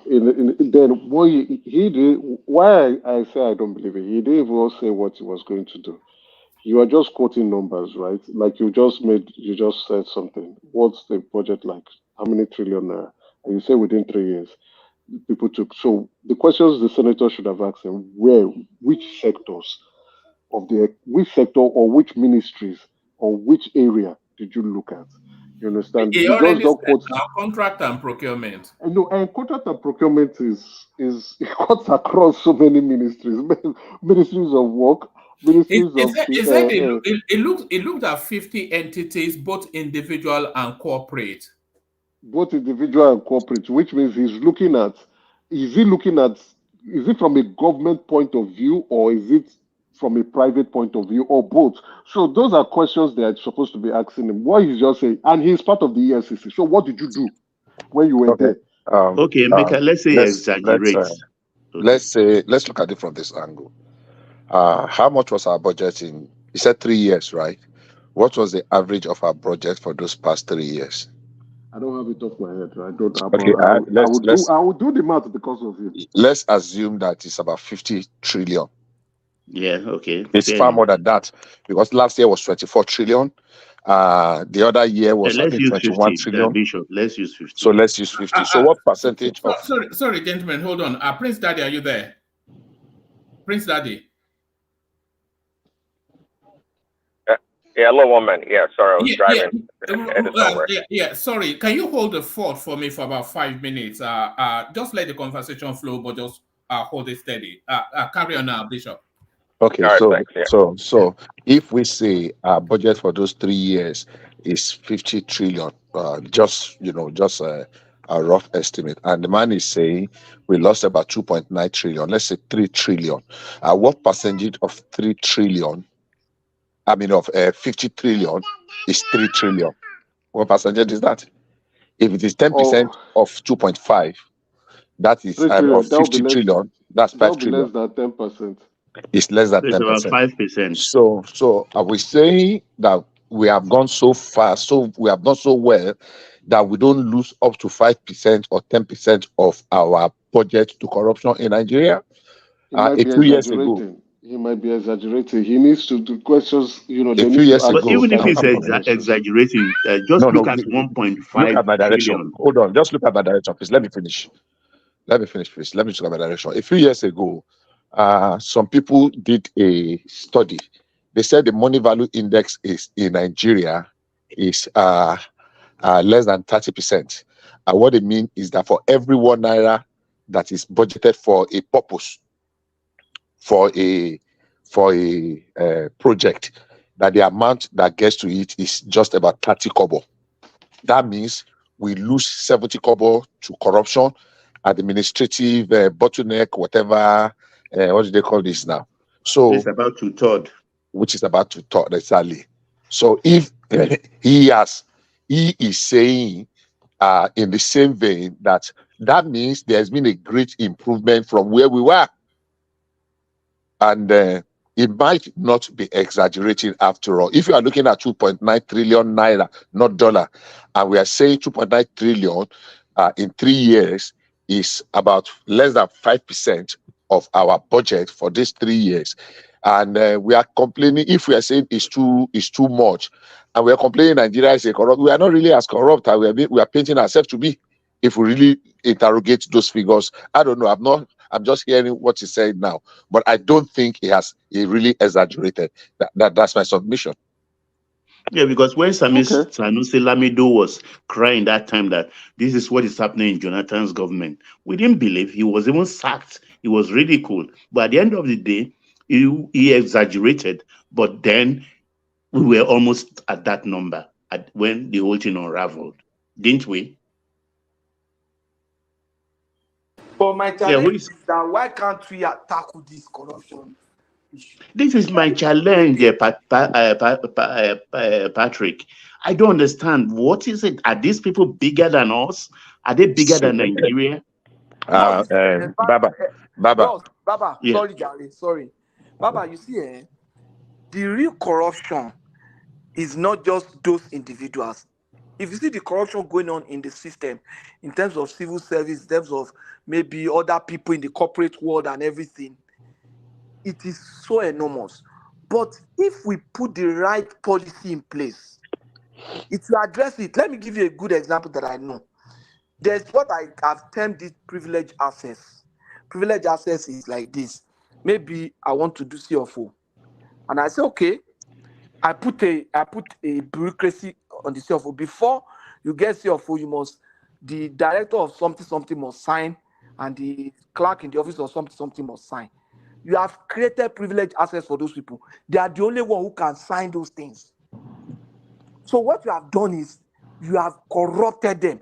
But if you make it open, you want to get CFO, log on to this website, there's no privilege, everybody. Or you say, okay, if you want to do CFO, get a justice of peace to sign. And anybody who has credible record, maybe just the same way you get justice of peace in the US, can sign it. That privilege access is erased. You understand what I'm saying? So if you give somebody that power, say you are the one that can sign, he will go and celebrate with his friends. Say, for any big day. You will now say, okay, I'm busy, I can't sign. And we have several of that in the system. So I don't know what is wrong. See, the truth of the matter is this, if you permit me. Corruption is a human thing. And the tendency to be corrupt or corrupt tendencies is very high, especially when we have a society that worship, what do you call it now? Materiality. You will be idolized. You'll be celebrated. People don't really care how you got that money. And everybody wants to be comfortable to some extent. Look, let's be very sincere with ourselves. Every one of us, I'm not saying that we are corrupt because of we want to be corrupt or something, but sometimes you see an advantage. Yoruba people used to say one adage. Let's assume that I have an experience I will share. Yeah, it was funny. But let's assume that anyone among us here, you are in a position to distribute 50 items, and there are 200 items. 200 people that are entitled, equally qualified for those items, for those 50 items, and you have been sharing for the people just on basis of anybody that. But you have your family member, and you have just 10 items left, and there are out of 200, you have 40 has gone, you have 10, so that means 150 people or 160 people are still remaining, and your family member is still in the crowd. In your head, you will think, oh, how do I reserve at least one for that my brother that is in the crowd? You know, if you have to put it line by line as people that are coming to you, it will never get to him. Now, immediately you are thinking, how can I reserve one so that my brother can at least get one? That is corruption. That's the truth.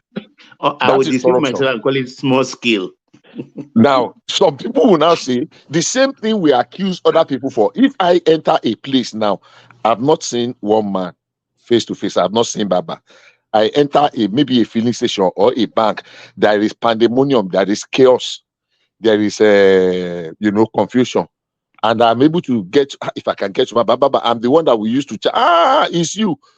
And you carry me from number 200 to come to number 2. Say, come, sit down, take a cup of coffee, and you attend to me. I will go and give testimony in church. I found favor. But in the recess, it is corruption. Sure. So sometimes it is easy to point fingers.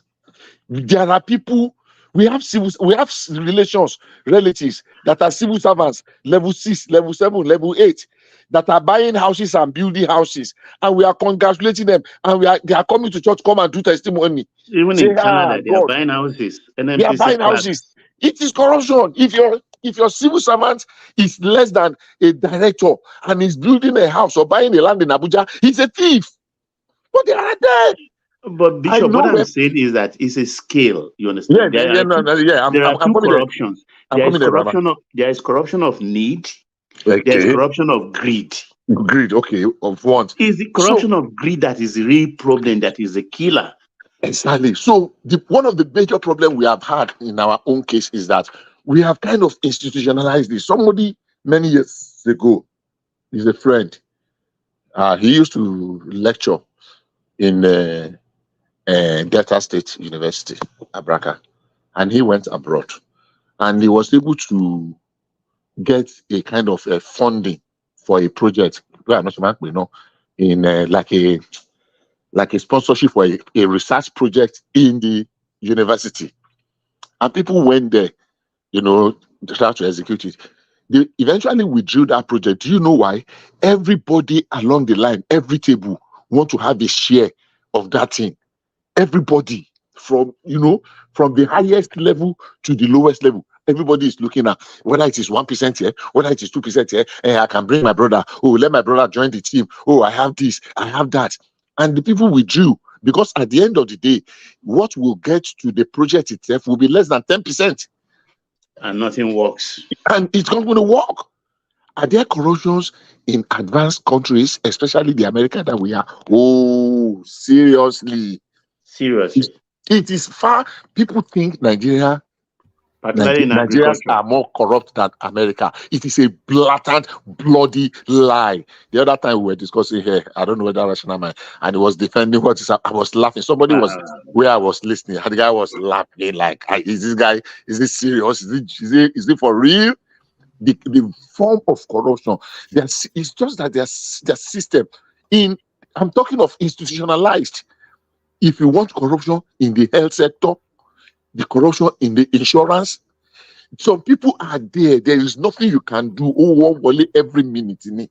So how do we? But because of the situation we are being distracted by we don't have enough money, and the little we have, that is the point. Exactly. So if we can begin to reduce the corruption elimination. I have told people this many years ago. Let's say you want to eliminate. You cannot. It's a human thing. If people are satisfied, just like you want to eliminate prostitution or poverty, exactly. It's not happening. Exactly, or poverty. God created poverty.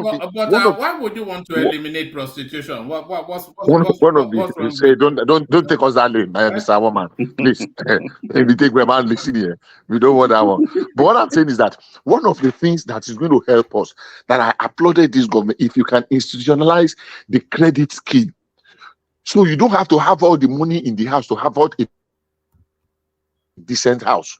You don't have to have. Look, if somebody was singing on some. If you want to buy a brand new car in America today, and you have a steady job that you have held for 1 year, and you want to drive into a place and drive the 2023, you can just go there. You have a good credit that is going to minimize your. That is it. That's it. Many Americans don't have $1,000 after they have paid their bills, and they have been working for 10, 20, 30 years. Paycheck to paycheck. They don't have paycheck exactly. So if we can have a credit scheme so that you don't have to have all the money, you don't have to pay 1 year rent in advance, be paying gradually we were going to move away. So people will not have the fear. And people should be able to learn also to raise the family they can cater for. Because it is completely irresponsible and it will push you to do things you don't want to do. If you know that your income can only take care of one child, but you are, because of the pressure, because you are giving back to 6, 7, 8, 9. And when you are doing it, the thing will switch you. It is when the reality now done, you now realize, so yes, there is corruption. Yes, it is a problem. But we cannot get, it is not something we can just remove overnight. Say, oh, somebody will just come and just say corruption, stop, and it is over. No, everybody have corrupt tendencies.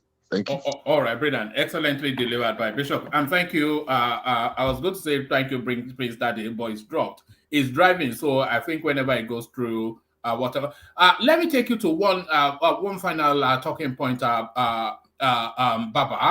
I'm not quite sure if this is your space, but let me present it to you anyway. It's is Reno Mokri versus obedience. Is if you are ever bored, Baba, I would recommend that you go on Reno Mokri's Twitter handle.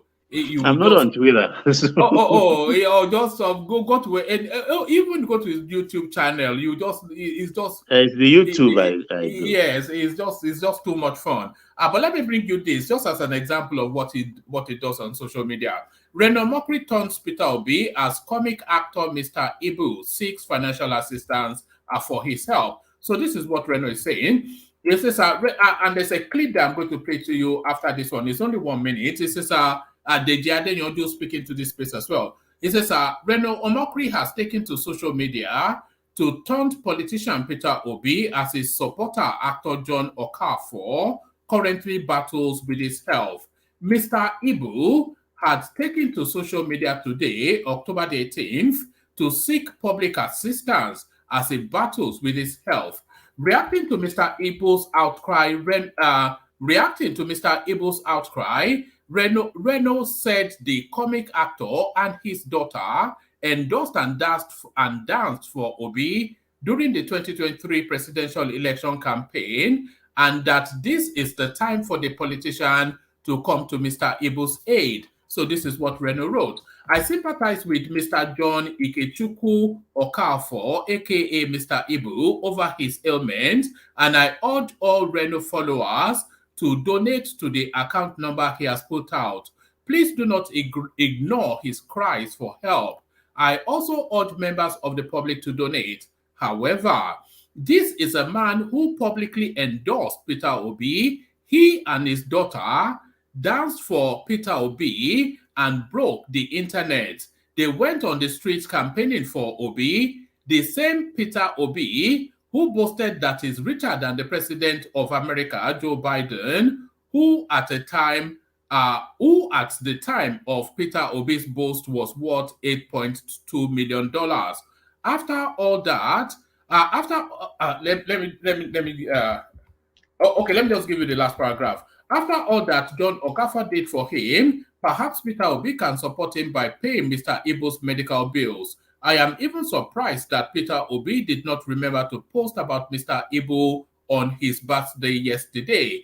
Even at that, Peter Obi should help him in his time of need. So that is Reno Omokri forever raging and wailing at the Peter Obi space. But as I said, Deji Adeyanju comes into that space as well. Baba, watch this.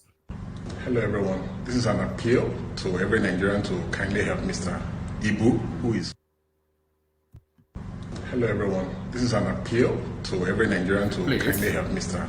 Ibu, who is currently sick. Hello everyone. This is an appeal to every Nigerian to kindly help Mr. Ibu, who is currently sick. Does not matter how much you can contribute, 5,000, 10,000, 50,000, 100,000 or above, please. Let us help him. I also want to appeal to President Tinubu to kindly reach out to him and his family and help them, and also to Peter Obi, who he's aggressively supported during the last election, to kindly help and support him. It's not when something bad happens that people start showing that, oh, Mr. Ibu was a good man, oh, this and that. This is the time to really help Mr. Ibu. And also, I hear that there's about 6.5 billion in the Labour Party presidential coffers from the contribution from the last election. This is the time to use such money. Also, we can use from the NSAS money, which is still about 500,000 US dollars for good causes like this. God bless everyone. Amen. So there it is right there. So all those trips that Peter Obi was making to America and whatnot, 6 point something billion dollars was what he was able to harvest. And Deji Adeyanju invites him that, look, what's going on? Sort this. What are you making of this Mr. Ibu narrative and Peter Obi's radio silence response? Well, firstly, I would think when Mr. Ibu, this is not the first time he's collecting money on the same thing. This is on the same about the thing. fourth time now that he's in some hospital bed appealing for public. Yeah, even the last time, I think his adopted daughter and the wife and children had a public fracas concerning funds received from donors. Yes. Here we go again. But I think we should not subject things like this to political patronage, if I may put it that way. He's a Nigerian citizen. He's ill for whatever his fault is.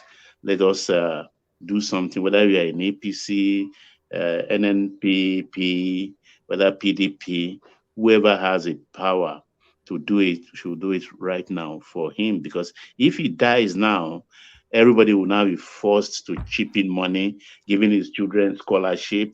They're saying, okay, we give him scholarship, we do this, we do that, or I will buy the coffin. No, he is gone, he's gone. Right now, he needs our help. Let us show some love to him, no matter his political color. That is my own take on this. Oh, all right. And the Peter Obi angle, do you think Peter Obi should come forward and do the necessary, at least tweet something? I don't think it's not the first time, though. Somewhere a few months ago, there was a retired female colonel in Abuja who said she was an ardent supporter of Obi, and I think she sustained that injury during the campaigning period, during the election. And she spent all her resources on that illness or something, or accident. Nobody came forward to help. Though I've not been hearing some noise from that quarters. Maybe LP has eventually showed up or not. I don't know. So it won't be the first time. But how there's so much a man can carry, though. I don't know. Maybe he has his fingers in many sick pies, if I may put it that way. So he's sponsoring. So maybe he's leaving it for some other people to do this one for this comedian. I won't outrightly blame him or anything. Reno himself, I think he's just using this Obi thing. If it's not Obi today, it will be Rufai tomorrow. It will be Ezekiel Lazy. Do you think the tide is starting to turn against the Obi narrative somewhat? Do you think the tide is starting to turn against Peter Obi? No, I want to see the master stroke of what will happen, because I believe with this pressure of releasing Nnamdi Kanu, the IPOB factor, Biafra agitation, I'm not in support that Tinubu has to release Kanu, because Kanu nobody can handle him in the East. Nobody is big enough to handle him. He has a crowd behind him. The youth anger is driving the support he has garnered. So if they release him, he will be a lord unto himself. Will it disturb the Nigerian space? I don't know. Will it be more radicalized? I can't answer that. But I think it might beat the Obi ascension down, and Obi may fade away, because all of them will line up behind Nnamdi Kanu. That is my own thinking in that light. I think Nnamdi Kanu, his factor will either diminish Obi's followership and reduce it to the barest minimum. We may not even hear his voice again if Nnamdi Kanu is released. And I think the Eastern, how do I put it, those I will call adults, they know this as a factor. And they are against Nnamdi Kanu's being released. Even Obi himself, I doubt if he's in support of Nnamdi Kanu being released. And I suspect he may end up being released into exile, not to, it becomes a persona non grata, not to enter Nigeria again, just like Igboho. But still, that will solve the problem because he will still be throwing stones through the cyberspace. But then he will have the autopilot guy to contend with. So I don't know how that also will work out. I've not looked into it. But if we have two stones being thrown in the cyberspace from a broad-based agitator or leadership of the agitators, what will that bring? So it's an interesting thing that we may look into as a topic someday on this platform. So let's analyze it. Let's put our head to work and see which factor will bring Obi down. Thank you. All right, brilliant. That's certainly a conversation well worth having. So we'll bookmark that conversation just as directed by Baba. So thank you, Baba. Fatai, did you want to make the Ikemba one of Nicosia or Nicosia or how the Ikemba one of Nicosia? Obedient not going to agree with that title. That's exactly why you should have it now. Make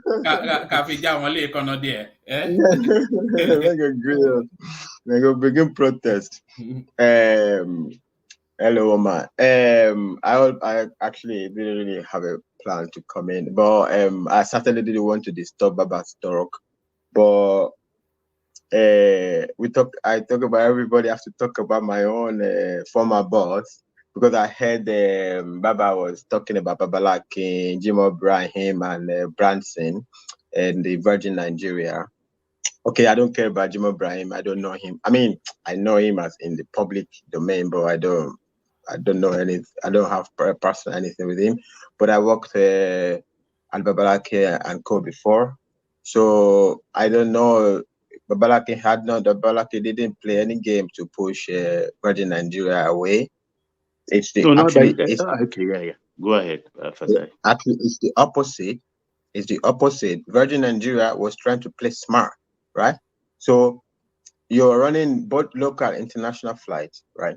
So Babalaki spent a lot of money to build the local. He had the PPP, right? So you have to. The agreement is the domestic flights are going to have flying through Lagos into Lagos are going to have their offices at the MMA2.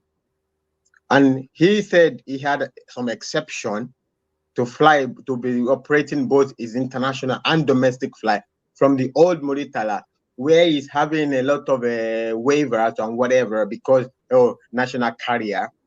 Yeah, you don't want to pay to the private guy because it's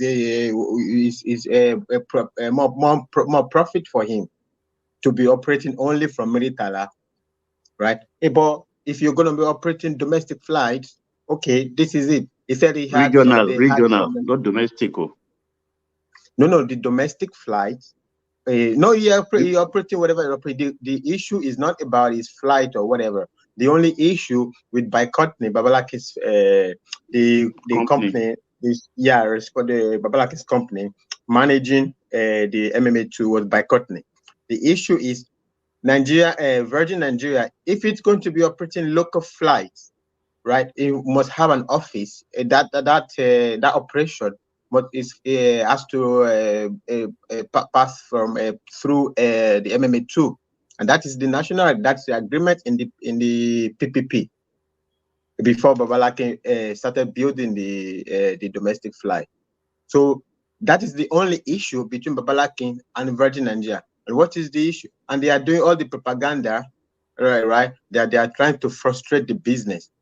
frustrated with business. If nobody touches your international flight or African flight or whatever flight you're flying, but if you're flying domestic, this is the agreement with the federal government before that was built, and not only that, but that's just common sense. Nobody touches your other thing, but the domestic flight with the proper from the proper airport. It even makes streamlining. Why both from that particular place, and that is the issue. Even that's the word you use now, streamlining. Fatah, just hold on a moment, please. Just let me interject. He has, I can't readily remember if the domestic flight was involved, but I know the regional flight to Ghana, to Ivory Coast, to Senegambia and something. He has to, everybody, his aircraft can be in one place. His departure area can be in one place as the coming in of his aircraft. So it's like streamlined into one. Why did they frustrate that? Because he according to Brunson, he asked before he started furnishing the place and creating that space for himself. It's like the streamline that Brunson was talking about is passengers coming when they land in the international and they want to go to Port Harcourt, they should just streamline straight. It's not about the regional. No, you have to fly from here, domestic, not the going to Ghana. Babalakin doesn't do it. But they were bossing them.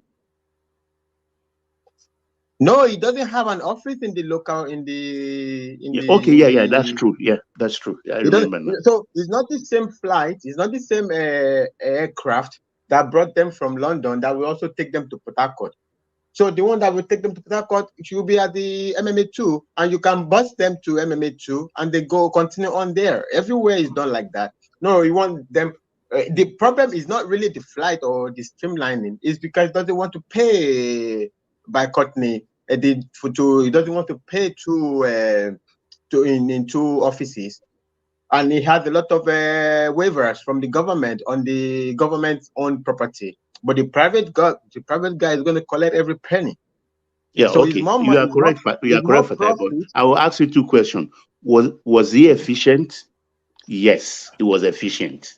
But when they succeeded in harassing him, haranguing him away, when what's his name now took over with Nigerian Air, did they last 1 year?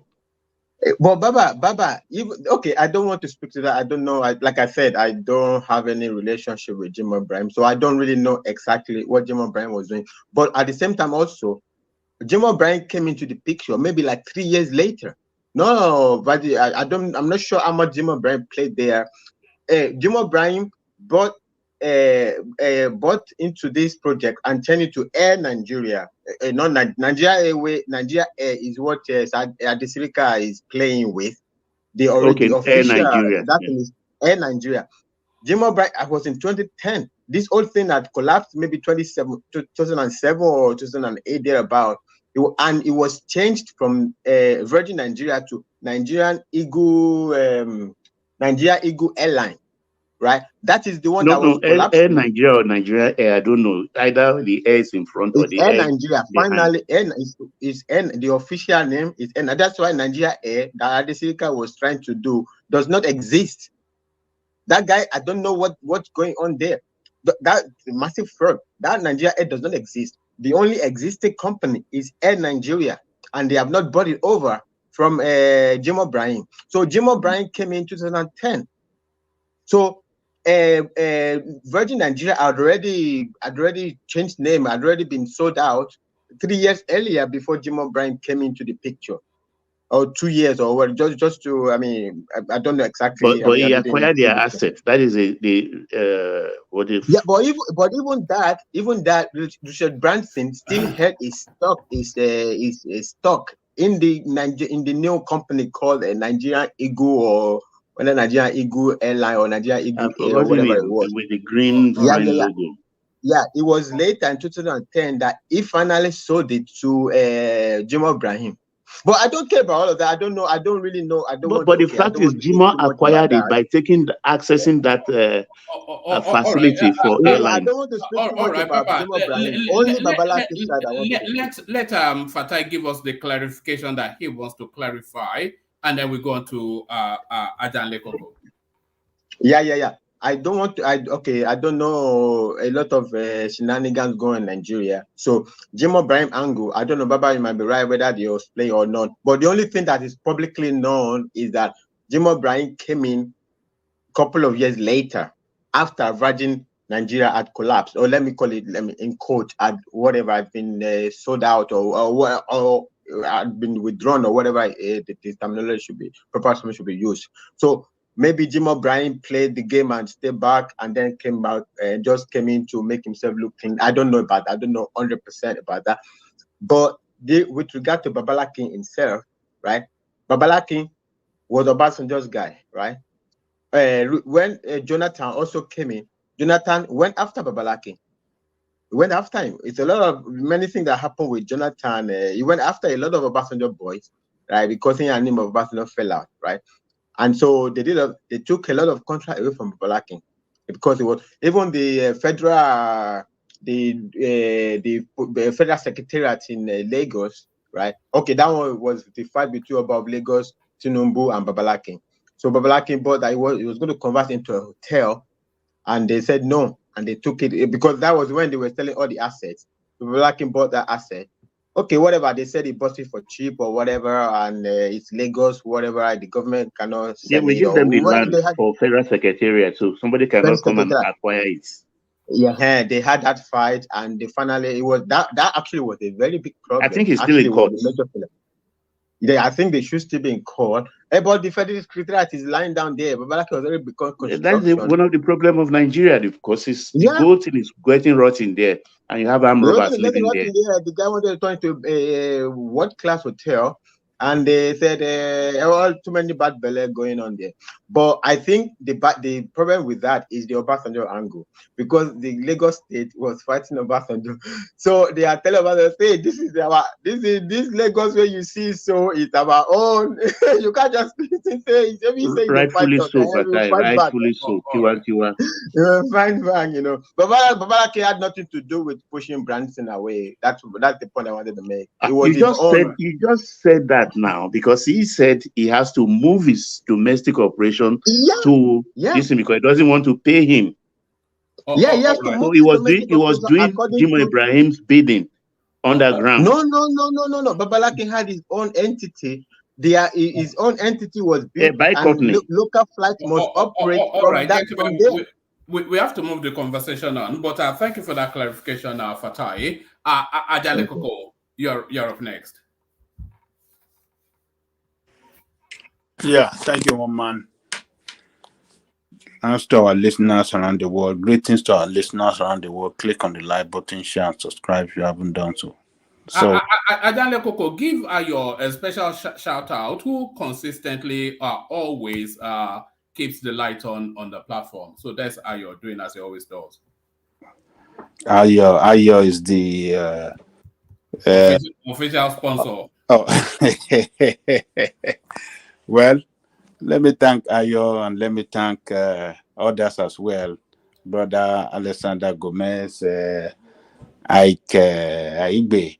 Ogio, man. Where did I come into it? Like Ogio, man. Yeah, man. Yes. Ogio, man, and others for their, for their generosity. I think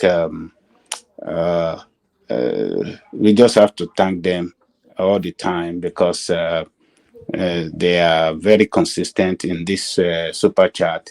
And yes. And we want other names joining in that space as well. As much as Ayo does his bit, everybody should do this as well. So I'm listening. Also, let me take you to this headline. We've not really touched on this one. Governor Sanwo Olu performs groundbreaking on $100 million Lagos Film City.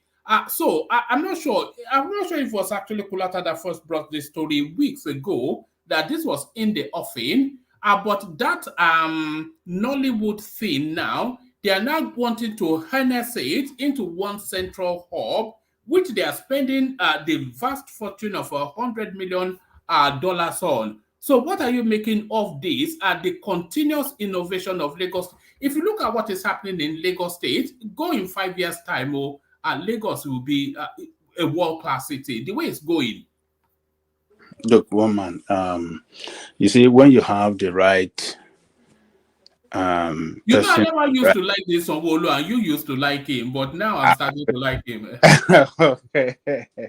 So you Remember have when I used to run him down? I said, no, leave this guy alone. This guy is just doing his own thing, one step before the other, and not gara gara. So when you have people that are competent, holding a leadership position, they be coming out with one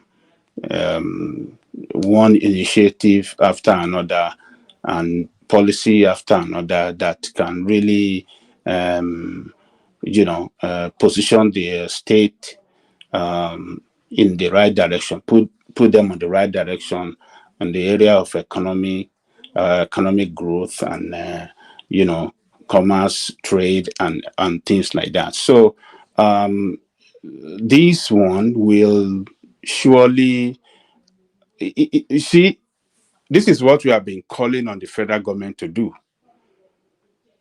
And federal government is not showing interest in investing in entertainment industry, because this is an investment in entertainment industry. So by the time they complete that place, and people in the entertainment world, both in Nigeria and outside Nigeria,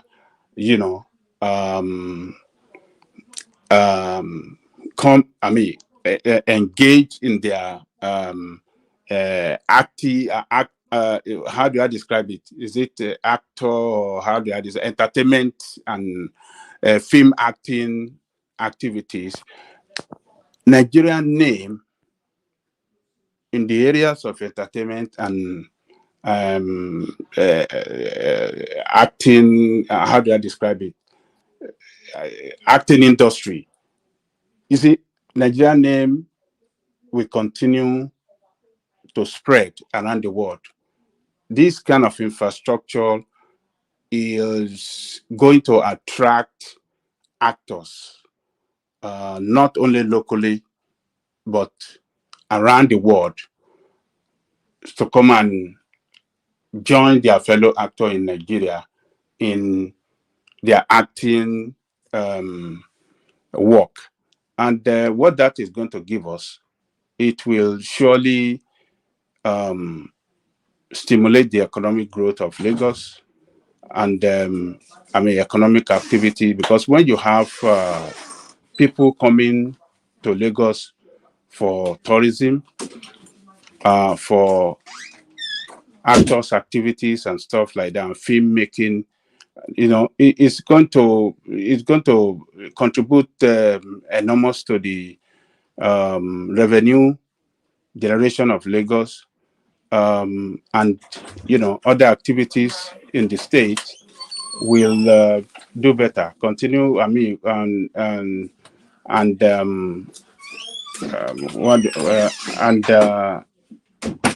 including this infrastructure that they are putting in place in terms of metro line and other, bus services, ferry services. Lagos State is driving towards a better future, a state that can compare with New York and other advanced city around the world. So this Sanwo Olu of a guy, I think he have people around him that are very smart like him, and they know what they are doing. They are pursuing it,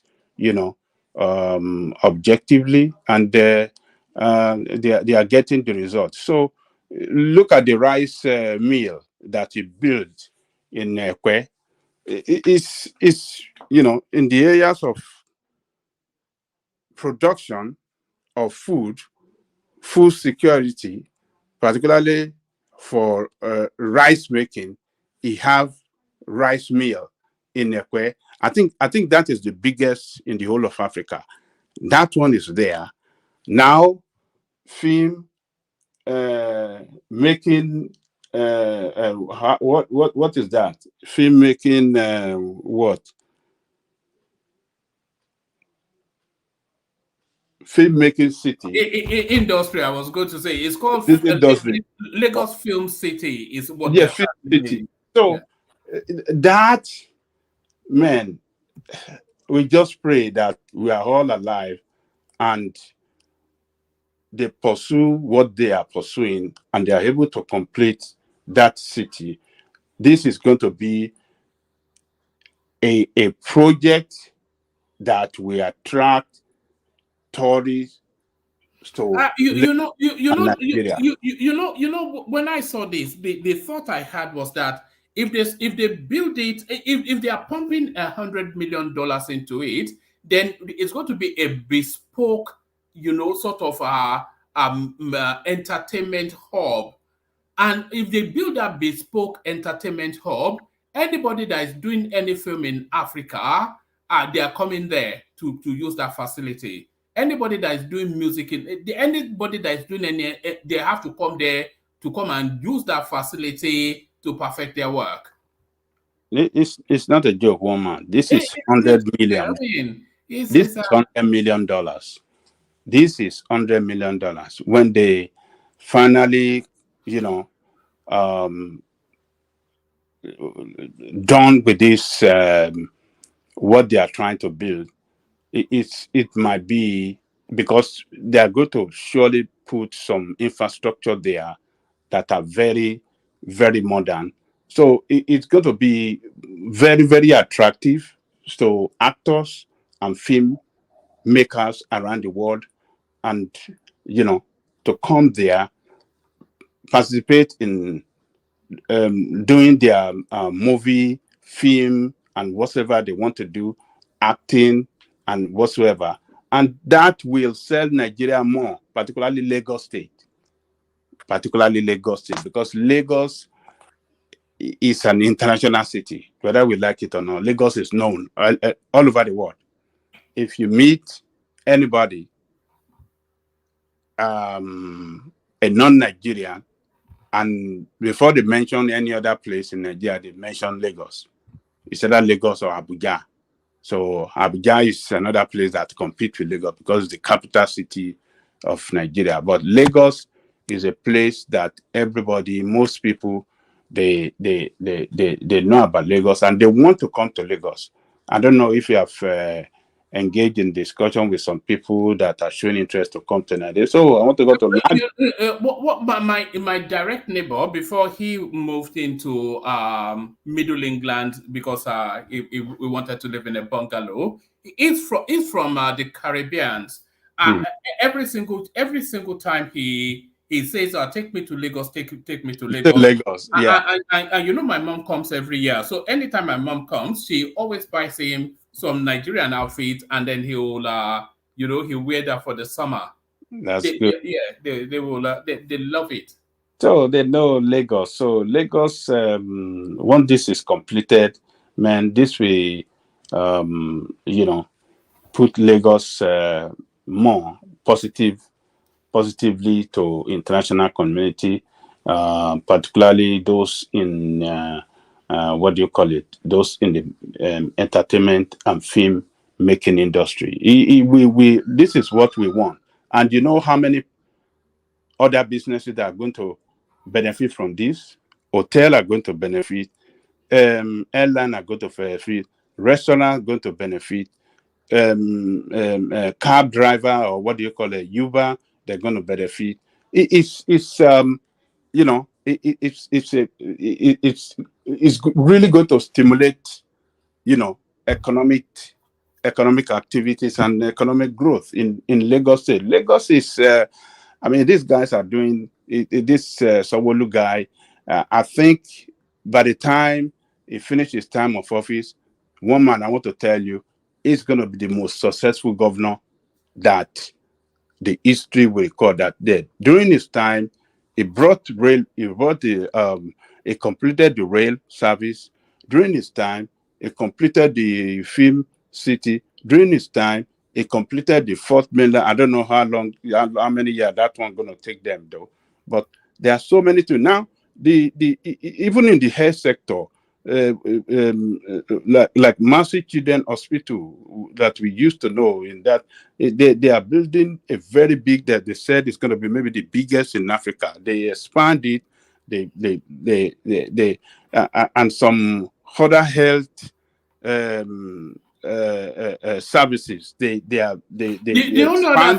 The only other thing they have to do at Jalekoko is to expand Lagos as well, because Lagos is too condensed into just and thankfully they are building this film city in Ekpe, so that should then open up that space. Yeah, best place. Yeah, they get the best place. Yes. So I mean, they strategically, putting all those industries in strategic location of Lagos State, where there are plenty of land, plenty of spaces where large people can come, and people can come in large crowd, and they have, there be a space for them, to enjoy themselves. Ekpe is a very big, space. The one for the rice, I think you see Jede, they took that one too. Yeah, they have a very big land. I mean, the land space there is very big. So it's doing a great job, and this should be applauded. We hope to see it finish. How many years is it going to? I think 2 years, or how many years is it going to? Let me double check. I abandoned it halfway through, so it shouldn't take that long anyway if they have the money. But if they have the money, yeah, this is dollars here. They pump money there, and they'll be able to finish it. So, and the other thing that I like about this Sanwo Olu is that he always makes sure he perfects the financing first. So he would have gotten the money in place first. Yeah. Yeah, and it's gonna be a tourist place too. A tourist attraction. People will come from abroad, or maybe some of us, when we travel, we say, well, let's go and see the film city. Let's go there. Well, it's commendable. A bit like that Warner Brothers sort of thing, that is part theme park and part. It's a commendable effort, and we want to see them doing some great things. And this is going to be a place of monument. We don't even have any. I don't know where there's a place of monument in what do you call it? Our National Theater used to be, but now just go there. I don't, I was passing through the Gomu the other day when I travel, and I was looking and I see all those weeds grown up. Grasses and all those grass all over the corner and stuff like that. I say, what the heck? All the parking lot that was very clean before, you see all this weed almost covered it. Like, I say, what is this mess? It's an eyesore. Yeah. They better pull it down or do something there. Yes, Adewale. It's also not a monument. Not how many pickpockets, how many wristwatches and wallet has been snatched from that market. It's also not a monument.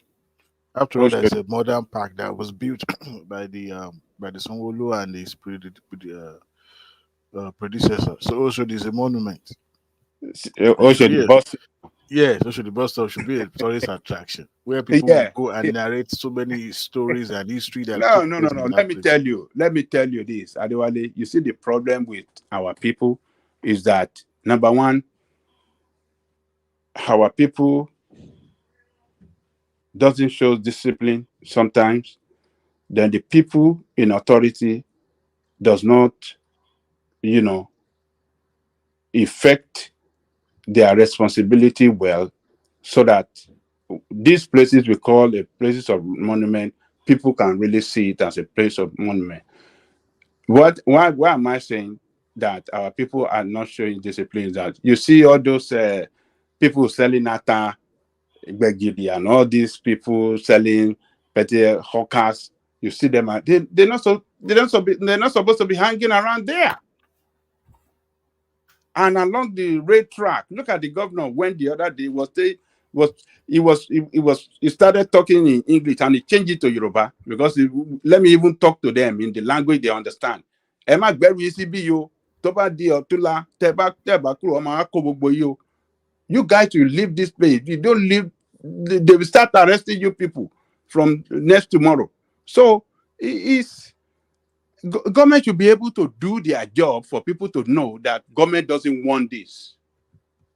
Government does it. This is where you can stay. Don't stay around here. Government officials should be able to do their job well and make that place, more reputable and a place of monument as because that guy that Osho did something is a wonderful place as well. So, but we Nigerians, people in authority, when they build a very fantastic structure like that, the maintenance and then the aftercare, doesn't matter to them. Once they build it, everybody jump up, take picture, and we are all laughing. We see it on TV. Before you know it, if they will turn it to another thing. But on this one, I hope that I believe it's going to be a PPP project. One man. It doesn't say that. Yes, it is. Yes, it is. Are you aware of it? Are you aware of it, Oriola? Oh yes. Yeah, you can look it up online as well. It's a studio actually, but I think it's a studio just like you have like the Sony studio in LA, the Hollywood, and you have I think you have the Universal Studio as well. It just is a studio, and I think that they're gonna also make like a tourist center as well. But it's majority is more like a studio where people can the actors can go there and shoot movies. Instead of them going into the bush and creating their own scene, their own stuff, like It that will place will vastly be the improve place the to use. quality. It's quality that sometimes when you see Nigerian movies on Netflix, it is always completely different from the locally produced one. So it is that bridge in quality now that this place is looking to insulate. Right.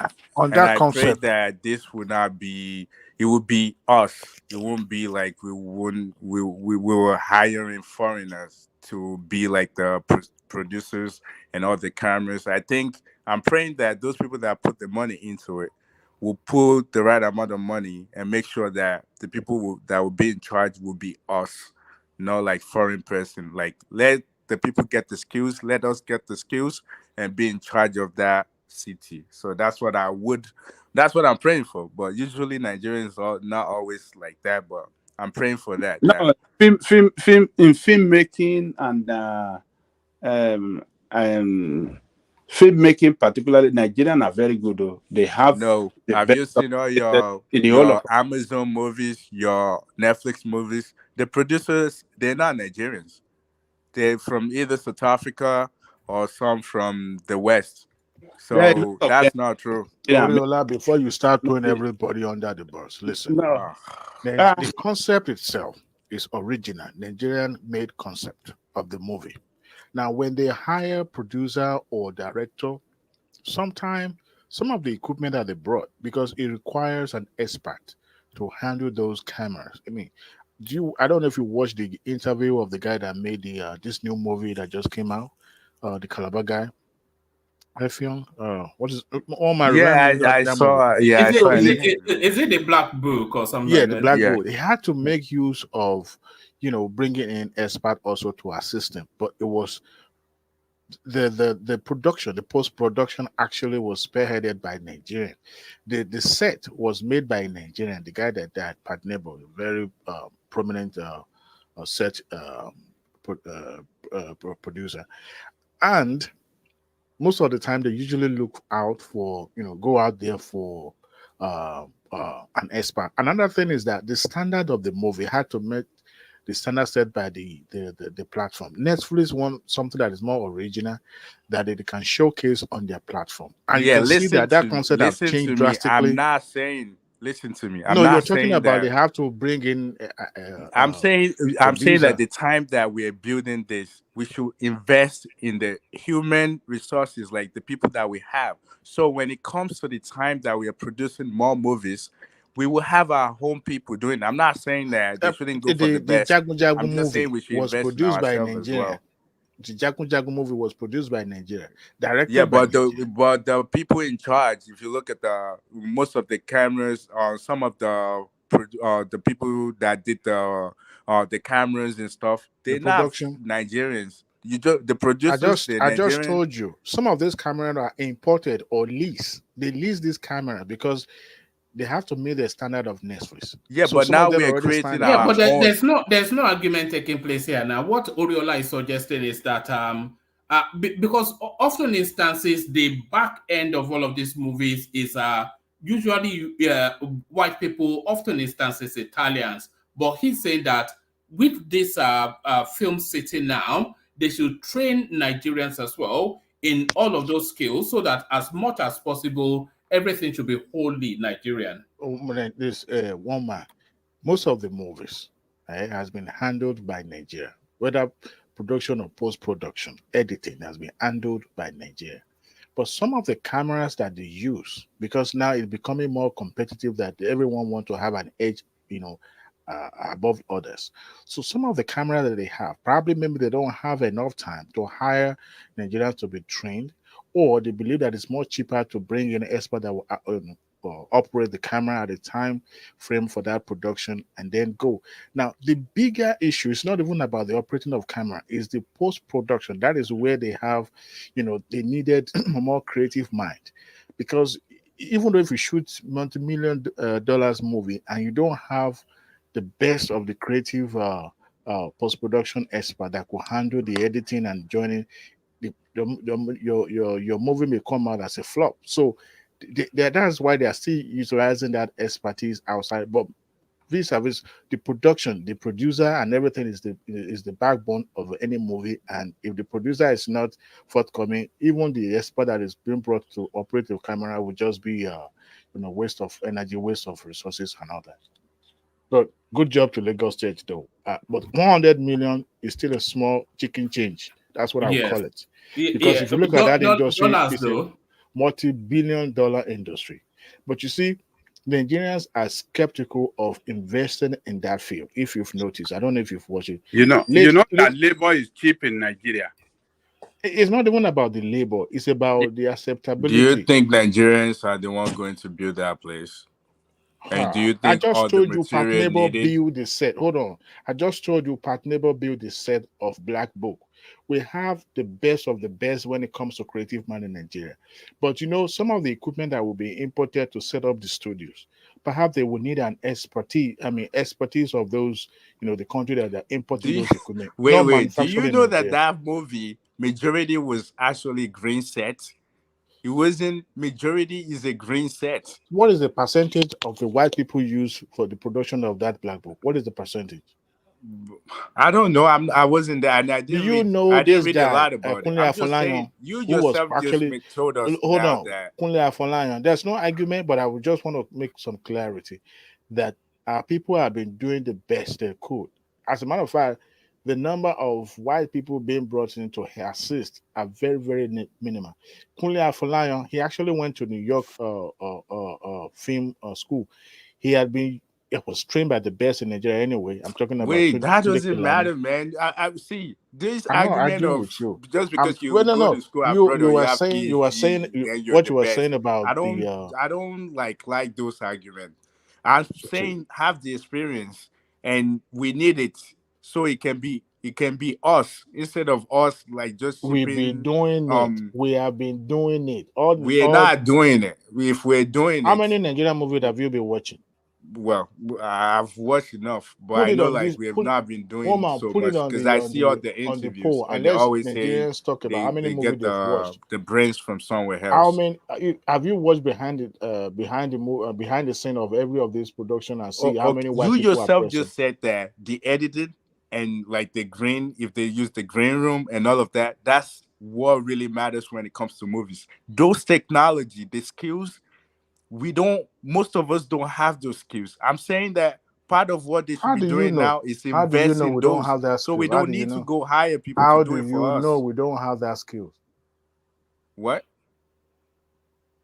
That Say that shows you've again. not been watching Nigerian movies. What are you talking about? For If green you rooms, watch green that room, guy's we have interview, the experience, the technology behind green room. if We you do. watch the Effion, this guy that made What the Black Book. Effiong? The guy that was who a came and Netflix movie paid now. of the That was skills. that was hold on. They were I watched that movie, and the only it reason was a why Netflix movie now. So Huh?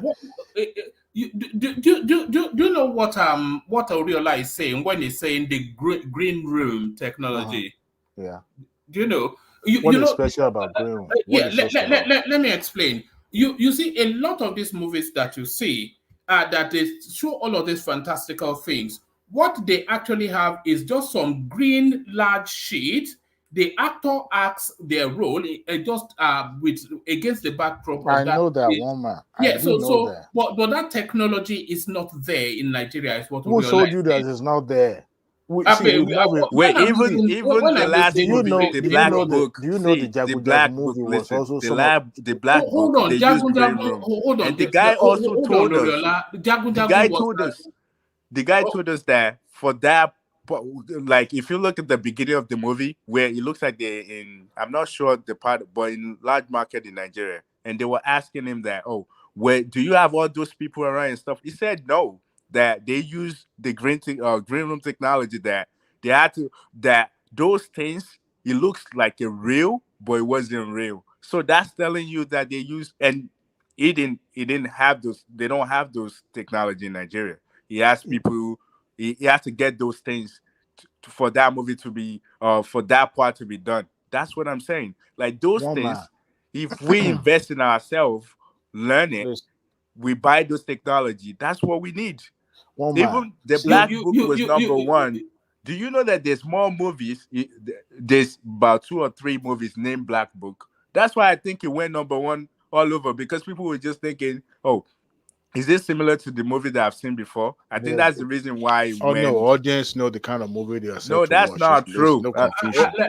Listen, there's no 100%. Hold on, one man. Okay, go on. Okay, there's no 100% an indigenous production movie. Never.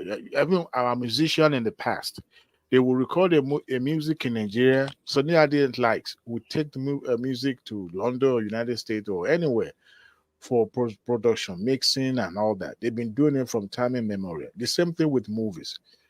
What we've seen happen in Nigeria, and if you still look at the production set, 80% of it is usually Nigerians. Now, where they usually require or seek for expertise is, the production, operating of cameras and all that. But lately, we'll be having our Nigerians people doing it, handling it, because some of the cameras have not been used, in Nigeria before, and you don't expect to have millions worth of camera being operated carelessly by Nigerians. So you need some. As a matter, sometimes the company that will lend you those camera will also provide the operator. So that's why they do it in the Okay. Let creative way. me give you an example real quick. So look at the movies that Nigeria made like 10 or 20 years ago. Go to YouTube and watch them. They look like crap. But if you look at the Western movies that was made, like, do you remember the movies from the 80s, 70s, and you still can watch them. They look like new. But when you look at the movie that Nigeria just made like 5-10 years ago, watch them on YouTube today. You'll be like, what? They don't look clear. Those technology. See, I'm not saying that we don't have people that is doing stuff. I'm just saying that we should invest more in those technology, invest more in the human resources people that will be in charge of those. That even if we have to get some expertise from our, but it will just be like 0.1 or 0.00 something. It won't be like majority of who that can make our movie better will be from abroad. I just want us to be in charge of a lot of things. That's what I'm saying. I'm not saying that we're not doing anything. I just want us to be in charge, like majority of the, just like the train in Lagos now. it is built by China. But I want to see when they build the brown and the black, the people that will be in the forefront should be people like me, people that look exactly like me. That's what I'm saying. I'm not saying, oh, what we're doing is bad, or no, I'm not blaming. No blame game here. I'm not blaming anyone.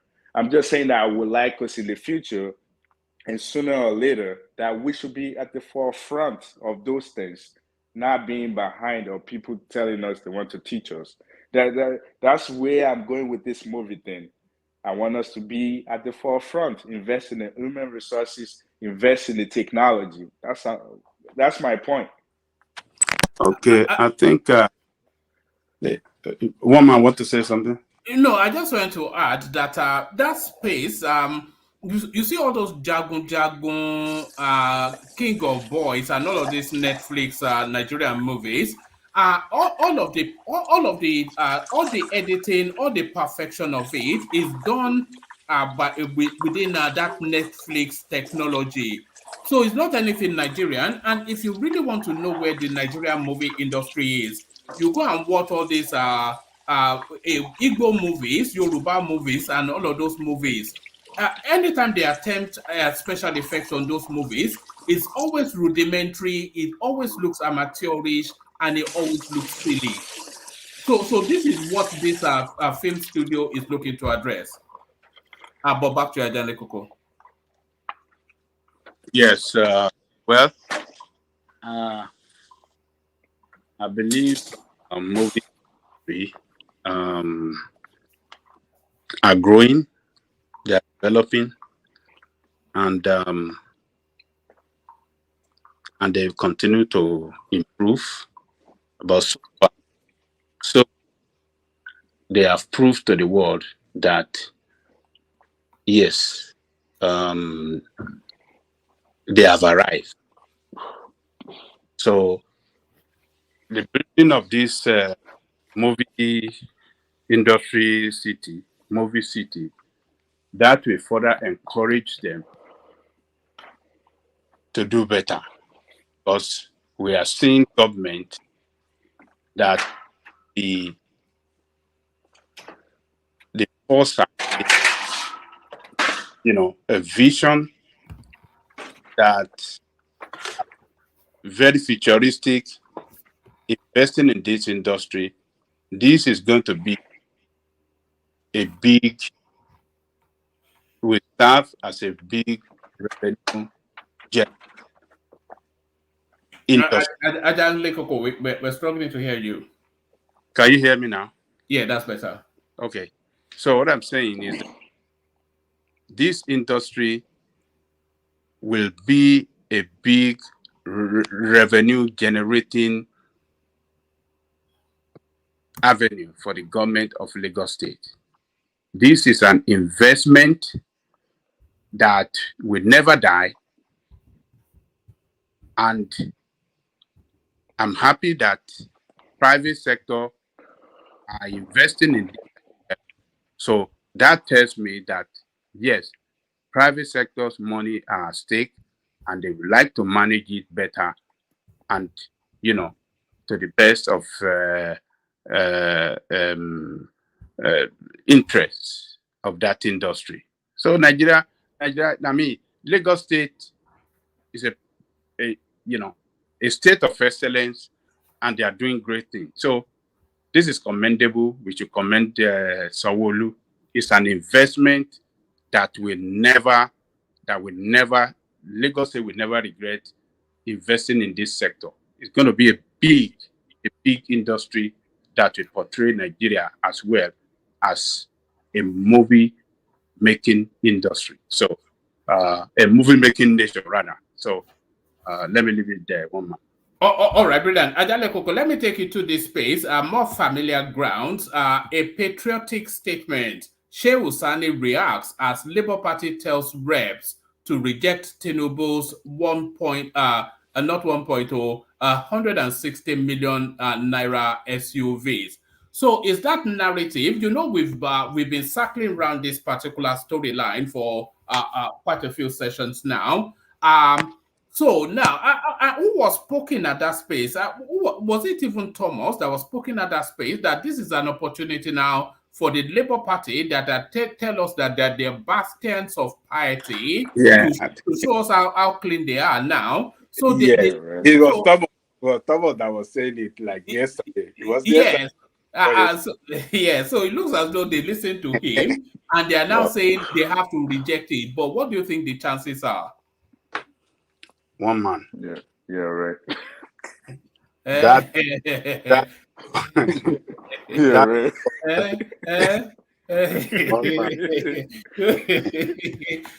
Where is a brand new Lamborghini? But no, keep it. Even a baby born today, when you put honey in the mouth, they will lick it. One man. Wonders shall never end. Yes. This is another Gbajue. This is a Gbajue people, a Gbajue party. How can a man, the chairman of a party, who engages in forging paper, forging document that did not participate, forging document for a candidate of the party, a person that did not participate in the primary, and submitted it as the candidate of the party. He forged a letter from the person that participated that he withdrew, thereby nominating another person as the candidate of the party, forged stamp, forged everything, took money from these people that are representing the party, and now telling them, oh, the 160 million that government is giving them for official car to return the money. Where will that happen? It's just, they're just seeking for media attention, grandstanding, nothing more, nothing less. Look, if he had wanted, if he's really serious, if this guy I really want to show that he's serious about what he is saying, what he should have done is to call them for press is to call all the senators and the rep to gather together with him and some other leaders in front of the media, of the press, and then release that statement, and each one of their representatives will say it, will look at the camera and say to all Nigerians that we are not participating in this corruption. We are not going to be part of these thieves that are taking 160 million naira for official vehicle when Nigerians are languishing in poverty, when Nigerians are languishing in economic depression. This is what you should have done. Call all of them, and collectively, everybody issue a strong statement to the store. I mean, before the media house, let media engage with them in question and answer session, and let Nigerians know that this is a party that told us before being elected into, before some of them are elected into Senate, and so that they really want to fight for the Nigerian people interest. They really want to manage the Nigerian resources well. Let them. That is what he should have done. Not only him making statement, we are not ready, we are not for this. It's just grandstanding. It's just bad way, and we want to wait for those senators and reps that are going to benefit from this money to come and release statement that they are returned. That is what, now he has said something Let us wait and see if some of these senators that he is calling on to not to take that money, or say he's calling on them to throw away the money. Let us hear from them if they're going to say something.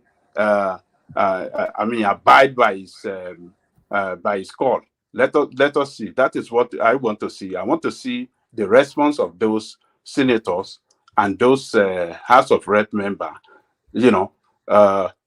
Before we know what we are going to say next to them. But at the moment, I think it's just graduate. But Senator Sani, that is, praising him for making that statement, is just, I think it's been sarcastic. Anyway, you know what Shehu Sani is like? Who promised us that he was going to come, and then he turned back at the door. Well, you don't know. He might show up another day, one day. Maybe I'll reach out to him tomorrow again. Yeah, you can reach out to him. So Senator Sani is just trying, for him to even, make that statement among, all the chairmen of other party. It just praising him that at least he tried. Where is Ganduje, the chairman of APC? Where is that one of PDP? They are not making. Where is the chairman of SDP? They are not making any statement. At least SDP, even Labour, if at all it is bad, but at least he says something to portray their party that, oh, we are different from other party. We are not in support of this 160 million. At least he tried. But to us, who will not fall to that bad ideology? No, he should have called all of them together and let everybody make a specific statement to the media that, look, they are not taking this money. This is a fraud. We are not in the Senate to do this.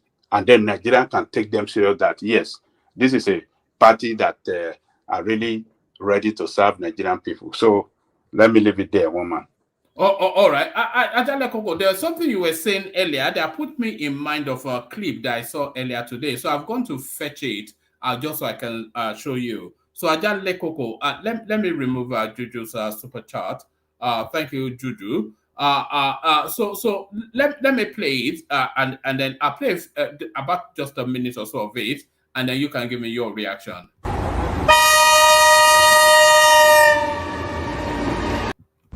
Hello everyone, this is Anna.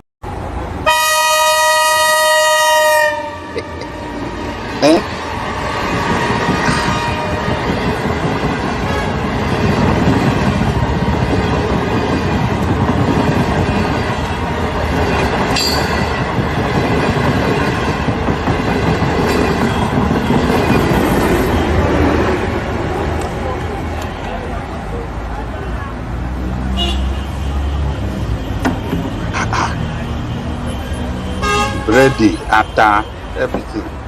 Look at them. First corner, everything. Look at it. And they just cleared the way. This was what Sanwo Olu was warning them just the last time, wasn't it? When I say Nigerians are not suited to do good things, Nigerians are barbarians, and you just have to leave them. Petrol tanker will fall. We will be taking plastic to scoop it. And 2 years, 3 years back, we've had information. We saw on TV how people were burnt. Yet, if it happens tomorrow again, people will go be scooping petrol from tanker that has fallen on its side. Ayawiri. Yeah, but where's the institution that should be monitoring that should be taking care of that? Because I believe the police is the institution where they see people there, they say nothing. So we can't really blame people. The governor has been there to warn them. Do you need an institution to tell you not to turn the rail track into? You need. Yes, if I'm driving, not to kill yourself. Do you have that institution in America? Yes, we do. If I'm driving to tell you not to. Let me explain. So if I'm driving, let's say in the school area, you're supposed to drive 20 miles per hour and you're driving like 30 and the police sees you, you get ticket for that. If you're driving This is different. It's the same thing. It's the same thing. That's why we have institutions. They should do their job.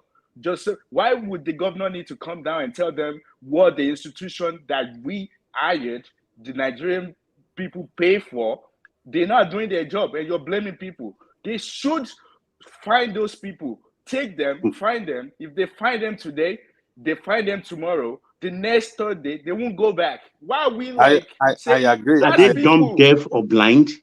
That's Can people. they They see? don't know. That's people. We break laws. That's why we have those institutions in place. We break laws. I do it. You do it. I agree with you. I agree with you. We Yeah. do it. Why are we blaming people for everything when we have institutions in place? They're not doing their job. Yes, government should do their job.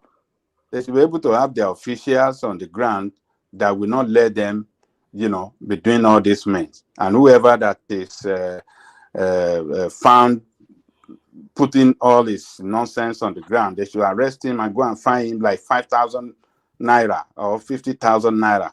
He will never go back there again. So, but I agree with you in totality. It's just, but the people too. Oh man, taking risks. It's not good. I don't know. So, but I don't think you need any institution to be telling you not to sell goods on a rail track. Not to kill yourself. Look at the speed at which that train was coming. Do you need anybody to tell you what the consequences of a collision with that will be? One man, have you ever break traffic law? Have you never factored any known law ever in my life. Okay, I've broken traffic law and I get fined. I get fined for it. There should be barrier there that will prevent them from even crossing onto that rail track. There should be a barrier that will not allow them, that will prevent them from getting onto that rail track. So that government... There are countries with tram that competes on the road with cars. When the tram is coming, I don't see these people crossing the tram or jumping the tram. Why are we different? We are lawless people now. We are too lawless. We are lawless. There's traffic light there that tells you it's coming. Red light, green light. Whenever you see a green light or a red light, everybody stop. And if you mistakenly decide that, that time I want to break the law and just drive past, if the camera caught you or anybody standing around the pedestrian, they can just call. They can call the police on you. That's what I'm saying. Like these things, we have institutions in place. We can't just be blaming everybody when people are not doing their job. With the people you hire, they're not doing their job. If they're doing their job, they see people misbehaving and they think they're above the law. Then police grab all of them, jail them, pay 5,000, fine them. The next day they do the same thing, fine them again. By the time they waste like 20,000 naira, they won't go back there again. It's institution, they're in place. We pay them to do these things. All they do is collect bribe. They're not doing the job that they're meant to do. And now we're blaming people. People will always break the law. We will always break the law. That's the thing of us. We will. Yeah, you are right. So, what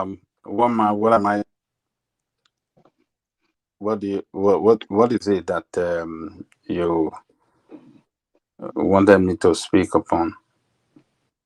One man tell us. No, sorry, but Thomas is not around, so we might well maybe we give it another hour. What are you asking me to talk on? No, the Nigerian agency withdraws case against Senator Ifeanyi Ubah days after defecting from defecting to ruling APC. So yes, I think Emeka and Baba have spoken on this. Yeah, they've spoken more on that. Yeah, let me speak on another thing. Which one is the last one? There's another one that yeah, the 160 million. Is it 160 million? What's that? Oh, no, you've spoken on that. That was the senator's money. Okay. There's another interesting one there. There's the President Tinubu dragged to ECOWAS over alleged certificate forgery, and then there is the Naira hitting 980. Okay, yeah. Let me. Yeah. All right. Okay. Let me bring that one up. Yeah. President Tinubu, those one are just wasting their time. Yes. You want to sue the chairman of West Africa? Yes, so that he can then constitute a panel to probe himself. You know. Yeah, see, chairman that is whose country feed other country, give them aids and support them financially and everything. You know, those one are not serious. They are just dancing pandongo around the marketplace. You know, they are dancers. So that's another way of entertaining people. So let me forget about that. But let's talk about this Naira at the rate of 900. Well, Ekene said that he has dropped down to 970, 990. I mean 795 or 784. He said. Well, what I know is that as long as this currency continue to devalue, the more it devalue, the more Nigerian people get poorer. It doesn't matter what's your status financially in the country. It doesn't matter which status you belong financially. The more it loses value, the more you are getting poorer.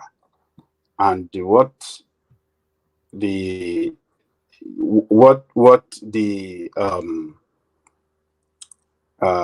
consequence of that is that, number one, people purchasing power will be drastically reduced, battered seriously, and cost of even servicing our debt, cost of servicing our debt will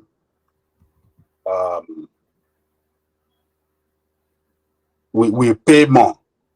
We have to pay more to service our debt because our currency devalues every day. So we're going to be paying more. We are not going to benefit anything as long as the economic impact it's going to be on the negative side on everything for us in that country. And this going to look very, very scary for investors, because once your currency is not stable, how would the investor plan if they bring in their money? What guarantee them that their money can grow? Their investment rather can grow? No. Because the money, the more it devalues, it continues to devalue, they're going to be losing money as well. So, but if you can get it stable, then you can plan, you can, know how you're going to place your investment, and on the way forward, you know what you want to do. But the way it is now, with unstable value of our Naira, it's going to be very, very scary for investors. And Nigerian people, we have to pay more for anything whatsoever that they want to buy. They have to pay more. Purchasing power will be crushed. Government will have to pay more to service debt. It's of no benefit for anybody. It's of no benefit for the country. no benefits for the people in the country as well. And what we are going to see, it will affect a lot of industries that depend on imported raw material for production. So we're going to see a lot of industry that might even close down, maybe small scale industry or stuff like that. Even bigger one, they'll be badly affected because when they import stuff, their raw material, which is on the high side because of the devaluation of our currency, then the finished product will be so high and they might not be able to have, buyers as they used to because people purchasing power has been crushed. So, and when people don't buy product, it's going to affect the operation of the industry. So you might see a lot of companies close down because there is no hope for them in the future. They cannot plan and they cannot operate, in that harsh economic environment. There's no way you can operate and be successful. Every business is after making profit, but where your profit will be taken away by, cost of production, then what is the point? Then you better leave. And what that's going to give us is going to give us what? Poor GDP result. Poor GDP result. That is what we are going to have. And it's not good. It's not good for the economy because the government has to intervene at the point. I've been saying this. You guys said you must leave it alone to find its ground. You don't have anything backing that naira. You don't have nothing. You don't have any productivity backing it at all. So it's going to be flattened. They will crush it. And as long as we have what do you call this parallel markets in place, we cannot get our economic right until when it is crushed. I keep saying this thing. Governments must crush this parallel market. They must not be in place. Every monetary transaction has to go through the banking system. That is what will make our banking industry get more money into it. And when they have more money, they'll be able to run the economy very well. They'll be able to finance the economy very well. They will have all these people that have this dollar trading on the street, exchanging. It should be illegal. It should never be it should be illegal.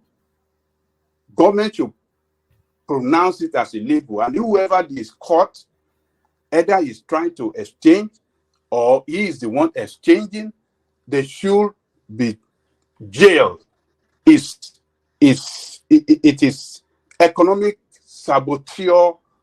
It's an economic sabotage. The conduct of exchanging money is an economic sabotage, and people that are doing that, the economic saboteur, they should be dealt with decisively, and people will learn to take their money to bank. Imagine the money we have outside the bank is more than what we have in the bank. Yes, sir. Is it advisable that if a top federal government is going to either allow the financial institutions to absorb this periodic change or completely scrap it? Do you think it's politically advised, at least at the first time of Tinubu, knowing fully where the majority of the operators in this field are Northerners? Do you think it's advisable? No, it should crush them. Look, the economy is not doing good under him. This is the time for him to take a decisive decision to save Nigeria. If he fails, he will fail politically too. Look, if we get it right, Forget about those something northern. Don't forget about that. Because the people in the north will feel the presence of government in their life as well. Why should some people have so much dollars than the country? It's a total madness.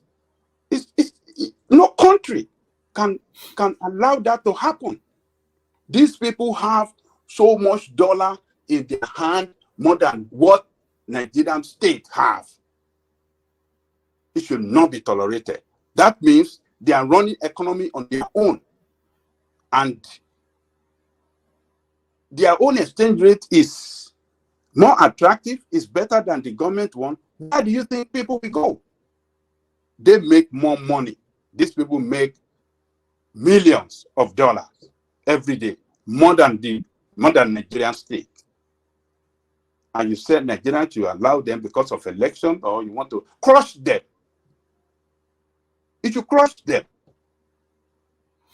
so that everybody will know that it's serious, and let people see we want Nigeria economy, we want to get it back. We want to take it away from the hand of those saboteur, financial saboteur, economic saboteur, and we want it to function in the right way that will benefit all Nigerian people. You look, if they don't do that, they can't get it right. Look, we have lived before Babangida started this Bureau de change. There wasn't this problem. Yet we have black market where people can, but it is not. You just see it just only in where this place in is it not? What's the name of this hotel near by Martin Street and Broadway? I can't remember this name of it. Is it? I can't remember the in the whole of Lagos. That's the only place where you can go, and if you have some that you just want to, it's just little something. I can't remember the name of that hotel. Maybe where is that? In Martin by Broad Street, and I can't remember the name of that hotel. Is it? It's in Lagos Island, right? Yeah, in Lagos Island. I can't remember. That was the only place. You can't see it anywhere. That is the only place you can exchange. You pay illegally. You want to do illegal this thing, yes. And everybody are always square. You are looking. You don't know whether police want to. So whether it is a policeman that is even pretending you want to exchange something, and they will grab you and throw you into their this thing. Yes. So until when Babangida started this Bureau de change, that is when the game changed completely. And before you know it, it's spreading like a windfire. One administration after administration, the currency started losing value to where we are today. In 1983, that Buhari took over government, Nigerian naira is 1 naira to $1, and 2 naira to £1 in 1983. How far there is that? I think that is like 30. Is it not 30 years ago? 30 years ago. 83, 93, 20. Yeah, that was 30 years ago. Within 30 years, from 1 to 1, now 1,000 to 1. That is ridiculous. We cannot continue. We cannot continue like that. So the Tinubu administration must do something about this. They have to defend it. They have to find a way to defend that naira so that they can. They have to stabilize it so that investors and even foreign investors and local investors can, invest their money appropriately in an industry where they want to invest in, and then contribute effectively to the economic growth of the country. Otherwise, all those promissory notes that he got from India when he traveled, that they say they are bringing 16 billion, nobody will bring his money. Nobody will bring his money to Nigeria the way it is. If Naira continue to fall like that, nobody will bring their money into that. Nobody will bring their investment into that country. It's not going to happen. And government should start to look inward. How all the industry within the economy, where the sector, all the sectors within the economy where they can invest and, support home production, home economic activity as well. That is another way out. So they have to cancel, they have to declare parallel market illegal, scrap, borrow the change, let everything go through the bank. That is when Nigeria will have the control of our economy. Otherwise, these people are the one that will control the economy. Your financial, monetary market or monetary system, they'll be controlling it, and your bank will continue to suffer, and the economy will continue to suffer. Let me leave it there, woman. Thank you. All right, brilliant, excellent. Well put, Ajale Koko. So, So, Ajale Koko, let's go on to Dewale, who is busy chasing babes in the comment section. So, Dewale, take a moment away from chasing babes and speak to us. You know my consistency very well, isn't it? Look at that. Something must kill a man now. Look at that. I don't know whether everyone is real or Ed is real, but something. One man, no, what base one day, Look at that. One man is an enabler. He's an enabler.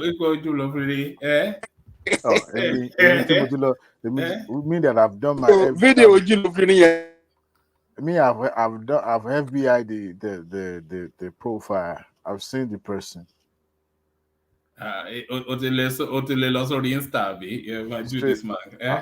say, I think this is Sherma of Kulata, right? No, this is not Sherma. This is Juju from Kaizo's channel. I thought Kulata was already in Osun State. I don't know why Baba is still not sleeping by this time. No, yeah, I think this image is a beacon to people like Kulata. You heard about Sherma, you woke up like, what did you talk again? About Kulata. Anyway, I'll be in and out of the session today, but that's good. What is the main topic, self? I started it off as a speak easy sort of session, because I was just speaking to Emeka off before we came on that, look, there's nothing in the news. What are we going to talk about? He said, just open the thing up and then we just chat. Except that Tinubu is still waking up in Aso Rock, isn't it? Yeah, well, Tinubu will wake up in Aso Rock for 8 years. We know that. We know that. And then they will hand over to Kashe Shetima, who will change the duvet. One thing is this. I hope one day, even the let me thank Adeyemi Badejo. Yes, it's Bristol Hotel. Yeah, Bristol Hotel. Okay. Yeah, Bristol Hotel. I didn't see it now. Where did you get that? Is it? It's in the chat. He put it in the chat. Yeah, it's Bristol Hotel. I'll just the chat now. Adeyemi Badejo. Yes. Right. Your Bristol. Okay. That was the only place that you can exchange money illegally, and you'll be watching, because you don't know. Because that time, police are among them. They're looking for people to arrest that are engaging in that. So you have to be very careful, and once you get it done, then you can just go. Just only there, in the whole of Lagos, in the whole of the West that I know. I don't know other places where they exchange money. But since Babangida brought all this corrupt IMF nonsense and Bureau de change, that was when our currency started to die. Our Facebook guy. That day, I mean, he follows us regularly on Facebook. Yeah, okay, I see. Okay, yeah. That was when we started this.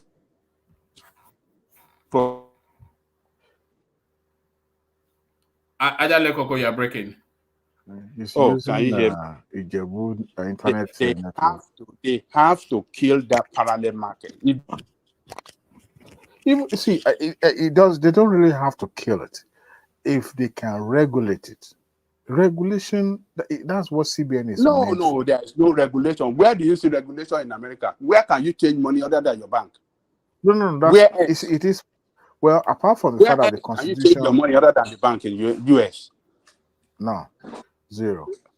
But okay, but so you think they are mad? Why can't they have let us be practical. What we have a peculiar environment. We are not America. America have infrastructure that can help them to facilitate that. In Nigeria, No. We used to do it in the bank too.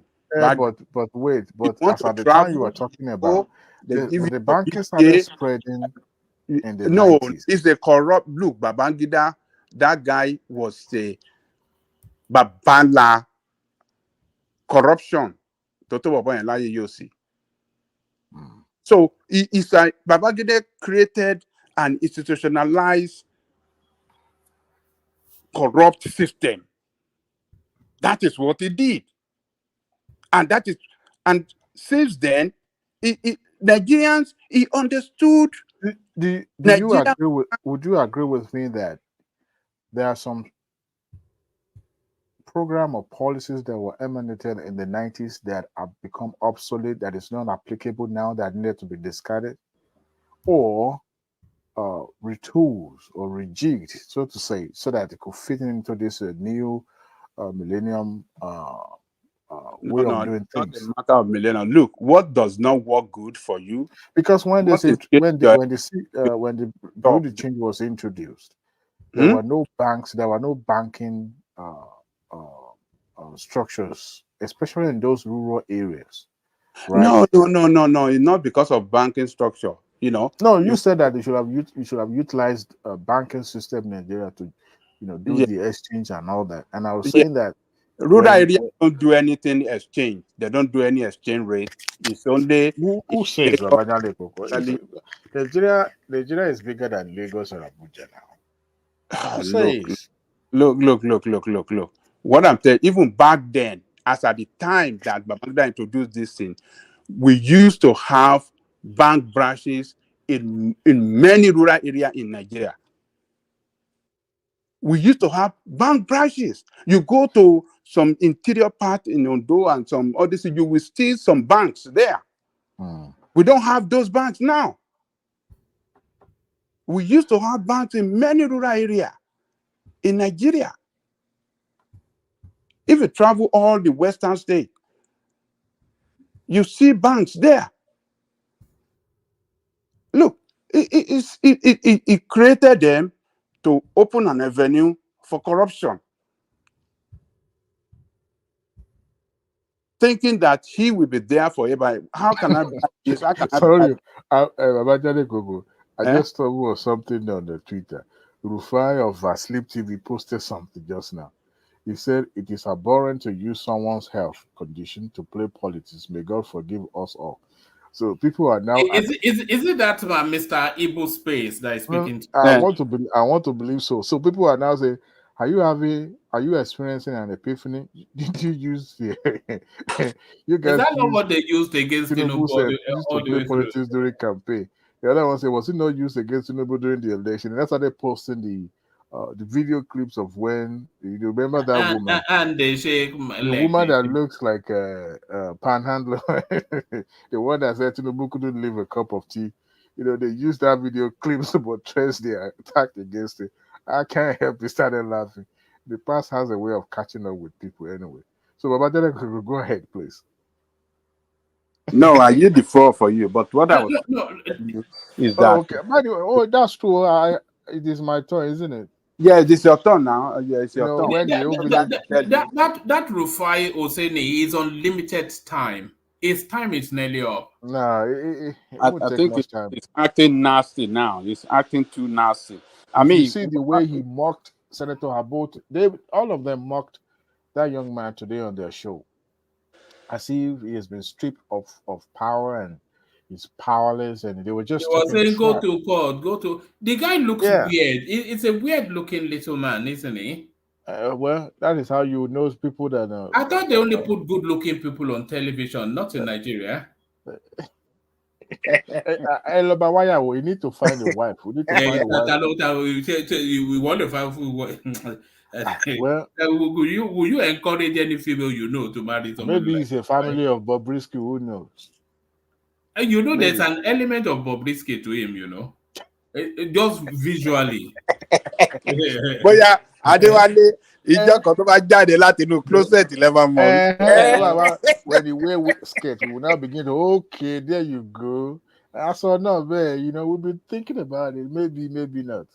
You see, short people, it is right. I think it's very unfair for them to put it, because the way they sit them in that space, I think it's very unfair for them to put him next to Oje Okwe, who is a stunningly beautiful woman, and then you look to your left and then you see this gimp next to her, like well, I won't comment on their physical look, but the thing is that what I found really deplorable is the fact that I'm yet to understand that show, whether it's actually a journalistic show or a syndicated show, or I don't know what I would term it, because in America we have opinionated shows where people are there to scheme and it's a news review show, isn't it? And if it is a news review show, that means it has to be authentic. It has to be strictly professional. It doesn't have to deviate and becoming more like a tabloid sort of show. To some extent, sometimes maybe I'm the one reading it that way. It has not really showed that it was more of a news show to me. When you are injecting your opinion, and I like the angle sometimes Abati come across, because he's trying to table everything up. But of course, at the end of it all, he's still going to buttress his point by injecting those self-biased opinion into it and all that, and trying to play to the gallery so that it won't look like Agbaya at the end of the day. But if it is strictly news, like a channel that would know this is a staple for news. The only journalist on a rise is Ruben Abati. The rest of them are just I mean, they all have to give credit to others. It's Rufai and Ayo. They're the best. They are not journalists. It is you can talk from now because to they're tomorrow. obedient, Sabi. Even woman, let me say this. There are people that make that show. That show is one of the best show in Nigerian television. Yeah, I know Ekineo and Likes will say that it's the best show because it speaks to their narrative. Woman, let me say this. Even on this show, I listen to people a lot on this show. Some of our contributors that feature regularly on this show. Some people just like to listen to their own voice. They don't care what they're saying. They hardly think before they say things from their mouth. This may not sound really, really, nice, but that is what I feel. That's what I perceive. And on Arise TV too, they say things the way they feel it, but not necessarily think through it. And that is exactly what I'm saying from them. A journalist will think deeply before they ask questions. And the question that they will ask will be germane to the crux of the matter or the main topic, not just dancing around and trying to make that person sound dumb or that person sound clueless. They mocked Minister of Women Affairs on their show yesterday. They mocked what else? They mocked Senator Abo today, and I see that as, if you don't have anything against, I've not seen them mocking anybody from obedience angle. Never. It has never happened. It has never. It's aggressively partisan. That of course, except somebody is naive or can't see through their nose. I can see through, even on the TVC before the likes of this guy that looks like head look like mine. What is his name? Otitoju.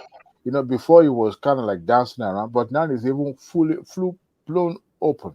I could see this partisanship. I can see where he's No, where he has Babatunde has always been no, partisan. It's never hidden. initially it was kind of like soft pedaling, like starting to sound like you know, the kind of old journalist that we used to know.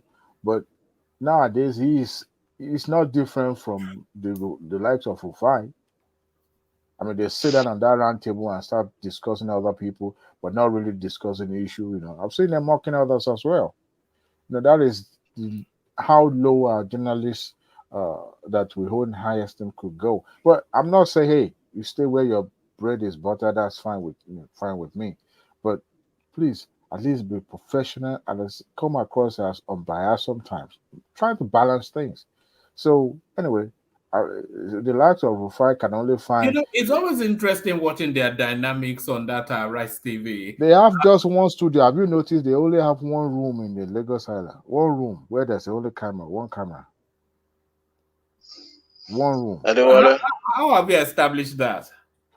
Look at if you look at the background, that's how you know. How can the background No, look that's the same? That's a green screen. That's what Auriola was That's talking not green about. screen. But that's a green screen. No, go to Rufai's Twitter page now and try to look through some of the videos and picture that they took in the studio. You will see that it's not green screen. It's a real screen. It's a live feed screen, actually. It's a live screen, actually. Not green screen at all. They only have one dingy room that they use for studio in Lagos Island. The same thing with Abuja. Adewale. Mr. Adewale. Go ahead. Can I go ahead? No, I don't want to send. I want to ask the APC supporters this morning. I want to understand the economic policy of this government. I want anybody to You will soon find out. Eh? You will soon find out. I'm not finding out anything. You know why we can't? I can't answer you because, of course, now it seems I'm supporting Tinubu. You know why I cannot answer you that, Ekene? Here is a president that has not furnished the National Assembly of any budgeting plan. So what he has on the ground is what he's working with. Now, maybe next year, when he tabled his own economic plan, we'll see where he's going to pump money into and where he's going to focus in developing. What we have now is a recurrent issue that he's trying to salvage. Number one, we have an economy that is draining, just like a basket. People like you cannot import. You can't do business. And if you try, it's going to be at a cost. And guess who will bear that cost? Your customer. So he's trying to at least salvage what is on ground. What is it trying to do? Diverting money, because the money that would have been spent on subsidy, that would have gone to the private pocket, is going to be used for something else. But with the removal of subsidy, I will not supposed to have enough money to cushion this. You've forgotten that even when there is subsidy, things are still, because the way dollar is rising, dollar is rising in this government, I don't even understand. It's almost every hour. It's going to be like that. Dollar, as I'm talking to you, dollar is 1,200 though. Of course, it's going to be fluctuating. Now, have you forgotten that we have debt on ground already? How are we going to service those debts? So the money that has been realized from that's supposed to have gone for subsidy in the past, part of it is the one that went to the state for palliatives. 1, 2, you have to service your debt as well, right? So all this has to be taken care of. So it's just like someone who has been jobless for for a very long time, and here you are, you found a little job. Now all the debt that you have on ground, won't you pay it off, or you're going to start building houses and buying cars immediately? at least you have to. Are they not buying the cars? No. I'm just using that as an analogy. I'm not just saying that. Of course, Are they not buying the cars? Listen. You see, like I said,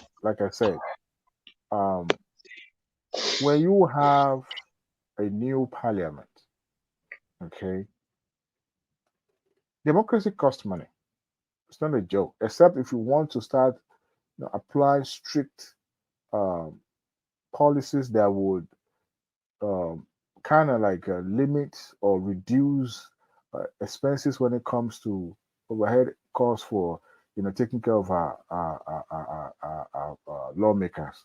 Even in America, they monetize things, but what they've done is perhaps even at the government, lower government or state government level, they've partnered with some vendors that will supply, let's say, office materials and also subsidize the transportation. Current president of America, when he was a senator, he was taking a train to his hometown every day. He has to be home. His wife was also a college professor teaching.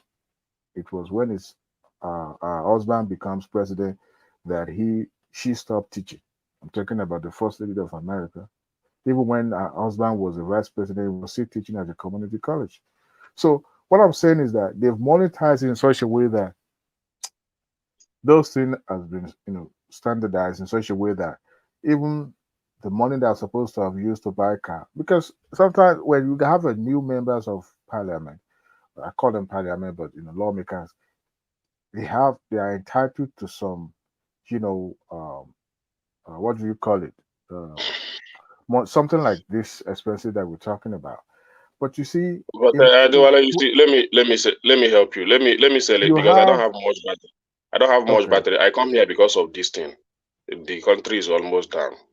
I couldn't come in early because we don't have light, so I don't have much battery.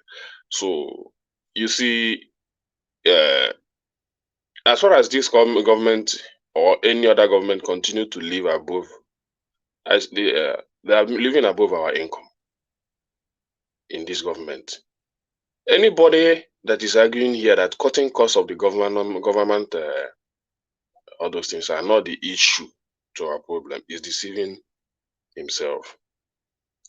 Economy doesn't require too much program organizing, all this and all that. Economy is all about practical. It even happen in your own personal life. There is no way you live above your income and expect to survive. Nigeria is living above their income. It will not survive in that manner. The servicing of our governors, of our senators, of our president, or the allowances, all that and all that, is very, very way high compared to other countries. Even this vehicle they are talking about, nobody is saying that you will not buy them vehicles. But what happened to the local production where you can get it more cheaper, you save the dollar, all that and all that? That is the question. And I thank God that the Labour Party chairman, Julius Abule, has come out to make the position of the Labour Party known. That any senator from the Labour Party that collect that vehicle or want to collect it should think twice. He's playing to the gallery. You see, let me tell you this. There is nothing playing to the gallery. You see those members of House of Representatives, National Assembly, they will not return that car. Even if they don't return it, the Labour Party has made their position known. The chairman of the party has made their position, and we are monitoring them. The money that was given to them when Akpabio was saying things, money has been. But it's a meaningless statement if it's not action. Now, what do you mean? Even if they don't return it, the Labour Party has made this position known. The point is this: the Labour Party, in general, have their own policy. It's to rebuild the nation. So whenever we see things wrong, we speak it out. It's left for the lawmakers to react. If they don't want to react, we are waiting for them. But it's not in the hand of their chairman to impose it on them. It's supposed to be the one that the chairman will not impose it. Hold on, can I let Foley come in? Foley. Yeah, I think this is exactly what we're talking about. All of us are actually talking about Labour Party. I think this thing is not about party. It's about who is Labour Party bringing to the system that matters. I'm not seeing any chairman forcing anybody that really wants to do something good not to collect that card. They should be the one that will stand on their own feet at that house before they even share the money, before they even buy the car. At least by now, we're supposed to be hearing their voices speaking against the system. But most of them, when they were calling Labour Party, they are not actually calling Labour Party to come and develop the country. They were coming because they actually see an opportunity, a loophole, where they think they can channel their own agenda to become somebody and begin to do the same thing that the same people we are all condemning doing. So they are not actually there for us. And this is why we will always come here and tell people that until the real people that really want to develop this country come together and push these people out. These people are just jokers. I don't know. When we are talking about this thing in January, in February, is it not February? May, we told these people when this subsidy was removed that Nigerians are the one driving this economy. We are the one driving the economy. We are the one going out to do things. But today, none of us is going out anymore. Because if you go out, you can't make it. You cannot even get what you are spending. So people are just calm. They are not active. They are not doing anything they're supposed to be doing. That's why you see our dollar rising every day. Because we are the one driving the economy. And the system is not even allowing us to do that. And people don't know all these things. They think when anybody is bringing a policy, we tell them this policy. I'm not here to castigate any government, but I'm only telling you guys what we've discussed here in the past. That this thing will destroy us more. This man made dollar at 600 naira. Today is at 1,122. As I'm talking to you, I just check. So what are we doing? Who are we deceiving? And the thing is getting more tough. And some people are sharing cars, and nobody is there to tell them that this is not what we're bargaining. And you are telling me that it's one chairman of the Labour Party that will now instruct them to come. That means they are not even the man of their own thoughts. If somebody is the one forcing them to do this, so they are not even the man of their own thought. That means we make a mistake by giving them that chance. So next time when people are talking about how to rebuild their country, you should know where to put your channel, to channel your energy to, so that you can see people that can actually do what you want them to do. Thank you. Are you the mind?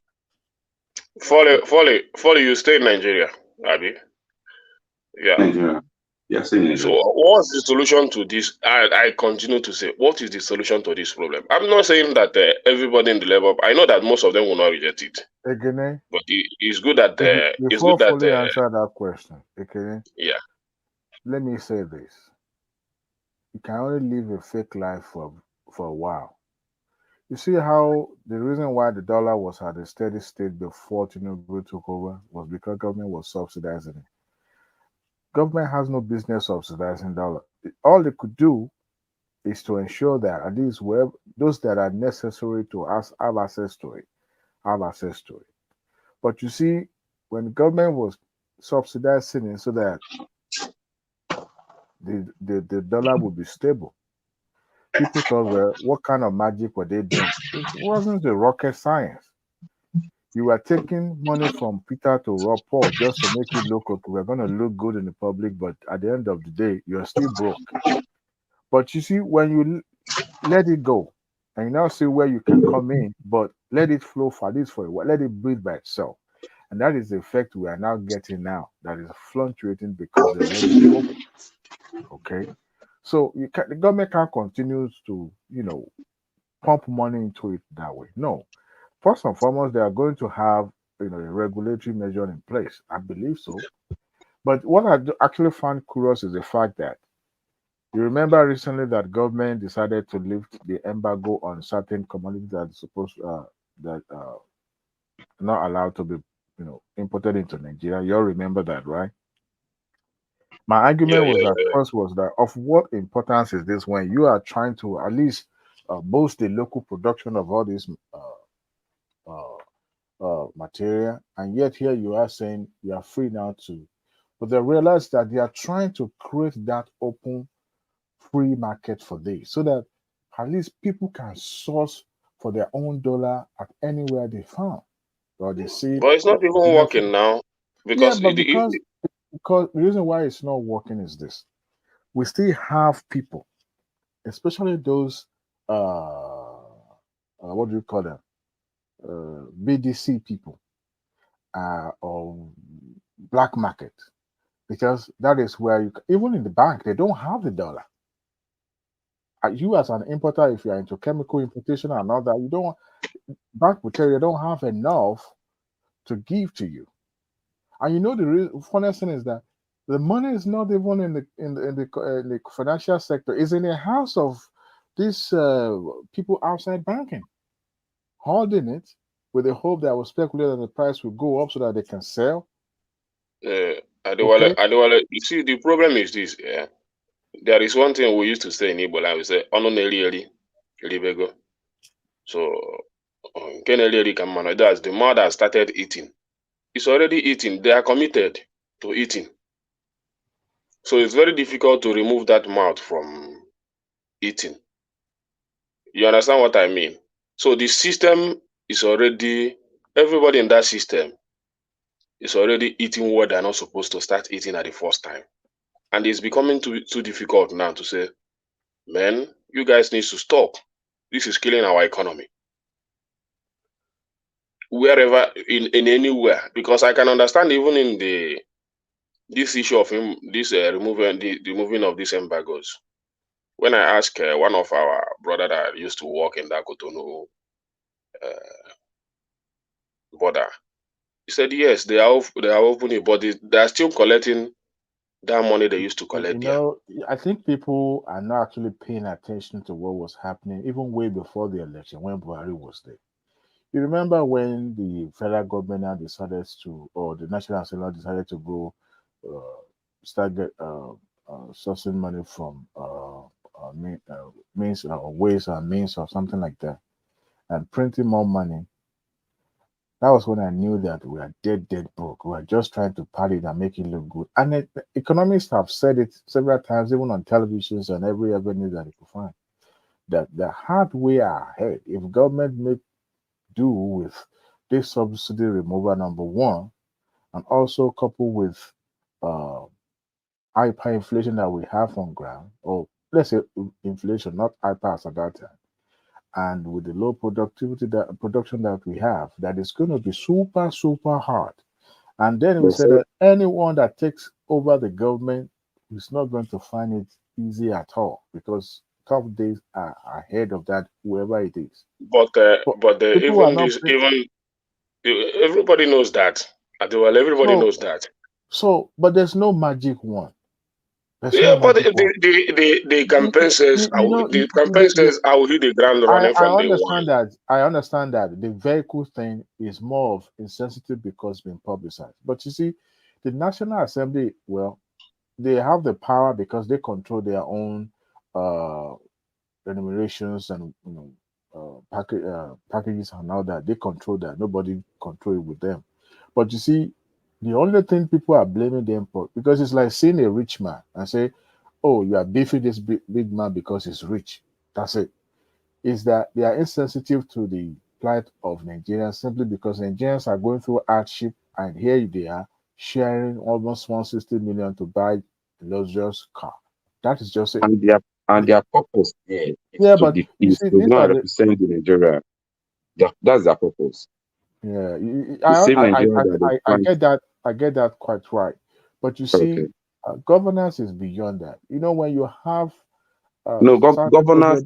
What governance is all about is to defend your people, to make sure people are living fine. That's the governance. Correct. Nothing more again. But you also know, see, when you have a standing rule about every time, and that is why they said these are democracies is super expensive, because every time someone takes over in a public office, we expect to start afresh with them.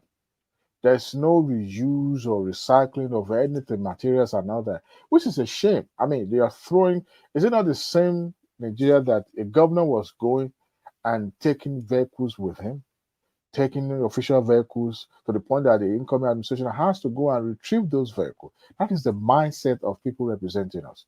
So it's because it has become tradition that whenever somebody, even the cook, the cleaner, would not mind taking computer, taking car, driving car home from government house, because we don't have policy in place that will guide against those. And even the incoming administration will say, you know what, they don't want this, they want a brand new, as if it's like more But a I'm right. still wondering. I'm still wondering why we're always here to defend the atrocity of these people. Because Well, there is nothing in the governor house that you are talking about that they have a record, a file for. So if I'm a governor and I'm coming in with good acts, and I got there and I asked for, I think I should, my priority is to ask for all those things in place before I came. And if I didn't find any one of them, I should be able to question or query anybody in that position to bring them back. We are talking about leadership here. We are not Well, saying that these people, anybody they want to fraud anybody around them. But it's you as a leader that you will not allow that to happen. So we are but talking about this thing here. We are talking about leadership failure here. but only if you are elected as a governor, right? Okay. Your resumption day, you're not going to start asking about where is the furniture, where is computer. Your aides, people that go ahead. Adewale, you're a fine gentleman like Adewale. Let's leave these people. You see, there is nothing good to talk about them. There is nothing good to talk about them. I've come to conclusion that Nigeria is not working. It's a fact. Let's go back I to the think drawing board. when Let the brilliant youth of this country come together and know how to fight and remove these people. Why that would be? I know are the brilliant people you are talking about. These same people, these same brilliant people. Even this time, Adiwale have to be among. But I don't know why I don't know what he's doing. He's not, instead of him to be putting charging our morale, he's giving these people some backbone. No, because I understand what it takes to be in a No, Adewale, there is Adewale, you cannot tell me you understand. If you understand, it means that you want these people to continue to impoverish the poor masses of Adewale. Let me tell you. Had any public office before, right? You and I have never been in a public office. And it's not a rocket science. It's not Adewale, I'm ready. You see, let me tell you. Well, we are ready to fight. We are ready to fight the right fight too. I'm not talking about destroying the country. I'm ready to fight the right fight. You guys understand what I remember mean? when Apabio, when they were going on recess before they came back shortly after the confirmation of the ministry. Where they were sharing their money. And but you see, and he said it on live television. Well, it was a hot mic then, that prayers will be deposited in the bank account. But you see, after that time, when he said that, at National Assembly, there is a way they part of their pay, they usually do that, and they have the way of structuring it. But the first part that he made was that he made it while they were still on live. And it was so insensitive because Nigerians felt, why would they be sharing money where they are going hungry? But they themselves, there's a structure, there's a way that it's not as if they just wake up and say, today we are going to be sharing 2 million. No. And I bet you today, none of those senators have returned that money because it was part of their, what do you call it, emolument or whatever. It was part of it. But when you're in the private sector, there's a way they structure your salary. They will pay. I don't know if you guys have worked in the banking before. They will even pay you up to the tie that you wear. It is the way they monetize everything. So they structure it. Even before, health, medical used to be monetized, whereby you make withdrawal at the end of the year if you didn't go to hospital or another, but later they cancel it. But there's a way to structure it. So for somebody who say, well, they are paying you for your medical, how come they are giving you the monetizing it? Because it's been structured that way, So, and when it was made public, it was as if they just wake up and say, oh, this money is what they're going to spend. But let me tell you something. For every lawmakers that you see there sitting in that chamber, when they go back to their constituency, I can guarantee you there are thousands of requests that will be waiting at their doorstep when they go back home. Every blessed day, except if you haven't known anybody that is elected. Adewale, are you telling us that you support? Not that I support, I'm just analyzing some of the things that goes into this so that it will look as if, oh, these people are just behaving well. I have somebody personally as a family member who was elected to the House of Assembly at the state level. He had to relocate practically to Ado-Ekiti because of the request that he was getting every blessed day. Please, who is the person now? Huh? Who is the person? Oh, what's the name of the person? No, I'm not going to put the person's name out there now. Okay. Because I'm from Ado-Ekiti. Oh, okay. The person is from Jero constituency. Let me just put it that Jero constituency. Okay, I should know. It had to move because of what it was subjected to. It was as if, is it not just at the state level? What if it was to be National Assembly? That person would be requesting to buy a car. A local government chairman, I could remember very well, there was a project that was being brought forward in my hometown. And in that project, they were apportioning, what do you call it? Certain things that each individual will undertake. So you, as a prominent son and daughters of the town, this is what they want you to help them. You choose among what, give you options of what you can do. A local government chairman that happens to have come from that hometown, they gave him 2 options. And those 2 options were, I'll tell you, they were not easy options. But I look at this man, how much is this local government chairman's salary is, right? Compared to the humongous project that was handed over to him. Adewale. Right? No, I'm just trying to give you an example. No, all this thing you're talking about is a fact on ground here. Okay. We know the people put the prayer on them as well. But because they themselves are very greedy, okay? If I'm a politician today, I won't give you a damn. I can bet it with you. But I will give you a message. I'll be giving you a message of hope. Okay? And if I give you that message of hope, in today's politics, and you find it want in me that okay, you elect me, I can bet with you, without giving you 5 naira, you will enjoy my being leading you. You will enjoy it. Okay? But that's not the reality. But when me myself, even when me myself were coming, and I'm borrowing money to do campaign, buying them bread, buying them sorts of things that will not even last for them. Okay? I'm encouraging them to continue asking me that. But when you prepare their mind for what the politics and democracy is all about, and it's not about all this money. Okay? From the beginning, they will know you with what you stand for. Okay?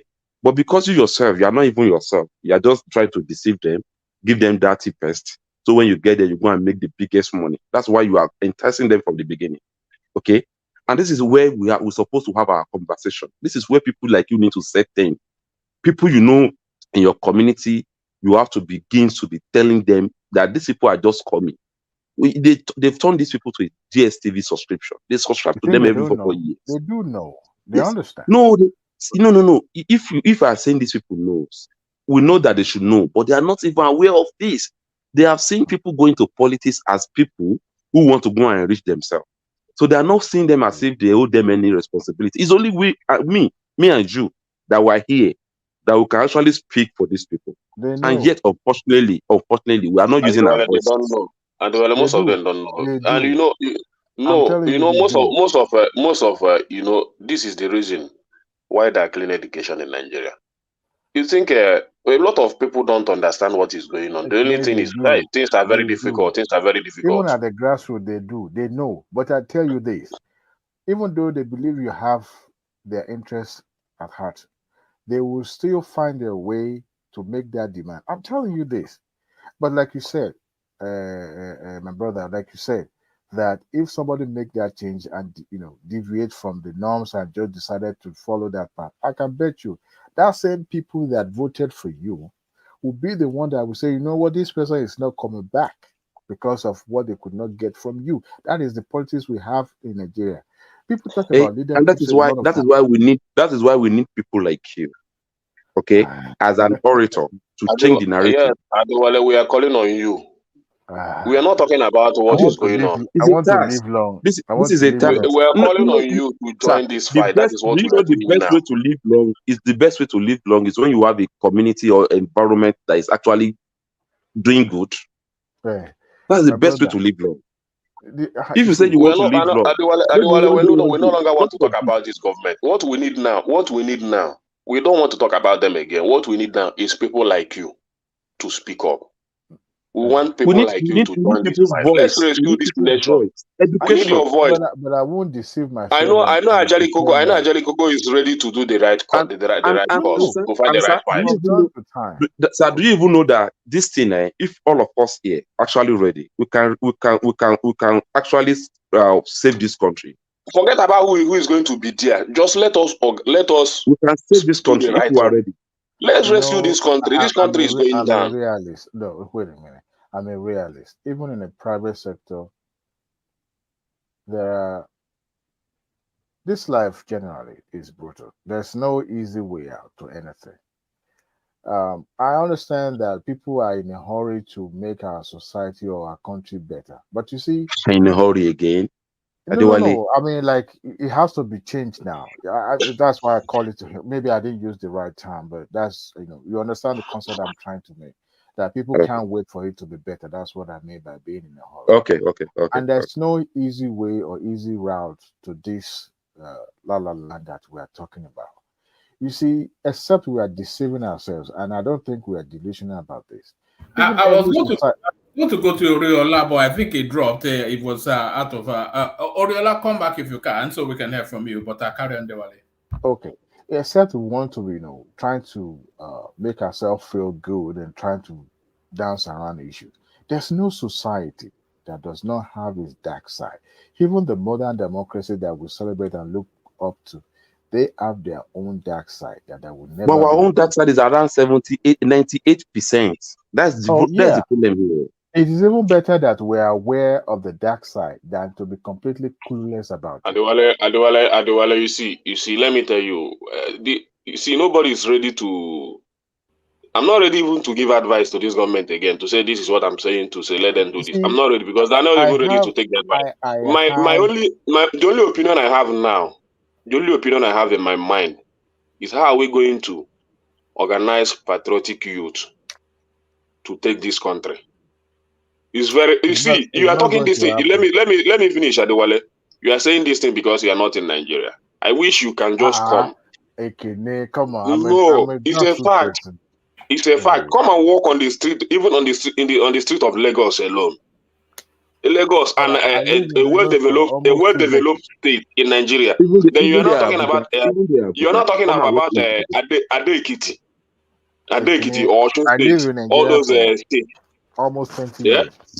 I understand, even though I'm not living there right now. It's not as if you don't understand it. Well, you don't understand it. Let me tell you why. Let me tell you why you don't understand it. Even if you have, you at least if you can give them $50, $100, which is they can manage it. You understand? But what of people that don't have those privileges? So once you give them $100, $50, they might be a little bit okay.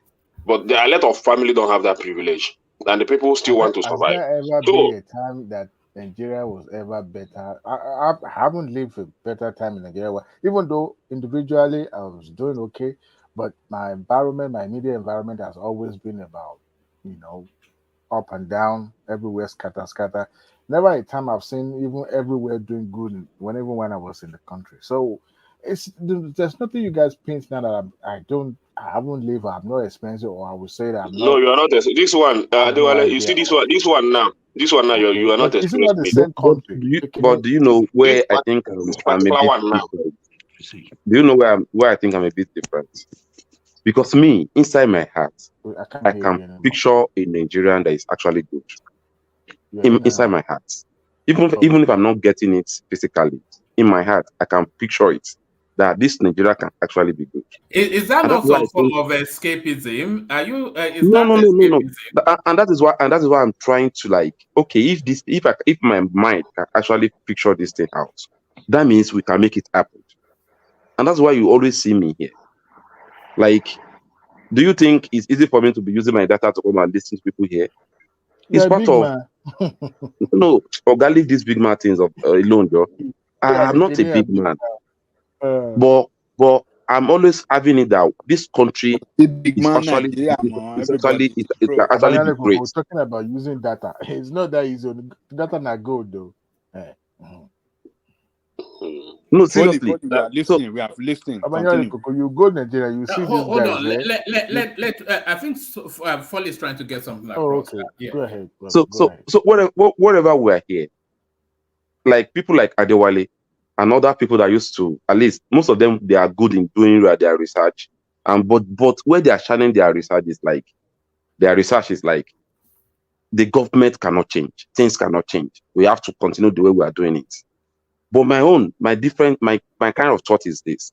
I have it in my brain that if we do the right thing today, these people cannot last for another 1 year. Yes. But because all of us, they are still using us as the tools to suit their own agenda. Like somebody defending the car now, somebody defending the way where they are stealing money. Okay? I need that kind of person in the midst of these people as well. These people who doesn't know what they are saying. And that kind of person bring that kind of thoughts in him to them. They will grab it. But if that people like Adewale can actually call those people and tell them this is what is going on. We are not saying all of them we actually accept what you are saying. But they will see 1, 2, 3 people among them that they will listen to you and go back home and rethink what is he saying. Is he actually saying the right thing? Even Nigeria will tell you you are saying the right thing, but this thing is not possible.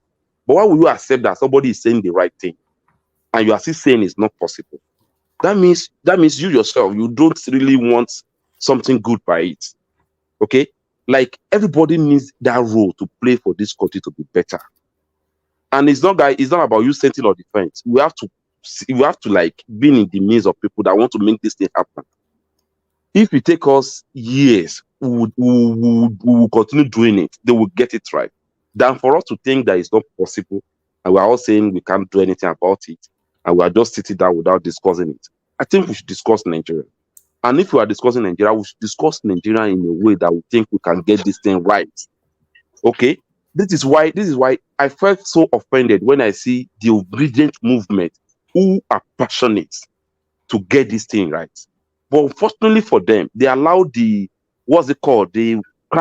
election crowd to cover their face, to even see the real thing that they need to do. I give this to them, they tried, but the person leading them is just like a sheep leading an army of lions. It will not lead them to any unknown with any destination that will lead them to anything that will think. And this is what I'm telling Obedient then, that this guy, I like what you guys are doing. You are doing what we need to be doing. But the person leading us cannot representing us to that far. And it's the pity that we make that mistake. So I don't know if we can still reverse ourselves back again and go to our draw table. What do we need in Nigeria? How can we get this thing done? By removing all this sentiment, is my trap, is my Yoruba person. No, I'm a Yoruba person. I'm a Yoruba. I'm supposed to be working. I'm supposed to be supporting Tinubu.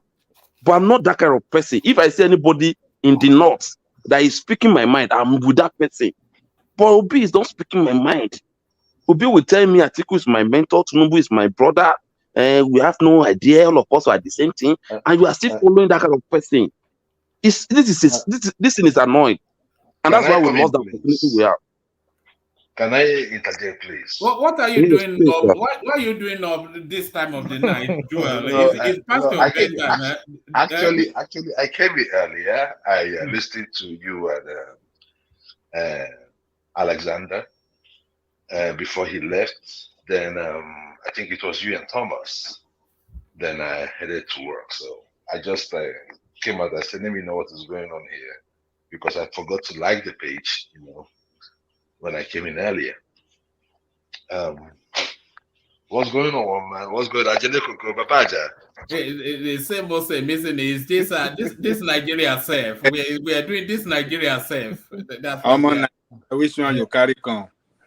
Okay, so Wala, don't come. I was listening to the last. I don't know who was the last person talking. No, that was Foley, and I sort of what it says makes infinite sense. It doesn't make any infinite sense. Okay, So And I'll tell you, because and I'll tell you why. he appeared not to be yeah, focusing. because he's saying to me, yeah. Solely is my man. Solely is my man.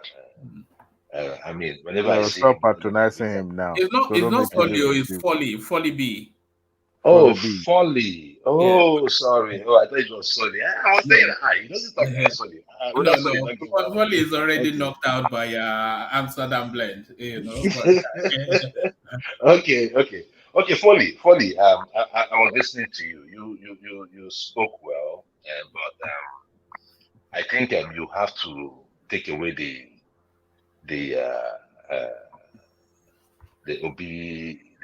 how do I put it for you now? The OB fever. You have to wither it down. You mean the hatred I have for Obi? Yeah, you have to wither it down because Okay. I am expecting to say that. I mean, we can talk on issues. When you say Obi is not pushy, Obi is a sheep of lions and all that. That is not the question. We are talking, it's not Obi himself.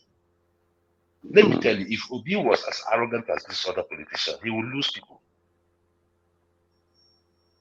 Let us be realistic. If we want to do something differently, then we have to start doing something differently. That is the point you were making. Then you see somebody doing something differently. Now you're saying that he's a sheep leading a pack of lions. What lions are you? What lions? Who was leading? Hold on now. Who was leading us before? Hold on now. Can I answer that? Let me hold on now. Okay. Go on. Then I will now. Okay. Me and you. We are so passionate about this country. Okay. That if we have a leader today that can actually fix this country, we will all be happy, right? Yeah. And I believe the reason why we are supporting Obi is because we believe Obi have that kind of mind to change the narrative. Yeah. I, as a person, I know Obi have the mind to be a good person.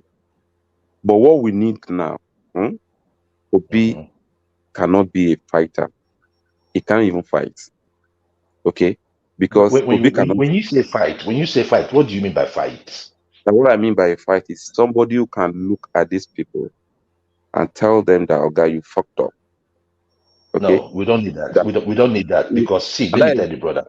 Go ahead. Sir, Go ahead. and that's why we continue allowing these people to be matching us. And that's why you support, you organize yourself, and when the election comes, they will still be turning your hand upside down. Okay? As long as you are not ready to even tell to their faces that these people, enough is enough. You cannot do this anymore. Okay, they will never have that fear of you. But if you are still thinking that you can patronize them to make them look good for you to get there, you are making a mistake. Okay. I will allow you All to right. talk. Okay. All right. Thank you very much. I get your point. But this is the thing. You ought to understand the sentiments in Nigeria. I have heard you speak. You're not from the southeast. But whenever one man or whenever they are talking on this show, it's that all obedience are from the southeast, and a little percentage is from every other place. That is not the issue. The issue here is that Peter Obi has presented himself. If you want to change, if you want to be like the normal politicians that we have in Nigeria today, the people will look past you. The thing there is that when we look at this candidate individually, I told one man before the election, I said, one man, and I keep repeating it. I said, my problem is not Tinubu, but those that will be around him. And that is the thing.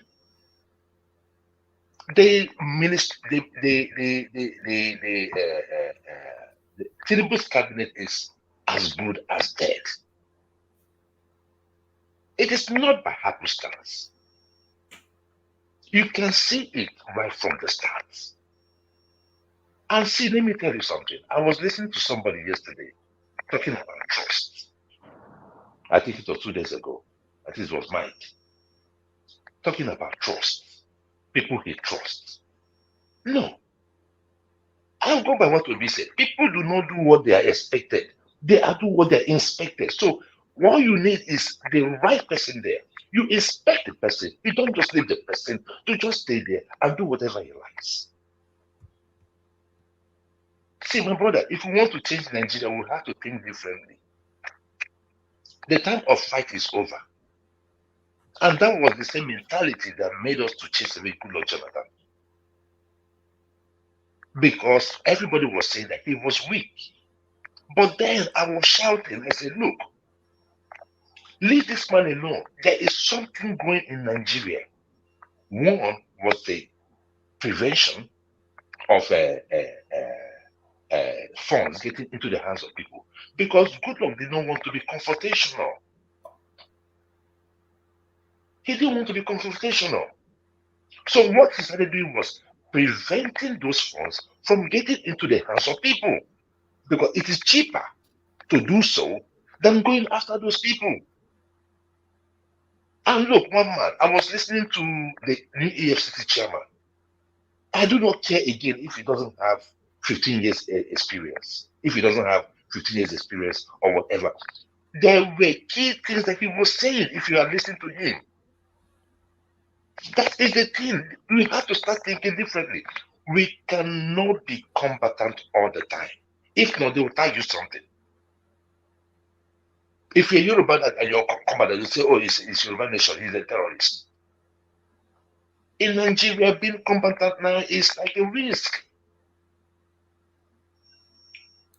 We all knew what the IPOB people were saying. At a time in Nigeria, every leader was talking about what Nnamdi Kanu was saying because it was the truth. But when Nnamdi Kanu started deviating, that was when the message got missing or got lost. Then everybody started seeing the bad side of it, including me. I started seeing the bad side of it. But prior to that, everything that man was saying about Nigeria was true.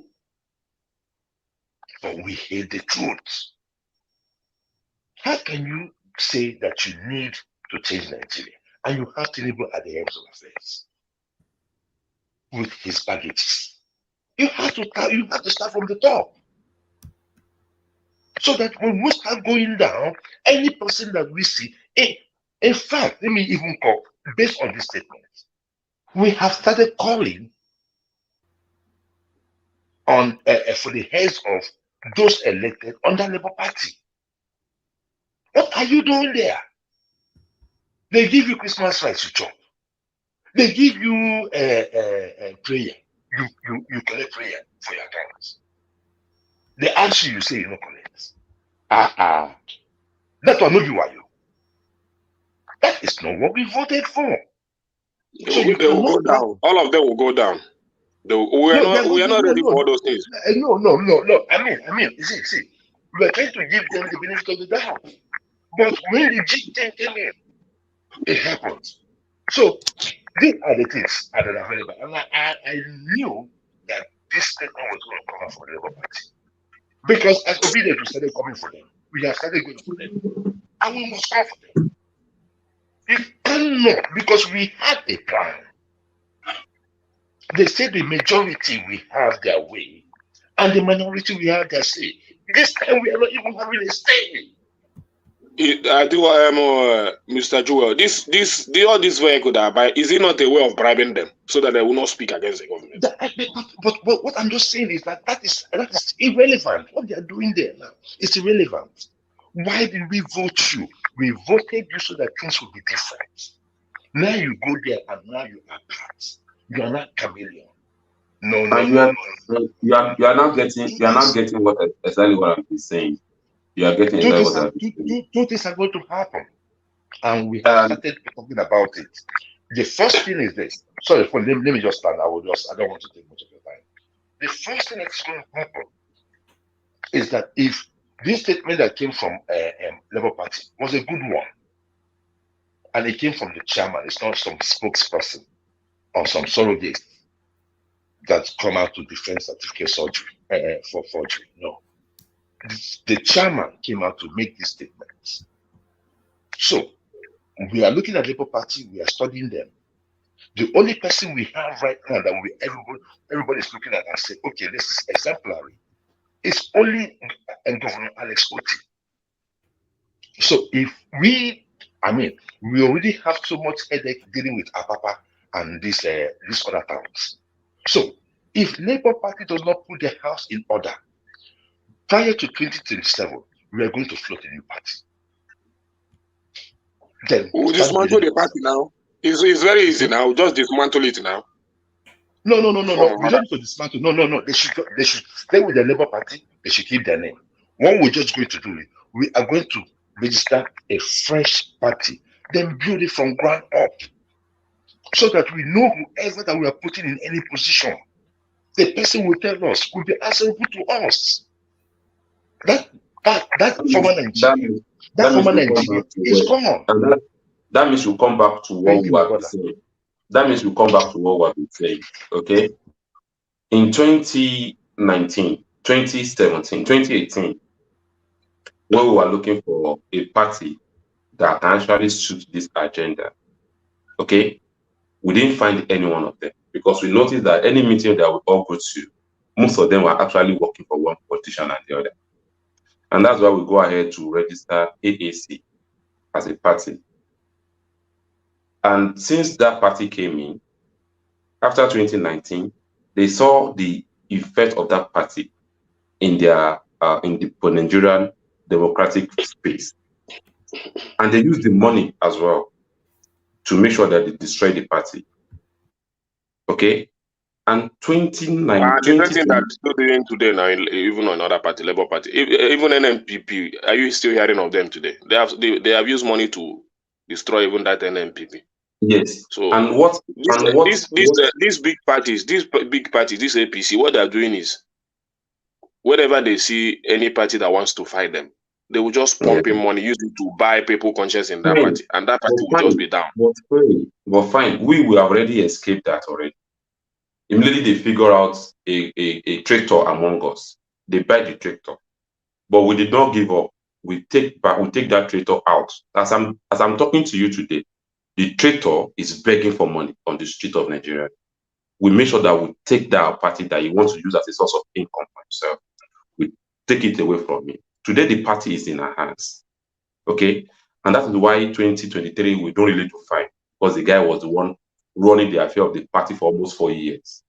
So when anybody is asking us that we don't have anybody in the Senate, we agreed. But the party, that years we are using that party, we are using that period to fight for our survival of that party, survival of the party. But this thing we are talking about today, like a chairman is telling somebody to do something, you never do it the way the person himself that have the mind of doing that thing going there. No, the only thing is good that the chairman has made his mind open, so that it's not good that you see as a chairman of the party, you know the ideology of the party, and you keep when these things are coming up, you just keep mute. It's not good, but it's good that you come out as a chairman and make the position of the party known to the elected members of that party. So even if they go ahead to collect the vehicle, it's left for them. But what we know is that the ideology of the party, the chairman has made it known. Do you know that even if they collect the vehicle, it's never our headache. But we want them to stand on that podium, saying what Nigerians want to the Senate. They can collect that vehicle. That vehicle is not my headache here. But seeing them standing on their feet in that house, speaking the mind of Nigerians, the mind of Nigerians. That is my joy. The vehicle is not my problem, but I want to see them standing firm and representing Nigerians that actually put the trust in them, like the new party is bringing this new set of legislature. I think this will be the worst too. Nothing is happening there. Let me just tell you this one. Everybody that come to Nigerian political space now, they were actually coming there for money. They are not having your interest at heart. So don't make a mistake because your party produced somebody that person is coming to do your bidding. These guys, Nigerian politics has been bastardized. Nigerian politics has been destroyed to the level of even if you don't have money, you can't be anything. You have to go. You have to be a criminal who have embezzled a lot of money or stealing a lot of money to enter Nigerian politics. We know all these problems. You know, wherever we stand and try to talk in Nigeria mock you that you want to do politics, you don't have money. But what you need to talk to them is this: why are you expecting me to go and look for money to come and deliver democracy for you? Why don't you see it as the day I venture my own capital to a politics? That has turned to a business for me. Why can't you guys organize yourself on your own space? You know people in your community who can do good for you. Why can't you just bring them up and develop them? Let them have this kind of trust in you, and let them see you as the people behind them that is bringing them to power. Okay, but Nigerians are waiting for that criminal who have stolen a lot of money to come and share rice to them, come and pay them 4,000 naira before they vote for you. And after doing that, we'll be expecting miracle from these people. It will never happen. And do you know we have the edge over these people? But most of us here that were supposed to channel our energy towards total liberation of this country, we are missing it all. We are making that mistake. By allowing the... It's not I don't think it's people that I think these are most abroad because they don't really understand what is happening. Because I don't anybody living in Nigeria, whether rich or poor, knows what is going on, and they are not even. I don't think nobody is supporting this government at this particular point in time. Do you know if even the people you say that the Yorubas that are from many of them I know is not supporting this government at this point in time. It's only the abroad, and those are abroad that they want to lecture a lot of people for them to know what to do and how to channel their energy. Can I interject a little bit? All right. Just a little bit? First and foremost, good morning to everybody on the platform, and those guys have been talking for at least for the last 30 minutes. Good morning, you have been doing a wonderful job. But first and foremost, one thing you guys did not realize, there's so many things you did not realize. To me, first and foremost, politics is about interest. And every Nigeria have opinion of who he or she want to be, who she want to choose as their leader. You might be saying you have the best idea, you want to go for total revolution, your party have the best sense of people. Remember, politics is dirty all over the world. And when you are playing politics, you are throwing everything you have in order to defeat your opponent. The way you are talking here today, you are looking at it in a simplistic manner, totally simplistic manner. Politics is way above that. If it's so easy that you are saying, okay, blah, blah, blah, the car they want to buy, the person, Shehu Sonny, that is talking, he collected that kind of car 4 or 8 years ago when he was a senator. He didn't return it. Now he's talking. Everybody is hypocritical. For me, if you really want Nigeria to be a better place, you attack the policy of the government. You gather yourself together and you have to convince the majority of Nigerians to follow you. Maybe you don't know. A lot of Nigerians might not like the way the person you like talk or the way he carried himself. A lot of them might not like him. They might not see a leadership trait in him. You don't know that.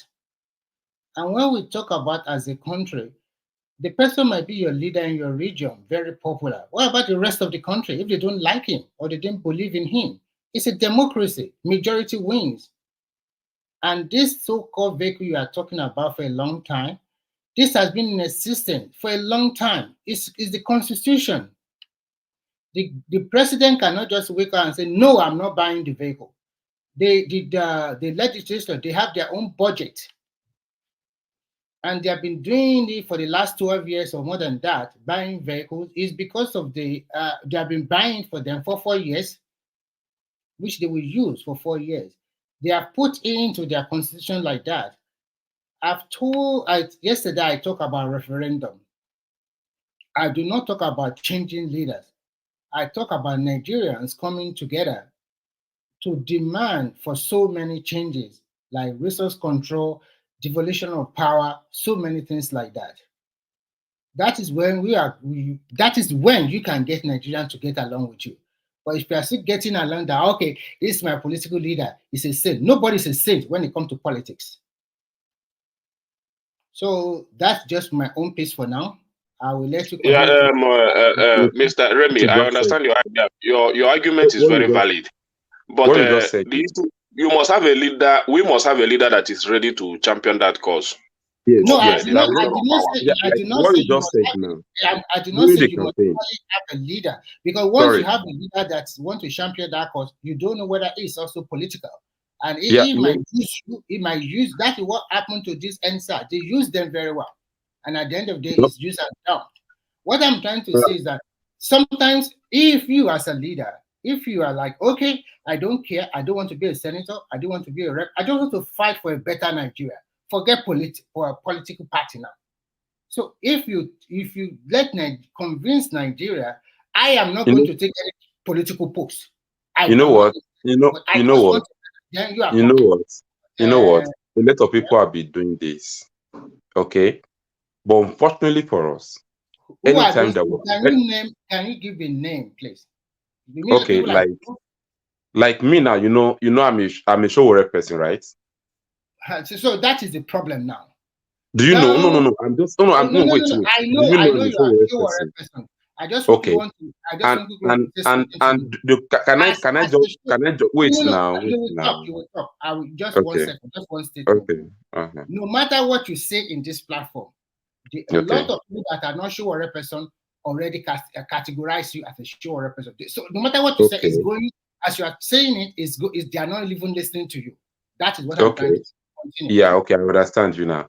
But do you know this thing this thing you are talking about? Showore has been doing it for the past how many years, and it's not leading to anything. You know, in the history of Nigeria, people are trying to make Nigeria work, these same people know how to call in the system in the front to take it over again. Okay? And that is why we decide that instead of us doing the same thing, and these people always come back to come and take it over. Like before the democracy, Nigerians are tired. They need a new system in place. And that's why people stood up at that period to have a change of government. And unfortunately for us, these same people come together again. They call in the system. They take it over. They give us another person from the same ministry we are all running away from. This after 16 years of PDP, people are tired of PDP as well. They want to do something new. They are now looking for a way to survive. These same people again still corner the system again and take it over. Okay? You know, Nigerians always want this thing to get better. But if anytime there is remain a little period for us to get it over, these people jump in the front and they take over again and they continue leading.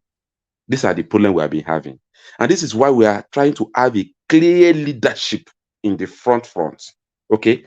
That as we are channeling all our energies towards the liberation of the country, we'll be looking up that leader. That, okay, this is the person that we are all following.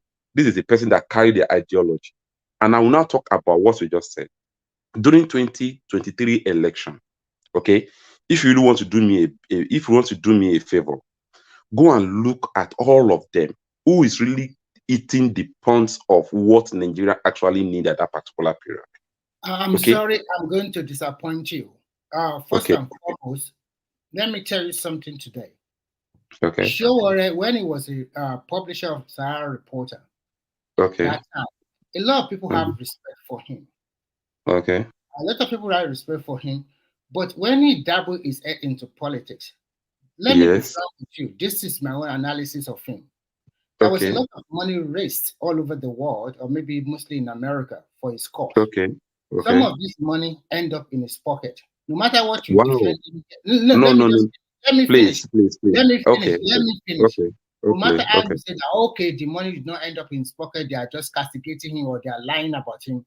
When it involves matters of money and there's no transparency, I repeat again, no transparency, there will be element of doubt and there will be element of deceit in that, okay?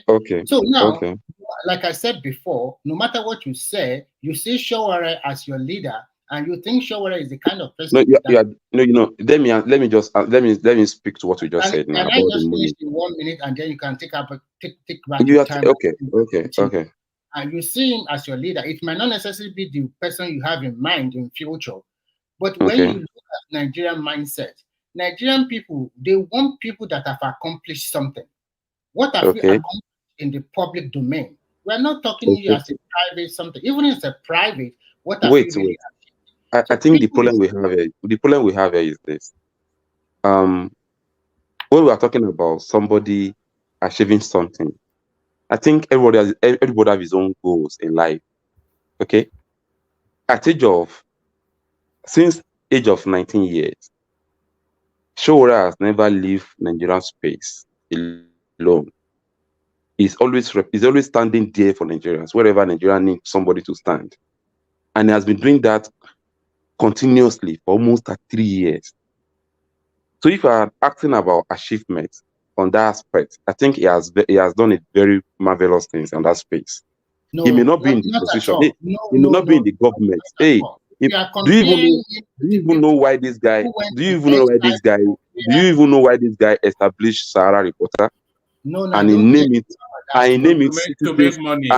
Citizens Report. He made money of it, and sometimes you know what? And you think, wait, sorry. And you think if Showore want to make money from Sahara Reporter, you think he will be living the way he's living his life now? Are you kidding yourself? You think he's not a rich man, he's a poor man, right? Showore is not a rich man. I can tell you that. Really? He's not a rich man. This guy is not a rich man. I can tell you. We are close to this guy. This guy is not a rich man. I can tell you. So does he have a house in Lagos? Showore did not have a house in Lagos. He only has a house in Kiribo. Showore only have a house in Kiribo. Well, you guys are talking as if being rich is a crime, it's a sin, it's a bad thing. It's not a sin. There's nothing wrong with it. Want to compare him as a poor man. I just want to tell you what you guys are telling the people outside there who doesn't even know what Showore is. I traveled to Showore's village. Okay, I saw his house. I saw this guy's house. This guy did not even fence the house. I can tell you, this guy The question to you before you go on, please. I'll ask you some serious question. Where does Showore live in Nigeria? Showore. Yes. Before when Showore comes to Nigeria. Now, where does he live? Now, as I'm talking to you, day before yesterday, Showore was staying inside hotel in Abuja as of yesterday because he has No, carefully, calm down, please. How long has he been living in this hotel? He just came back from Lagos to Abuja to come attend to the case he has here. My question is that he has been living in Nigeria for the past 2, 3, or 4 years now, right? Yes, he has house. He has house in what's it called? Apo here. Rented apartment. Rented apartment. How much is he paying for rented apartment? And who is paying for it? Who is paying for it? Are you expecting him not to be able to pay for his rent? Is that what you are thinking about? Is that what all right. Sorry. Are you expecting him not to be paying for his own rent when I can pay for my own rent in Africa? So what kind of work is it? All right. So sorry, give me 1 second. I'm going to have to shut it down. It's been going 7 hours. You can still stay and carry the conversation on in the back room, unless Mike wants to take it on, which I suspect he probably doesn't want to. So let me shut it off. Let me shut it down, and then we take the conversation to the back room. But let me acknowledge the super chatters. That's Aiko Giame, who comes in with the first super chat. So well done. Oh my! I can take it on for another 10 minutes and then. All right. Okay. Take it on. Let me just do the acknowledgements and then I'll bail out and then you just carry on. So that's Aiko Giame. Thank you, Ike. And then Ayo, of course, who usually rattles it off, and that's Ayo rattling it off. So thank you, Ayo. When it's not on the screen, he joins us a conversation via super chat. That's Kulata. Ayo still not satisfied. Still has some bullet left. fires off another volley. So that's Ayo right there. And then Prince Daddy, who was both on screen and in the super spaces. So that's Prince. Prince does it twice. So that's Prince right there. Ayo comes back to match Aiko Germes' first super task. So that's Ayo, and Juju comes in to acknowledge her presence as well. So thank you to all of those. Keep them coming. So the session carries on under the able guidance of Mike. Mike, over to you. See you guys tomorrow. Thank you, everyone. All right. So you just said something the other time. You said people contribute money for him, right? And there is no account for it. Wait, you said something. Let me clear that aspect of accountability. Let me clear that aspect of accountability. As I'm talking to you, if you click on Showore 2019 campaign expenditures, okay, the way these guys spend the money is boldly analyzed, and nobody with receipts on that app, on that site. Okay, the reason why Lowland tried to corner Showore, telling Nigerians that the guy did not account for the money, is because Lowland was giving out money for the office rent in Abuja, and the rent is 1.5 million, and this guy collects 4 million, and immediately the party noticed that about him. That is why they stopped allowing him to go to where the money is. Okay, so this is why this guy initially they think AAC is actually. Are you saying Leonard is like a Mayfield too? Yeah, they actually think this party is actually meant for normal pan-Nigerian parties. The way Nigerian parties is being run. That's why all of them actually came in the first place. But because Showore did not allow them to drive what they want to drive with that party, by negotiating with the politicians, collecting money from politicians, that's why all of them now decide to take the party away from Showore. So if anybody is telling you that Showore did not do account, go to 2019 Showore campaign. It's written there. This 2023 election again, Showore has already did the analysis of how the money is being spent. Showore is the person that will never release his party money for anything that is not value to the party, that will not give anything to the party. Showore will not spend money on food. Let me tell you why I agree with you. Definitely, yes. Showore definitely did not come into politics to make money, and the guy is not a corrupt guy. And it ain't just like contrary to what Remy was saying and many other people. I know the guy. He's not someone that's interested in coming here to come and make money. If he wants to make money, he would have stayed in America and do his thing and just make money through Sahara and all that. But I don't think he came into that politics to come and be doing things to, make money. So I agree with you on that. So when people come up with that, oh, you stole money, I don't like hearing that. Let's talk about the other flaws that he has. The other flaws he has is just the way he's playing his politics. It just doesn't make too much sense. I have to agree on that. I mean, I would like the guy to. I mean, he's a very competent guy to be a president, but the way he plays his politics is very. I mean, you can't play politics like that, man. You can't be. I mean, siding with terrorists in courts. I mean, what the heck? You can't be. I mean, someone has ethnic bigot. You are siding with him, or because he wants his people's vote. I mean, that's where the guy threw me off. And then you can't be going around insulting Oni of Ife. I mean, disrespecting Oni of Ife. You can't do that. So he does some things that just doesn't make sense. Well, I like the guy. I like him. I think the era of Oni, okay, before they left the palace that day, okay, if really watch that video, Oni actually know what this guy is trying to point out. Okay, I will not lie to you. Showore is one of the most respected guys that I've known. Showore will never look down on anybody, even if you are, no matter what you are, your level. Showore will never look down on you. So if him reacting the way he reacts at Oni's palace, after giving out his own explanation about it, Oni allude to it that no, he is actually getting him wrong.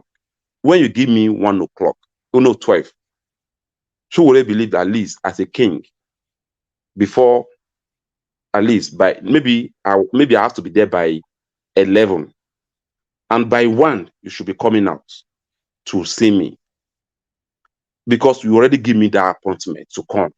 So whatever you want to do at that particular period, you're supposed to like give me that my own hours that you are the one that said I should come at so time, and I make an hour before that time that you even gave me, and I'm expecting you to use that an hour to prepare for whatever you want to prepare for.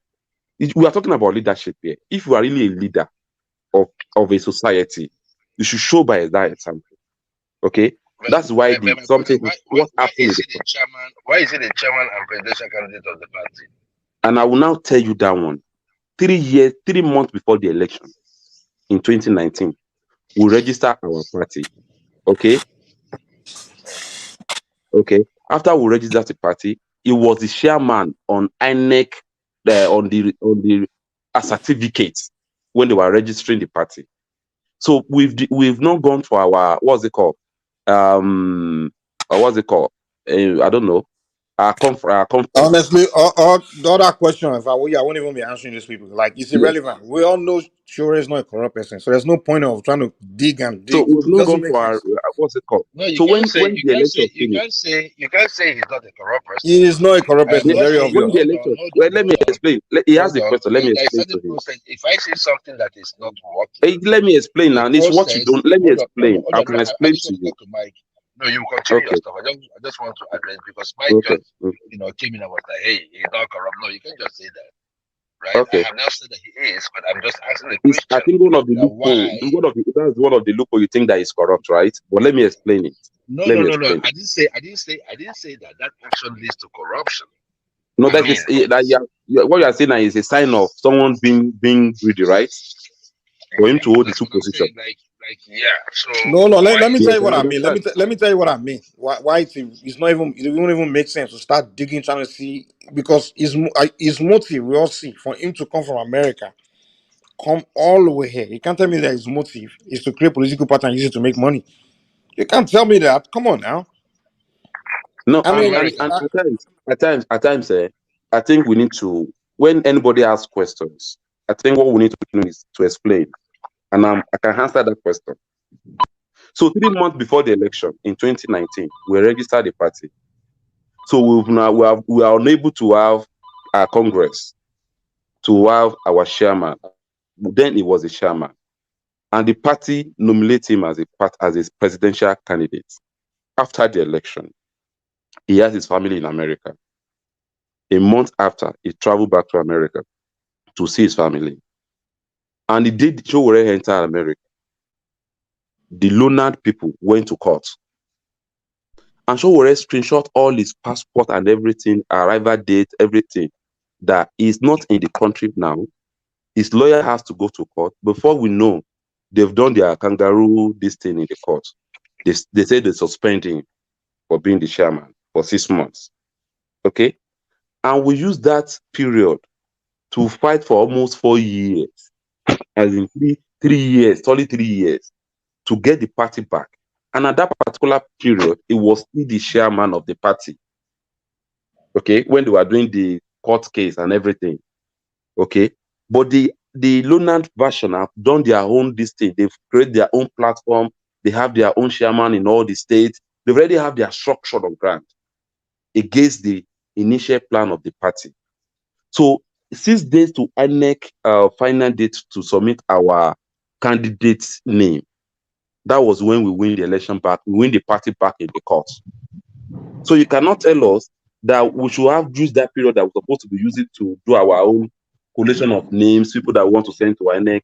We'll be using it to do our, what's it called, our Congress again, because we want to change our chairman. Okay? This is exactly what happened in that period. Showore has never for once ready to even be the chairman of the party. The party itself were the ones, Baba, if we really want this thing to work, let's finish this election. We are planning to have our robust, outing for Congress, so that we can have a full house in order. We'll have a house in order. We'll put people in places that we're supposed to put there. But don't forget that this is Nigeria. Whatever you want to do anything good, people want to sabotage you. They want to make sure that what you are trying to do is not seen to everybody, so they will not see the good of what you are doing. To me, I'm not supporting Showore here. I only see Showore as a person who is actually speaking my mind. That is why I'm giving him that support I'm giving to him. I'm seeing him as somebody who has the same thing I'm feeling. But me, I don't have the platform for me to tell it to people. But him, he has a platform and he's leading for us. That's why we are supporting him. We are not even supporting him personally. That is his own thing. This guy is not even ready to even benefit from all this struggle. He's not that kind of person. I always sit with him. I listen to this guy, whatever he's saying, and this guy is so selfless. But people who doesn't know this guy think that he's arrogant is this. The only thing that got Showore bitter is when Showore see things not going the way it's supposed to go in this kind of environment that we find ourselves. We have the best place to live, but some people are making it look like we are in hell already. And this thing, if you really have conscience of your own, no matter how the position you have, you have to get angry with the system. So Showore is not this thing that people project outside there. This guy, before you can know Showore, take your time to know who this guy is. During the election, Showore give us the solution of how we are going to attend to Nigeria problem. But people don't listen. I can't lie to you. If by now we give all the support we give to all these movements then to Showore, even if we don't have this election, if we don't win the election, by now we know we have a structure in place that can tackle anything that we need to tackle in Nigeria. But we miss the opportunity we have by allowing the same people to take over our struggle. They take over the struggle from us. I don't think All it's of the us same know people this. that's been ruling. I mean, it's been different people now. Is that I what? don't know why Nigeria keeps saying, "Oh, the same people, the same people." We've been changing people now. We've been changing leaders. We're changing it, but the same people, the same system, bringing them. In what The same sense? system. Okay, are you telling me Tinubu is not part of the system or the established system? It was the established system. Are you telling me Obi is not? Are you telling me Atiku is not? Yeah. Are you telling me all of these people are not part of the system? What is you have to define the system you're talking about? You can't just say Mike, system. I don't Mike, know. Define it. Mike, you remember Oshiomhole, right? When he was Okay. at the helm of NUC. You remember, Mike? Yeah, we remember. Yeah. We remember. You know the way it was portrayed then, as if he was nemesis on the federal government, the way he was tormenting the federal government. Who knew that this guy would turn around to be one of the? So it was on a different system. It was on a different. He wasn't on the system then. Yeah, but you know, as Okay, so now why is he telling me that it's the same people? So it's a different person. Exactly. So it was different people back then. Now it's a different people. You know, No, and now he's a politician. Oshiomhole is in his own time. He's just a negotiator. Yes, What he I'm trying to negotiates tell you between is that we keep he saying, "Oh, just these stand people." he only stand between the people and the government to negotiate. Say it again. He's not an artist. He only stand within the people and government to negotiate. He has never been Yeah, but let's not make it about Shomole. Answer that question I'm though, just man. The system you're talking about, can I'm you just define it? comparing, you know. No, you know what? You know, in any environment, even in every family, when things are not working, okay, you need to look at the way you are doing things. Okay. The cause of that thing that is not the reason why that thing is not working. And look for a solution. If it will warrant you changing the game or changing the player to get it done, like a football match. You have a team that is not winning, is not winning match for you. Okay, you're supposed to look inward. What can we do to this to get the ball rolling so that we can be able to win match? So it's like you have to change if it warrants you changing the coach or changing the player, you have to do something like such. So would you agree with me that we have to change the way the people think? Definitely, 100%. Okay, so largely the problem is more of the society, the mindset of people in society. we know Because all the reason this. why the reason why I had to challenge you, that the same people you keep saying as if it's just one group of people, But right? do you know? And But they are do you just know separate in from the the thing? hold on. Like they're just Okay. separate from the rest of the population. And I tend to Yes. disagree because we've been changing leaders and they are coming from the population. So if the Okay. population keep producing the same kind of people, then that means the population has a problem. We Yeah. have to change something about the population, the mindset of the people. And what I would say is that check our election process. Check the number of people that even vote during the election. They are nothing. Well, They are nothing to write about. so what are you saying is wrong with the You see, electoral the process? election, this system has made people to lose interest in voting. The system, in what sense? The system, when people have the agitation of like, I want to go to polling unit to go and cast my vote, and you get there, somebody come out with cane to come and flog you, and police is there looking at them doing nothing. Next time you won't be encouraged. Okay, let to me go ask you out a question. to So vote. if they take away the cane, the whatever Yes. it is that goes on the If they electoral, take, let me tell you, wait, hold on, if hold an on. election wants to do them, if they take away the cane, they take Well, away let me the land money. now. Let me ask you a question first. Hold on. Okay. They take away the problem you are talking about with the electoral process, take it out of the way. Do you think the Okay. people will vote change differently? Yeah, because people of decent mind will come out and vote when the Okay. election is no more. Wait. It's Okay, this last no more election, do or die. if they take away the king, take away all that. So the people will Order. not. So who would have won that election? Which election? The last one. If they take away the king, the toggery, all that stuff you talk about, who would have won that election? Yes, that's a very good question. If they take away the cane and they take away the money and everything, we'll be able to have a robust campaign for people. So that is why I said you are looking at it in a simplistic way. If you don't understand politics, you have to go back. Maybe you have to do your own research, or your group have to do their own research and understand politics first. All over Nigerian the world. politics, or is it No, Nigerian not politics? an example, anywhere in the world. Do you Politics think is the same all over the world, man. Trust me. the America you are talking about that you say is the best, or India, they have super delegates when they are choosing their leader, their presidential candidate. They have the people they call super delegates. Who do you think the super delegates are? Do you think they are just ordinary human beings? Because they wield a lot of power. I don't know why I'm tracking. Is it from my side? I can hear an echo. Nobody's working. Okay. So as I'm trying to say, so politics is a game of interest. If Shiwore really want to become Nigerian president, I will name what he has to change. The way he talks is not professional enough.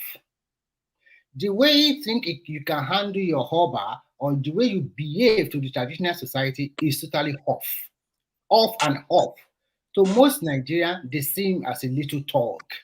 Even those ones that are elite, they see him as a thug. The way he carry himself, the way he would just want to foment trouble unnecessarily. I call it trouble unnecessarily. Because what transpires in America does not necessarily mean it should be the same way they should do it in In Nigeria. Nigeria, exactly. Politics is That's the problem I local. have with him too. He just Politics bring is American local. mentality to You bring it cannot straight to. just come and you think because who are you in America? There are so many super doctors, lawyers, accomplished people all over Nigerians in America. A lot of them that you are even talking about, some of them came back home from America to become governor. Fayemi used to stay in America. Abiano used to stay in America. So many of them stay in UK, stay in America, and maybe stay in other part of the world and came back. You want to rule a country, and you are telling the way you talk, the way you carry yourself. To me, it does not attract people to you at all. It doesn't. You just think that even if they just put everything like Mike asked you that question, it will not still get the vote because majority of Nigeria does not believe in him. They will look at your record. Have you ever been a councillor? Zero. Have you ever been a governor? Zero. Have you ever been tested in the political water of Nigeria to hold a position? Zero. And then you want to jump from point zero and then go You see what Show should have been doing, right? After that first At least after that first one, he should have do what Soludo is doing. Go and do a governorship for one term somewhere. You understand? Like he should be partnering with Akeredolu in Ondo State right now to be the governor of Ondo. You understand? Collect Ondo State, perform there. You're still young. Just do one term Yeah, there at least. one Give a term, good performance and there. you have a record. And you think with the way Nigeria politics is being structured, if Showore cannot even collect, he Nothing cannot even is collect given to chairman. you on a platter for Wait, free. He cannot even win wait. chairman. Let's hear what he said. He What, cannot what? even win. He cannot even win chairman election in Ondo. And he The wants to way be the election, president. So the if you way the can't win something is chairman being in Ondo, now you think you can win presidency. the way this thing is being structured. I'm just telling you. Let me be sincere with So you. Before so you can be you are councillor making you are strengthening our points because we are wait, telling you. no, I'm stressing your point because I just want to know the area that we were coming from. Okay, the area we are coming from is we don't election in Nigerians is not what we all think that it is. It has We get become it. We know another that. thing I mean, entirely. we know you have to camp. You have to play very intense politics. But what we Even are if telling you, even in the council of a thing you are talking about, in my street, I have a boy at the age of 16 years. This guy has been organizing youth platform in but my you are talking out environment. of point now. But what we are telling you No, is, I just want to portray our point here. Okay, this guy at the age of 16 years has been organizing. They make him youth president. This guy is actually he did everything excellent. But I will not shock you when the time for councillorship came. This guy is in APC. Knows the people as in the elders in that community knows that this guy is competent, he means well, and people like him. But yet they pick a woman as one of the women in the but party. who is the guy? Is the guy? Who's the guy? What's his name? His name is Benga. So are you going to compare with Showore that we all know that has the? Come on now, are you kidding me? Are you going to Wait, compare with Showore that I'm has just a telling reporter you. that everybody I'm already just know? You're telling you. talking about I'm one just Benga telling that you. nobody I'm knows, and just you're telling saying you. I'm just telling you how dirty this space is. They it's can not put about being dirty. The guy anybody. is not. No. The guy's So, not popular. He hasn't built. Wait, listen. That's not the way it works. It's not the game being dirty. You have to. we are talking about Wait. just Hold on, my councillorship. brother, man. Listen now. Okay. Try and listen a little more. The All way right. politics works, right? First of Yeah. all, you have to build a name. People have to know that, okay, this name, this guy here, we know him for this, we know him for that. You have to be popular, be that relevant person. And then you get into it and then you start playing. You can't compare a guy somewhere, right? Because he's running around doing something. But you can't compare with your already established Sahara reporter that's known nationwide. You understand? It's known. You know, the name Shore has made is big enough to go on the level of governorship or somewhere within a state. You understand? Bros. Because Bros. wait, listen. Okay. If you Okay. are someone, bro, listen to me now. If you are somebody that has built a company or done something, a company known nationwide or worldwide or something like that, you are Okay. powerful enough to go within a state and say, listen, I'm a son of this state.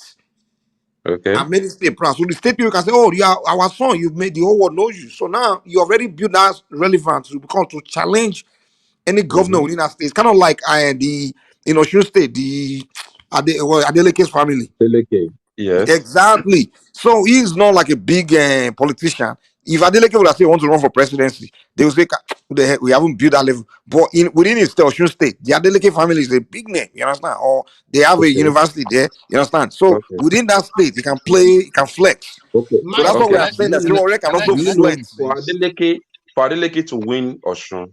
Do you know But Adeleke don't shift to spent? another point, man. Let's just stick to Wait. the Do you know? point we're No. trying to Wait. make. Wait. No. We are saying something here. Before I don't like Adeleke can win we'll be here all Osun, night. We just he jumping from one spent point to another point, you know. That, Adeleke spent a lot of billions to become that governor in Ondo State, not in Osun State. necessarily. With his popularity, with his family name, they still need to spend that money. Which show we don't have. We get that. We get all that. We get all that. I show Spending we don't money have and that things. money you are talking Well, about. calm down now. Chill out. Yeah, that's not the argument. Yeah, we get that. You still have to do some or extra. But we are saying that the first thing before you can be relevant is you have to build a name first.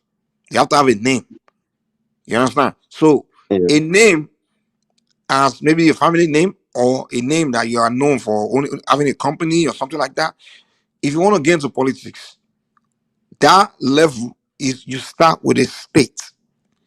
People like let's say Emefiele, if he wants to go into politics right now, he has to go and take over his state first, because that's the place he can easily take, because he And can he go ha- to and he ha- Delta and say, and wait, that's why Kuna, wait. and that's why He he has can go to to steal a Delta lot and of say, money. I am Tony Elumelu. I'm a guy that own company. He can flex within the states. But on a national, saying he wants to run for presidency, he has to go against names like Tinubu and all. That's the most he's going to do is win his states. But for him to start winning, because presidency is more like nationwide. Even a state that you want to win, that you have almost 35, almost 34, 33 governors that want to gather money together to come and fight you there in that same state. Yeah, you can. Before you can win. But the point we are saying is it's easier to win the battle in a state than in a country. That's the point we are making. I'm Even not saying it's easy anyway. and I'm also putting it to you, and I'm also putting it to you. I'm also putting it to you to win We're not telling you government that it's in easy. many It's a states. cakewalk in a state. What we are telling you is it's easier to win in a state than in a country. That's what we are saying. So let's keep it To simple. win. You know what? Okay, I'm listening. We are not doing we are doing strongman arguments here. We are not. Nobody's arguing with you that it's easy to just win a state. No one is saying that. What we are telling you that you have a better chance in a state than than nationwide. That's what we're trying to say. No. At least people want Okay, to let Remy come in. Let Remy come in. Okay, I just want to quickly come in. First and foremost, politics is about spending money. If you don't have money, don't go near it. People will not just follow you by what. And why are you complaining when criminals take over the space then? Now, nobody complain about criminality. That is your own opinion. My own opinion about life is simple. Is the only criminal that have money? That's another question. So my own opinion is that in politics, you must have some starting of money. And if you don't have, maybe if you are good and popular enough, your backers or your supporters, they can donate money for you. If they can, they donate money for you, and then you have the resources. Because it's not a child's play. You are going to do a lot of campaign. You are going to travel a lot of so many places. You are going to meet a lot of people. You are going to stay in a hotel. So who is going to foot all these bills? So if you don't have the money, if you don't have it personally, then your supporters should be able to provide the money for you. For people like Showore, I continue to say, Nigeria, they want to see your accomplishment. Oh, who is Showore? You are talking, they know him. Who knows him? More than half of population of Nigeria, they don't know him because a lot of people don't go to Sahara Reporter. Not everybody Even with the Sahara Reporter, some people don't even know. If not because of him coming out 2018 for that election, nobody know. People don't even know him as a hype, Sahara my Reporter friend. person. It's just at the end of the day, it got 50,000 votes. It's a hype. We can hype anybody. And when you hype everybody, it's just in the space of that internet or people that are elite or educated a little bit.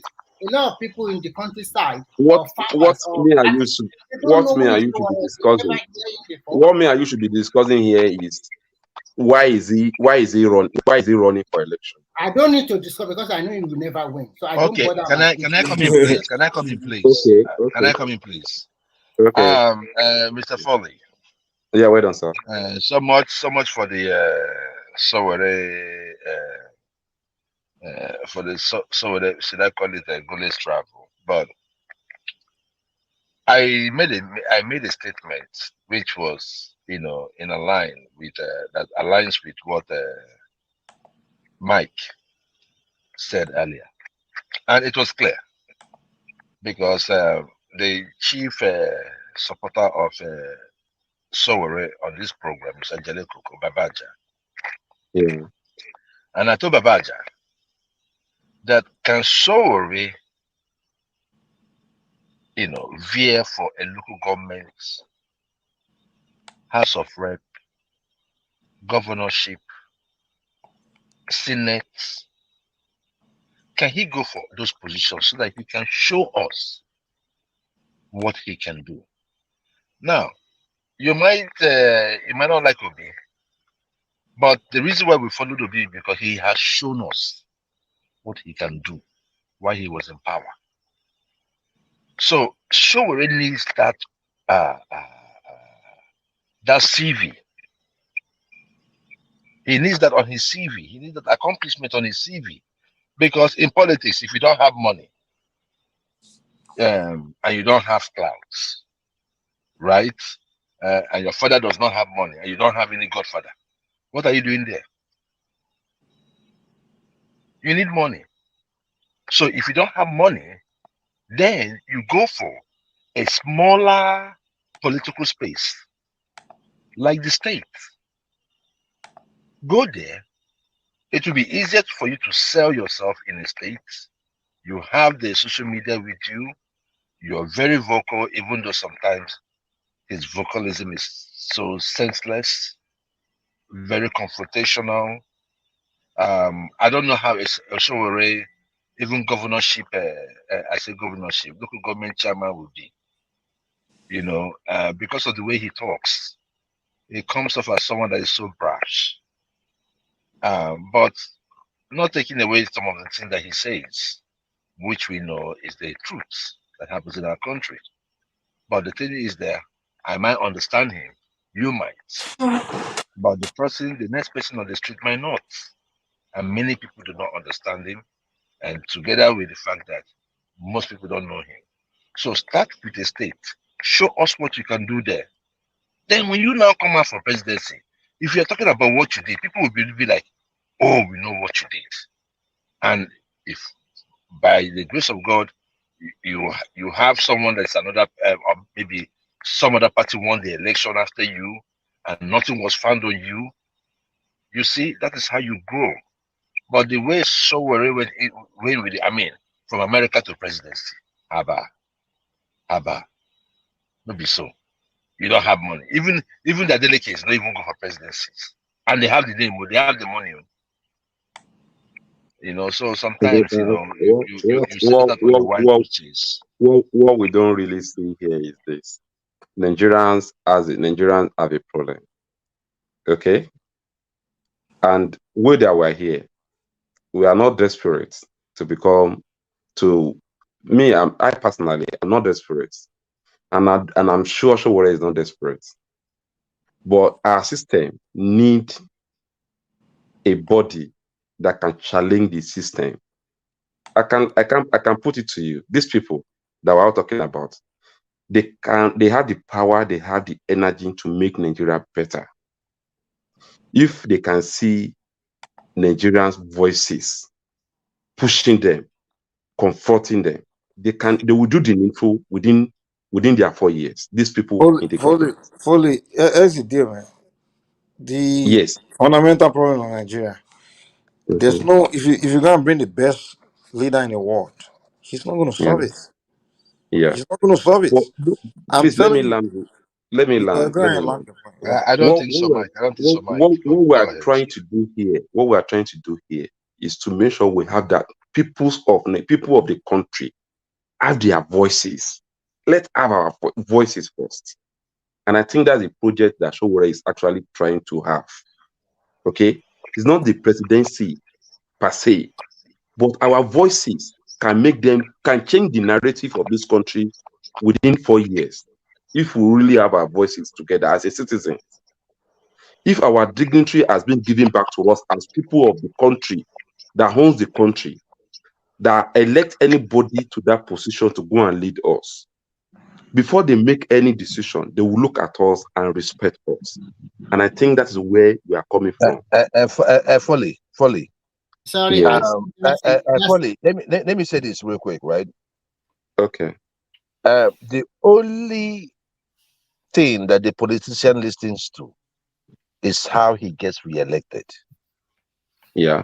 Now, anything that stops a politician from getting reelected, that is how you send fears to the next person coming in to perform. Yes. Now, what we try to do with Obedient Crew was trying to give power back to the people. Okay. Because we know if, as the governor, you were put in there by a godfather, when you go in there, you're going to be loyal to the godfather. If the people put you there, you're going to be loyal to the people. The process through which we elect these people is the problem. That is why I disagree with Mike. Okay, can I put in my own? Wait. Are you saying Obi didn't have a godfather? Mike that is supported by Danjuma and the rest. No, you saying Obi didn't have a godfather? No. Hold on, guys. Hold on, guys. Let me say something.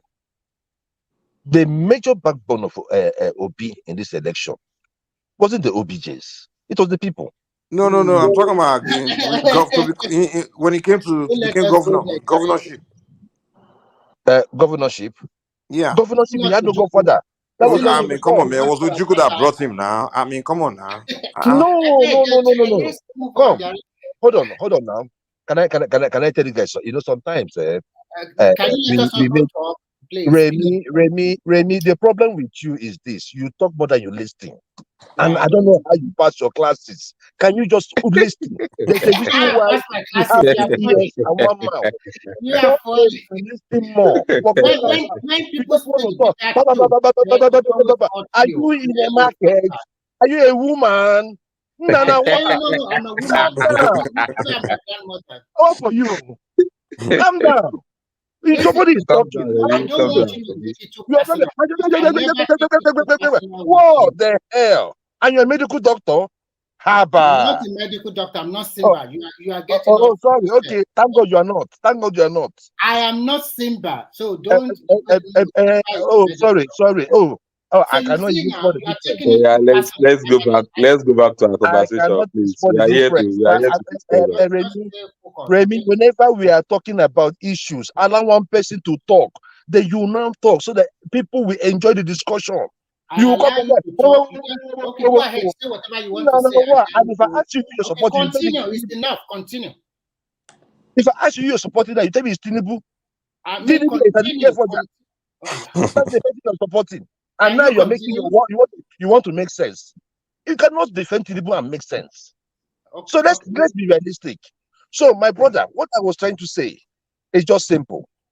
If we can gauge or control the method or the ways through which these people get into power, they'll be answerable to us. It's just that simple. In a workplace, the reason why we fear our bosses, if you have one, is because you know that he has the wherewithal Okay, to can I and respond fire. now? And I finish now. Chineke nna m, eh. Oh my God. Wow. Hold on Okay, now, but continue. When you are hold on. You understand what I'm saying? Sorry, Remy, if I came so harsh, I beg. I mean, let's just have a discussion. You know, I enjoy listening to you sometimes. So let's just have a conversation. So, fully, you get where I'm coming from. The problem in Nigeria is this: during the time of Obi, go and listen to how Obi came into power. It was ABC Wosu. After NGJ was kidnapped, and all those things went on because he was still in court. Before he came into the state, Ojukwu didn't know who Obi was. It was ABC Wosu, a medical doctor, former minister of health. Somebody called him and said that this guy, give this guy a try. That we have tried this guy. Look, we have looked at this guy. The guy looked at him and said, So that guy's his godfather. Hold on now. Listen now. You see how the godfather. Hold on now. Let me say something. You see, people will recommend you. People are free to do it, but how assertive those people are is the problem. Ngige had a godfather, the Ubas.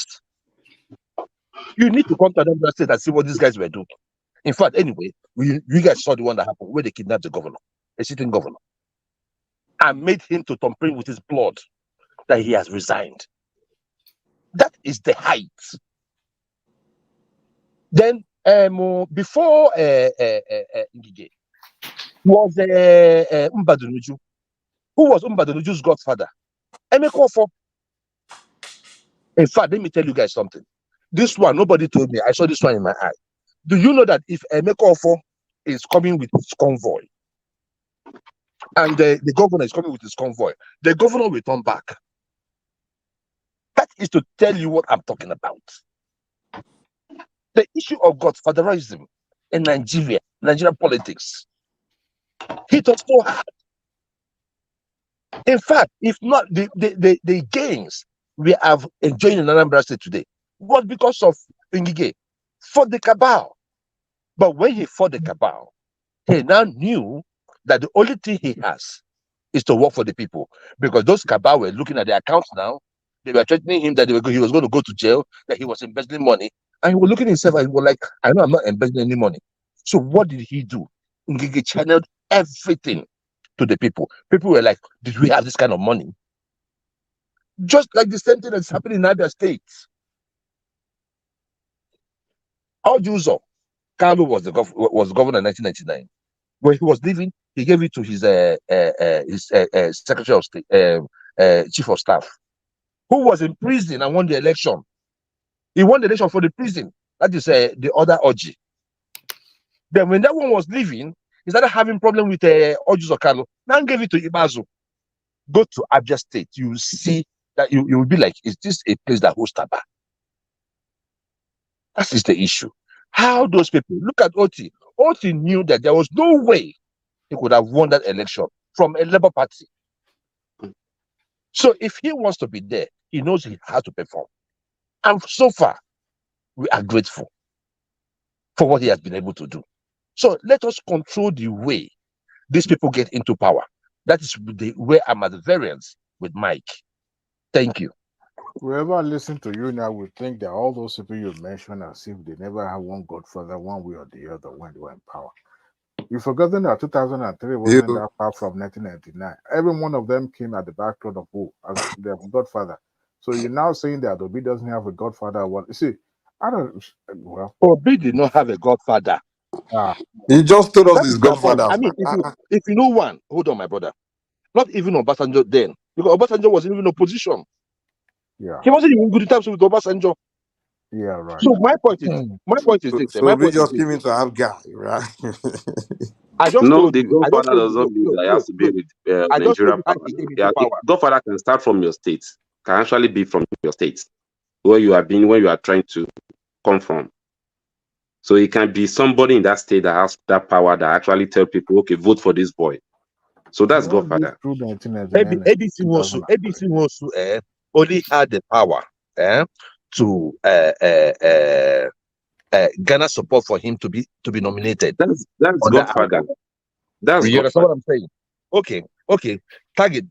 But now there are levels to this godfatherism. Okay. Are you going to compare someone like? Who is the vicious one that we know? Sanwo Olu. No. You remember Adedibo of Oyo State? Yes. Are you going to compare an Adedibo to someone like even ABC Nwosu?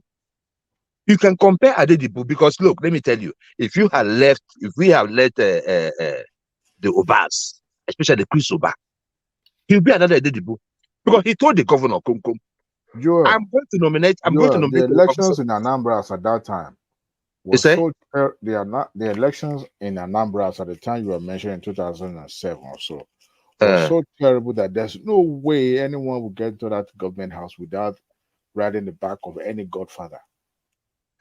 See, my brother. See, you are right, but this is where I'm coming from. Anambra that time, if you understood Anambra that time, everybody said they were going to follow Abga. So the politics was played on who emerges as Abga's governorship candidate. So that was what the game was.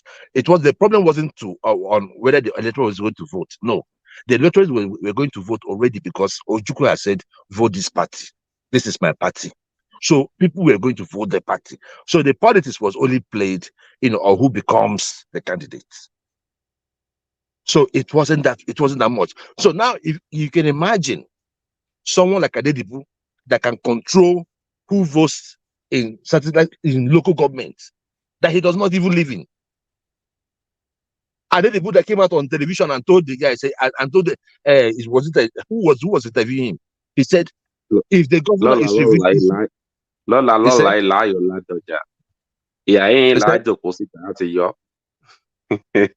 he said what? You can't understand. Okay. I didn't understand, but no, this one is spoken in English. He said,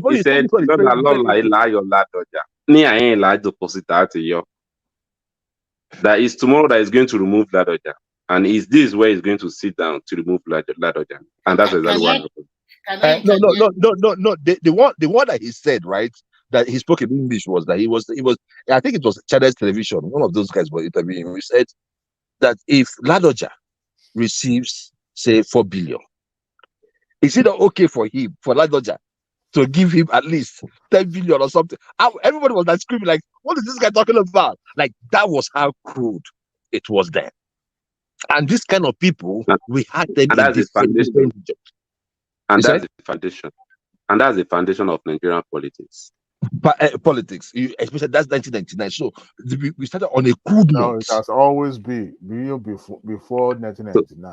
So that's the foundation of Nigerian politics, and that is why we are not getting it. Have you ever and that's why asked Obi? Have you ever and that's why I'm not wondered getting how we are not much getting it Obi right. paid to No, secure that? Obi pay handsomely to even be the Labour Party chairman, the Heavily. party candidates. Heavily. Heavily. He paid. Don't let's deceive ourselves. Obi And also that is used his where money to penetrate that system as well. Can I respond, please? Now, Yes. Now, first and foremost, politics played in the 70s and 80s and 90s are different from the politics we are playing now. Yeah, sure. Every country go through a lot of phase. But when you are talking about old politicians in Nigeria, we talk about people that have held positions since 1999 to date. Yes. Whether you are a councillor or governor, Obi, Tinubu, Atiku are all in the same class. They are in the same class.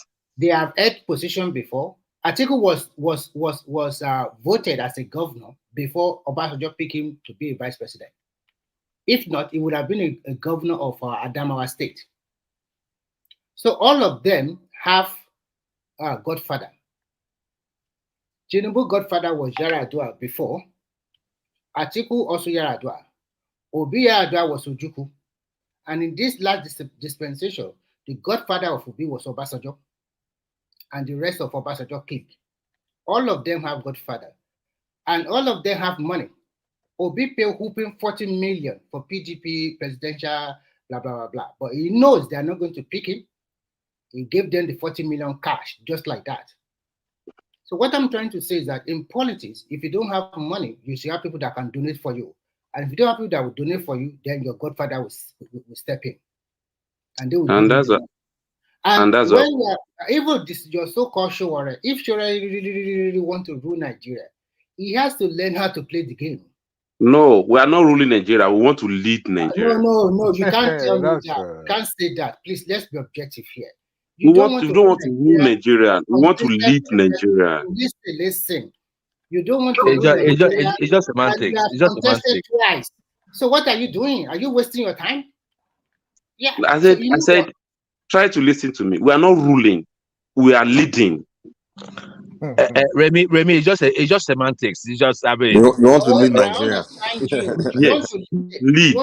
Leaders. You can succeed in maybe other African countries where the people are suffering. You know what, my friend? You know there are so many NGO, civil society organizations all around the world, even including Nigeria. If you want to charter through that course, you will not contest any election. People will know you that's what you want. Look at Femi Falana, even Gani Fahimi. They were like looking for the betterment of the people, but immediately they stepped their shoes on politics. They were born heavily. And why? Why are we like that? Why do we allow our people to be born? That's life. It's not about we. It's just life. Not about we. Even in America, and it's not healthy. It's not healthy for our life. Politics is never healthy. Even in the United States, even in the Republican Party. Wait, hold on. Within Republican Party, Democrat, they have to battle each other within that party to fight for who will be the nominee. They have to battle. We cannot keep comparing ourselves with America. At least I'm not comparing us. I'm just saying politics. I'm not saying I mean, even our politics. Politics anywhere in the world. Trust me, they have to go against each other. They have to. It's not even there. No, Mike, I understand where you're coming from when you talk about finances and all that. It's not just I didn't mention finance. I'm just saying, like politicians have to, even within the same party, have to battle each other for the top. I know now, but what I'm just saying is this: our politics is still archaic. Our politics is still backward. That's the thing. It's not that they don't play politics here. They play politics here. No, I think my it's more the brother, people that are we backward, cannot compare our. not the politics. The people are backward. No, it's not I people. don't know. I It's don't like. I people. don't like it when It's I don't like people it that when we have compare the ourselves. resources, America. that have the Let's say resources of the country, that is America. manipulating the people. These people have the resources to manipulate anything that about election in Nigeria. They have the money to manipulate anything. So even if you are trying to be different, they will manipulate anything you are bringing, and you won't see the results. This is where we are. They have the resources, and the resources is not like they are businessmen and they make their money through business. They make the money through us as well, and they are using it to fight us back. Oh my Remy, God. Remy, let me ask you something. You said that the politics that was played before was different. It is different from the one they play today. Was it better then It's better. than now? Okay, It's can better. I respond to you? No, I'm asking Remy. I want to respond to you. The policy they played before was bitter. It was struggle and struggle. And if I can't have my way, I will have to have my way anyhow. But the policy we play today is more refined, a little bit better. Which one? Which one? I will tell you why we have it. I will tell you why. Just relax yourself. Okay. Look at this last dispensation. We have a lot of people who naturally from governorship to just go to the Senate, just a piece of cake. It's so easy. This particular dispensation, a lot of them lost. And then we have new set of leaders, even from the so-called Labour Party. Labour Party has been in existence even before Obi went there. The best they have is the governorship of Ondo State, Mimiko. But nowadays, today, they have about 19 senators, and I get they have over 30 House of Rep from this same called Labour Party.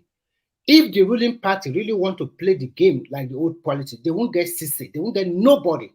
They will rig them and everyone will not fall.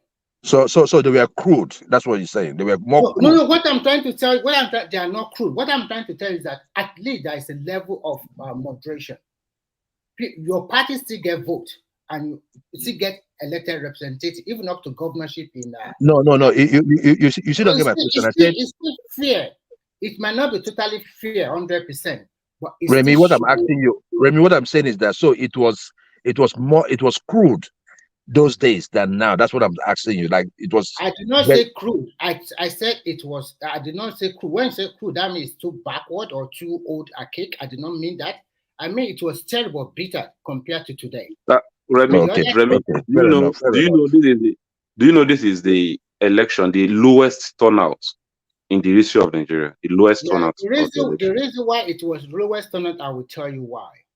Okay. Because I will be factual with you. It's because of the beavers now. Yeah, I will be factual with you. The beavers play a big role, and secondly, the approach before the election let a lot of Nigeria lose hope. Can you believe a month or 2 weeks or 3 weeks to the election, there was naira scarcity? People were battling with their businesses. If you are the many one, factors, I don't want to just let them do their election and go away. Things were not right. Also, Remy, people were also expecting the elections to be very violent. So there were so many anticipations. And then a lot of people deliberately stay away because they see it as a tribal election. And to be frank, it came out as a tribal election. People were expecting a lot of violence, so a lot of them just stay away from it. It came out as a tribal election. Everybody votes for their men.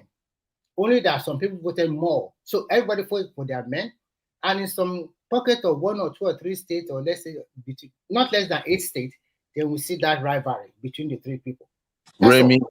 Yeah. Baba Remy. I'm not Baba Remy, just call me Remy. That's the reason why I called your name. This guy, be careful. Why I called you Baba Remy. Okay, Mike, let me tell you both of you. The beavers was the issue, was the thing. Those days, there will be violence. And you know that there's violence in this particular place, they will still produce results. Do you understand what I'm saying? So that beavers. No, I don't get it. Those, I mean, like let me just take you back to just like 2007, elections, because I know that one I participated fully. There were areas in Imo State. I was in Imo State in that particular election. That we knew there was no election that took place. The material didn't even land there, but the result was declared. Because there was no beavers. You say? Because there was no beavers. That's what I'm saying. There was no beavers now. But why did you say beavers is the problem? Eh? No. I said the main thing in this election that reduced the numbers. That's what I was saying. Was beavers. I didn't say we it was all a agree problem. now because people couldn't vote twice, and some people couldn't. You have to be a registered voter, and Yes. So yeah. that era, because Mike, those days too, right? When it's time for election, people from Nigeria that day of election, they'll start trooping in. They'll just walk in and No, come they are and just still start. voting. They are still voting. Right? They are still voting. After that, In in the evening, they will go 2003, back. Obasanjo won by 18 million. They are You still understand? voting. They are still voting. These people are still voting. The J people are still voting because they already have their card with them. No. But this is the thing, right? This is the thing. Before, right? Before, with the beavers, there's a time for registration, accreditation. I say accreditation for registration, right? Most people did not take advantage, and most people wouldn't. But if it was like, hey, election is on, or come, just come in, election, come and take 5,000 or something, come and vote. They know there's nothing to check them. They will come in and vote. So you can see that most of those areas that produced those results before, they did not. And in 2027, it will be even worse because we are hoping to tighten up the electoral process. It's going to be even But do you worse. agree? Do you agree with me that the election is being rigged even now? The Nigeria election is rigged even now. The election is being rigged. We are talking about. Yes. Because I don't know why Nigerian government can actually create a kind of standby registration.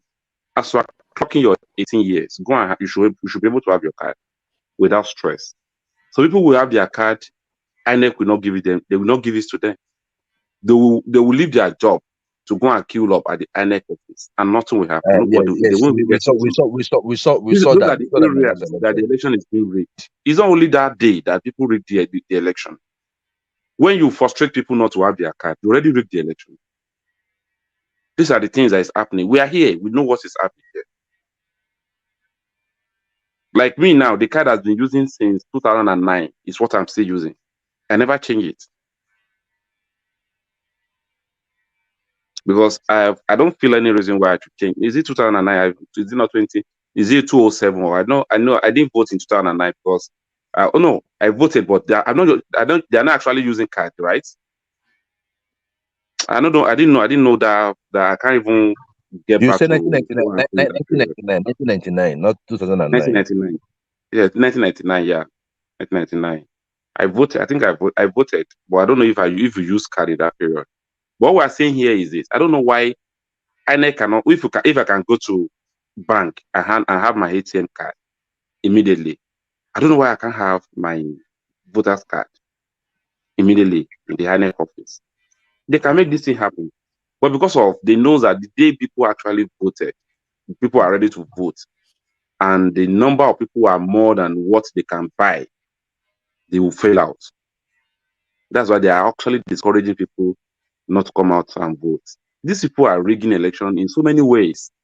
They use talk, they use money, they use so many ways. They rig this election anyhow. And until Nigerians actually try to have the voice, the voice here is what we're talking about. Nigeria needs to have the voice to tell them, okay, we want INEC to do this before the election, and we want government to provide this for the INEC so that we can have a robust election in Nigeria. That is what we expected from a Labour Party representative, and they went there and they're sleeping. They will not, because they are not programmed. Because they are not programmed to do that. They don't believe in that. It's you that are deceiving yourself by thinking that they will go there and do that. It has to be intention. It has to be people that have the intention of doing it, going there to go and do that. Not anybody, not someone that just wants to go and enrich himself. These people feel that Nigeria politics is where you go and make money. And don't make a mistake by thinking that your movement got them there, they will not come and do the bidding. No, they will not. You need people who is really ready for the revolution we are talking about. Revolution is not about you strutting out the street. Revolution is about you, wherever you find yourself, be a voices for people.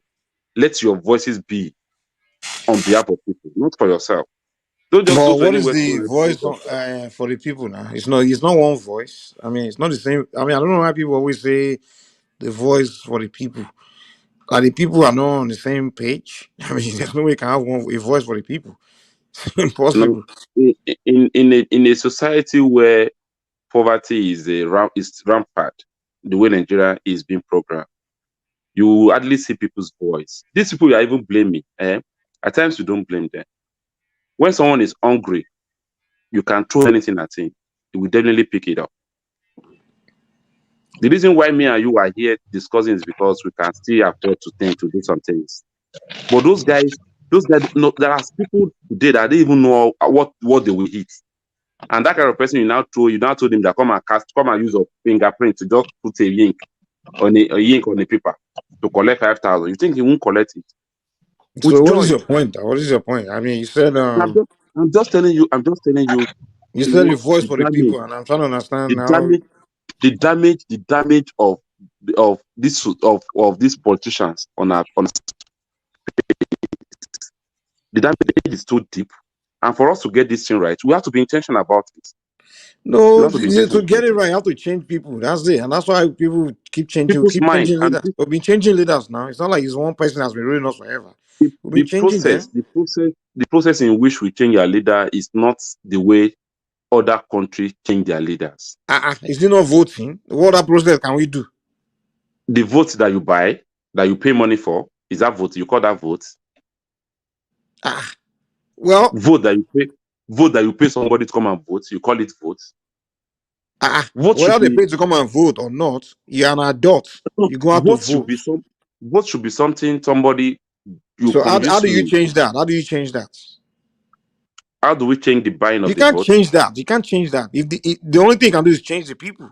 You can't change Well, the and that is why I'm using all the platform I have to make sure I talk to people. exactly. So why Yeah, you keep saying we need to change the system? Which system are we changing? Is it people you have to go and change? people is part of the system as well. No, people are not. People are not part of the system. The system is different from the people. I hear you, Mr. Nigeria Mike. already have what it takes for them. We already have democracy. We have it. It's just up to the people. All the problem we have is just the people. It's time for the people to build their country. They are not willing to build their country.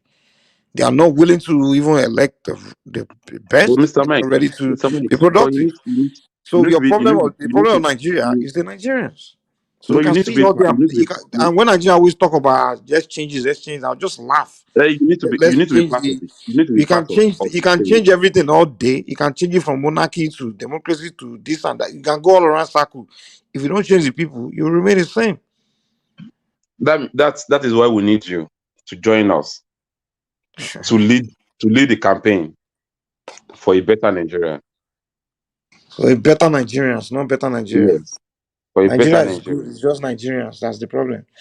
I think For a we need to better stop saying Nigeria. better Nigeria. We need to the campaign we should be pushing is a campaign for better Nigerians, not better Mm-hmm. Nigeria.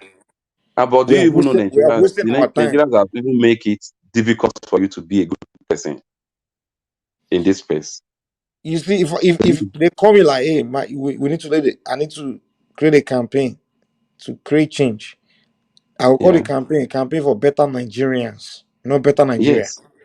Anyhow we put it, what we need is to campaign for a better Nigerians, for us to see Nigeria of our dream.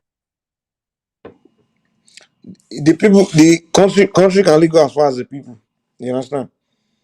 It can only go as That's far why as the people. that's why If you people look like you is needed. when you look at any advanced country in the world, look at America. Anything point at any great thing of America. I can point. It comes from the people. Any innovation, it's the people. Anything great about America is you find out that nothing was invented or created by politicians. It was invented by the people. Yeah, we know. You know, like you now, you can actually look at your environment where you come from, call some guys there, arrange a conference with them, talk to them, and I'm sure all of them may not even see what you are saying, but at least we'll pick 2 or 3 of them out of the crowd that can actually see what we're talking about here. And by the time the 3 were convinced that we need to change the narrative, they will continue spreading the message. And before we know, the message will continue growing. So, but if all of us is now saying that it's Nigeria, and you have the platform, you have the voices, you have the materials to play your own role, to change the narrative, you are not doing it. Yet, that means you are not helping the country.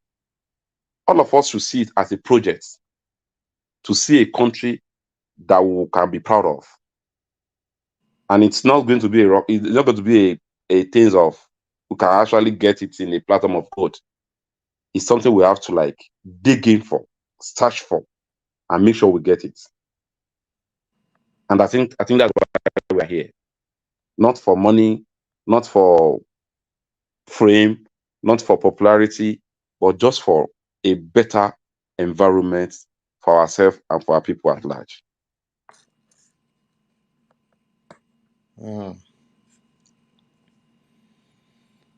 I think, Mike, you've hit the nails on the head.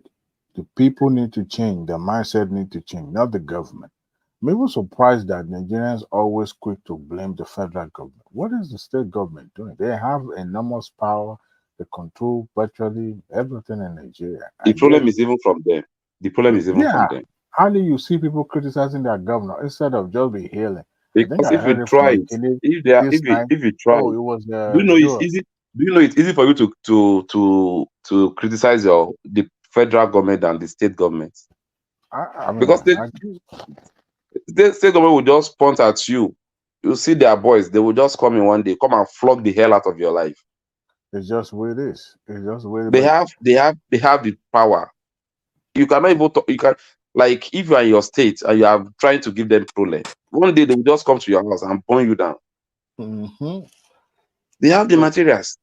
So people are scared of them. To the federal government. And people see Nigerians you can see Yap Tinubu, so nobody see you because your state is far from where Tinubu is. But attacking your state government, there are boys on the street, in the garage. They were the street boys, all these guys smoking around. They will just call them so person in your area, go and deal with him. Before you know, gave governors adding to their monthly allocation for the sake of palliative purposes. How many people ask questions? How many people receive that palliative from the federal state government now? How many people? You can count them by the fingers. So the only place I think that thing actually be given to them proper is not somewhere in the north. Is it not Nasarawa or somewhere around that north? I think those guys, when they were carrying their bag of rice, like, but in our place, they will give the whole community one bag of let's say half bag of rice as a palliative. In the south. Now, but I can assure you that in the future, in the nearest future, if Tinubu is allowed to do some things, it will succeed. The reason why I know that is that I look at the state where he left in 2007. It may not be perfect, but if you ever wonder, since he left the office and those who have been in charge of the affair of Lagos State, none of them you can point to and say this is a mediocre. They've all strived, they've all tried their best to ensure that they build on the back of the structure. The structure their mentors lay down. And any deviation from that is being met with severe punishment. I think what is his name? Akin can attest to that. But none of the Lagos State governors since Fashola era, we can point on and say this person didn't do any good job. Because Lagos State is like an open market. You cannot hide. And the neighboring state governors are not, capitalizing on that by also trying to shine as well. Ogun State is supposed to be capitalizing on that Lagos progress. That is the closest state to that, the Lagos State. And yet we've had a mediocre who see himself as the Lord of the man and not. See, honestly, I don't see reason why Ogun State should not have that film, what is it called? The new one that Sanwo Olu just inaugurated yesterday. What is it called? The Film City. I don't see reason why Ogun State cannot snap and let that happen. Even the Dangote refinery, because that would have decongested Lagos State to the point that even this new railway system that Lagos State is trying to build, they should have just, maybe gone in collaboration with Lagos State, extend it to all the way to Ogun State or even Oyo State. Now we have rail line going to Oyo State, but in Ogun State, where people will live and pay taxes in Ogun State and work in And Lagos, do you know just like the in most Jersey of and the North. industries? Most of industries in Nigeria are in Ogun State. That's true. That is true. And And these people are just messing up with that environment. I see no reason why Ogun State cannot be No like good Lagos road, State. nothing. I see no reason why Ogun State cannot be like Lagos State. But the point is that we have people that, governors that are not really, they asked the governor of a current, is it Cross River State, that I think is a pastor, right? I'm not so sure. I think it's a pastor, who says, I'm yet to see him declaring happy hours time, because anytime I visit Nigeria, I'm going to Cross River Straight to go and have a good time. That happy hour, we must enjoy it together. He said, that one that is buying beer. Oh no, yeah, just like Obi did, and put more state money in beer, and people will be. You see, honestly, to be honest, Tinubu left a legacy in Lagos State that it's just about building human capacity, not really necessarily financial stuff. And that's why I'm so optimistic that it's going to do well. But to do that, it's going to need, it's going to be distraction free. But you see, I know politics even at the state level is not that easy to talk about national level. Maybe after the court, we'll be able to, see the direction that is going to be taking the country. And it seems that, well, being an old guy, people want a new breed, but we need integration of both the old and the new. The mindset that people need to have now is to change that mindset of government has to hand them, peanut or something for them to be able to survive. We've discouraged entrepreneurship too much in that country, that everybody graduate from school wanted to go and do a white collar job. It's not going to happen anywhere. We have to find even when you are trying to be entrepreneurial, even if you are trying to be an entrepreneur, the system is not really encouraging you. You graduate from school and you want government to hire you. In America, when you graduate from university, do you go to the government to hire you? Not government They're not hire. gonna look for a company. It doesn't happen. To be sincere with you, Nigerians are trying. When it comes to, they are trying to do something. Nigerians are trying to do something. But the system is They are trying, but I'm not trying to do yeah, the Nigerians right are thing. trying. For the right Nigerians are Serious. wicked. Yeah. Look at the Nigerians are houses that trying they though. demolish. No, they're These not guys trying. are trying. Seriously. Look The at the opportunity houses. you guys, the opportunity that are given to guys outside the country, if they give it to our boys here, See, here will my be brother, an Edrado. Like, my what's the brother, opportunity? What, like my what? brother, Like, there's no opportunity anywhere. See, what happened is this: you will still pay your fair share. You will pay that taxes. Whether you, I was chatting with Bro, Ola if I'm making money from a system, to pay tax won't be my problem. Ask entrepreneurs in If I America have whether my shop money, if I have my, as a barbing salon, just for you to take clip and barb in Nigeria, do you know you need money to establish it? where in the world don't you need money to establish anything? Also here in America, but you see, Yeah. I mean, when Nigerians talk sometimes, man, like no. What I mean by to money, start to buy what I clipper. what I mean by money is this: you pay your shop rent is mandatory. But Of course, where in the world is your shop rent not mandatory? if light is constant, you don't need generator, and that can actually make it easy Wait. for you to Hold start on, give me a something. second. Wait, in America, you still have to pay for your light bill, which is way more expensive than what you You even pay pay in for your Nigeria. light bill from the money you are making. But Yeah? now here we have not made money yet. My light bill goes. Wait. Hold on. Do you just give me a second? Did you just say in America you only pay your light bill from the money you're making? As if you have free light bill until you make money. Is that what you're saying? No. You have your light, Abi, but you are using the light to make the money. But here, No, you you pay have for to, the light. you have to You know, buy, you yeah, no you no have to no. buy gen. You don't Okay. start in America with free light. The moment you pay, you listen, when you want in America, when you want to have electricity, you call an electricity company to give you electricity, and they Okay, start I know. paying. Actually, They don't give you free I know. light until you. I use prepaid in my house, and I know what you're talking about. I load on my prepaid, but I can buy 2,000 naira to make money, and before I finish that 2,000 naira, I can make another money again to buy another one. You know, it's possible. But now I was forced to go and get generator first, which is Listen. Anywhere in the it will world, the take startup cost. money. Okay, let me give you an It will take example. money Wait, that I wait, don't hold have on. from me. Give me a wait. Let me tell you something. In America, if you want to start a business, government give you so much like condition. First, you have to have get insurance, Mm-hmm. right? Like for example, I Mm-hmm. own a business. My insurance every month is almost close to $1,000 a month. Now, if I don't make profit, I still have to pay that insurance money every month. You have Okay. to. There are so many regulations. But in Africa, we don't have so much regulations. I'm sorry to say this. There are more regulations in advanced countries when you want to run business. You have to have that insurance. Do so many fees. You have to renew your license. You have to pay tax. You have to. I mean, so much. So it's not that. I'll be It's happy. not that. It's not I'll like be it's so easy like that. And in fact, in I'll Africa, be it's even brother, in Nigeria, in Africa, it's even more easier because it's really no government coming to give you so much rules and stuff like that. You can just do things and make it on your own, and sometimes you don't have to pay tax in Nigeria. They're not coming after you. In Mike, America, you don't. Mike, to add Hello. to just what you just said. Sorry, Folly. Mike, to Mm-hmm. just add to what you just said.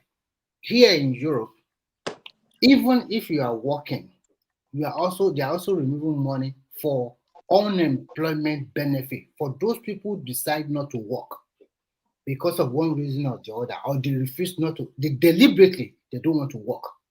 They will remove it from your salary.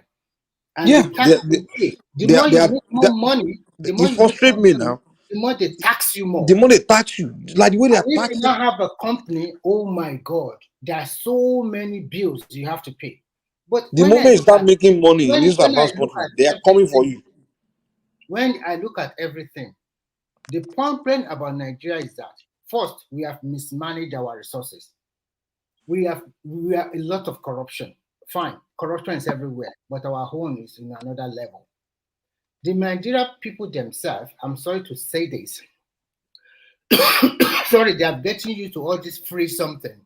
Now they do. Now, no choice. We just have to face the reality. If we want our country to be like all the developed advanced nation, are we ready to sacrifice to pay the price? Even if the government, like for example, in Nigeria, at least Lagos State is a very good example. Whether you are telling me, they have more money, they're supposed to do more than that. In most of the countries I've been to, it is the federal government that handle their transportation, like the rail system built by Lagos State alone. So they are trying in that state. If all Nigerians can emulate 50% of what Lagos is doing, everybody will not be going to Lagos State. It's only in Lagos State that you are nobody and you can become somebody.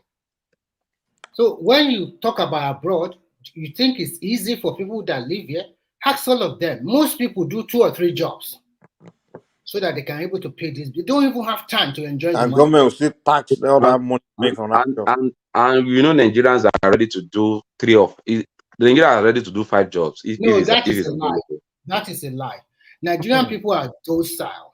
I would If let you, How I'm is a it? Nigerian too. Why are you It's when saying I why are you go they saying to want this? to do abroad 5 that I office know job. the That's what they real want to thing. do. It's when No, I get that to is abroad because that one I If know you day that call that's people, what is Nigerians, let's that's go what and is sweep the available. gutter. Let's go and do gutter sweeping. They won't do it. they won't do How much it. are they paying them? How much are they paying them? This is Exactly. not about how How much much do you are think they they're paying? paying. Do you know that the money here they pay? The gutter Wait. sweeping they are talking about, they pay them 10,000 naira in a month. Do you know? Okay. Do you know the minimum wage in Yes. America? You can't Can you survive off wish the. can you Wait wish now. anybody? Oh yes. Do you know in America the minimum wage they pay here? You can't Mhm. survive off that Mhm. minimum wage. That's why Remy say you have to go and get 2 jobs, 2, 3 jobs to survive, because the minimum wage money is not enough to pay your bills. That's Average How rent. we I wish I can get 3 jobs here. By now, I won't be on my bed. Yeah, so that's what I'm saying. You are asking how much do they pay? If they pay, if they pay you And do 10,000 you know? for And do you know by doing that, the system will be progressive. The system will be things will be moving. So that is why Because I bring about where you are that. going to go and work, that you are actually making money. You are generating income. You and your shower, if we want Leave that kind Showore of alone here. We are not talking about Showore. You let me don't just start. talk about Showore you. alone. Let's talk about ourselves. If we Nigerians, this is what we really want, then we are not saying remove the president or remove the governor. We can come together as Nigeria that, the 2 houses are just too big. We must reduce it. Let's go for referendum. We want devolution of power. Let's go for a referendum. But you must have one thing in mind. Nigeria comprises of several ethnic groups with several interests. You cannot tell the problem we have that when you have been talking, I was just laughing because you are talking about, I'm just saying like a Yoruba man is when they are saying revolution, I'm like, who follow you? You see, so you start a revolution from start to west. You think those Kanuri boys in the north will follow you. Listen, after 4 years of Tinubu, then you want to give it to another Saturn so that one can rule for 8 years. They are not stupid also now. So they just wait. Okay, after 8 years, they will come back to our northern part again. That is the only way that country can have peace for now. Maybe in the next 50 years, we don't care about whether north or south anymore. But for now, that is and the that next 50 years, the problem will still be there. No, the problem will not be there. You are wrong. It will still be there. What we should do as our people. This is how our fathers stand. This is how our fathers, our parents. This is what they used to say then. And we are here today discussing the same thing. Listen to my own opinion. My own opinion is this. Same to you. The current expenditure of both state and federal government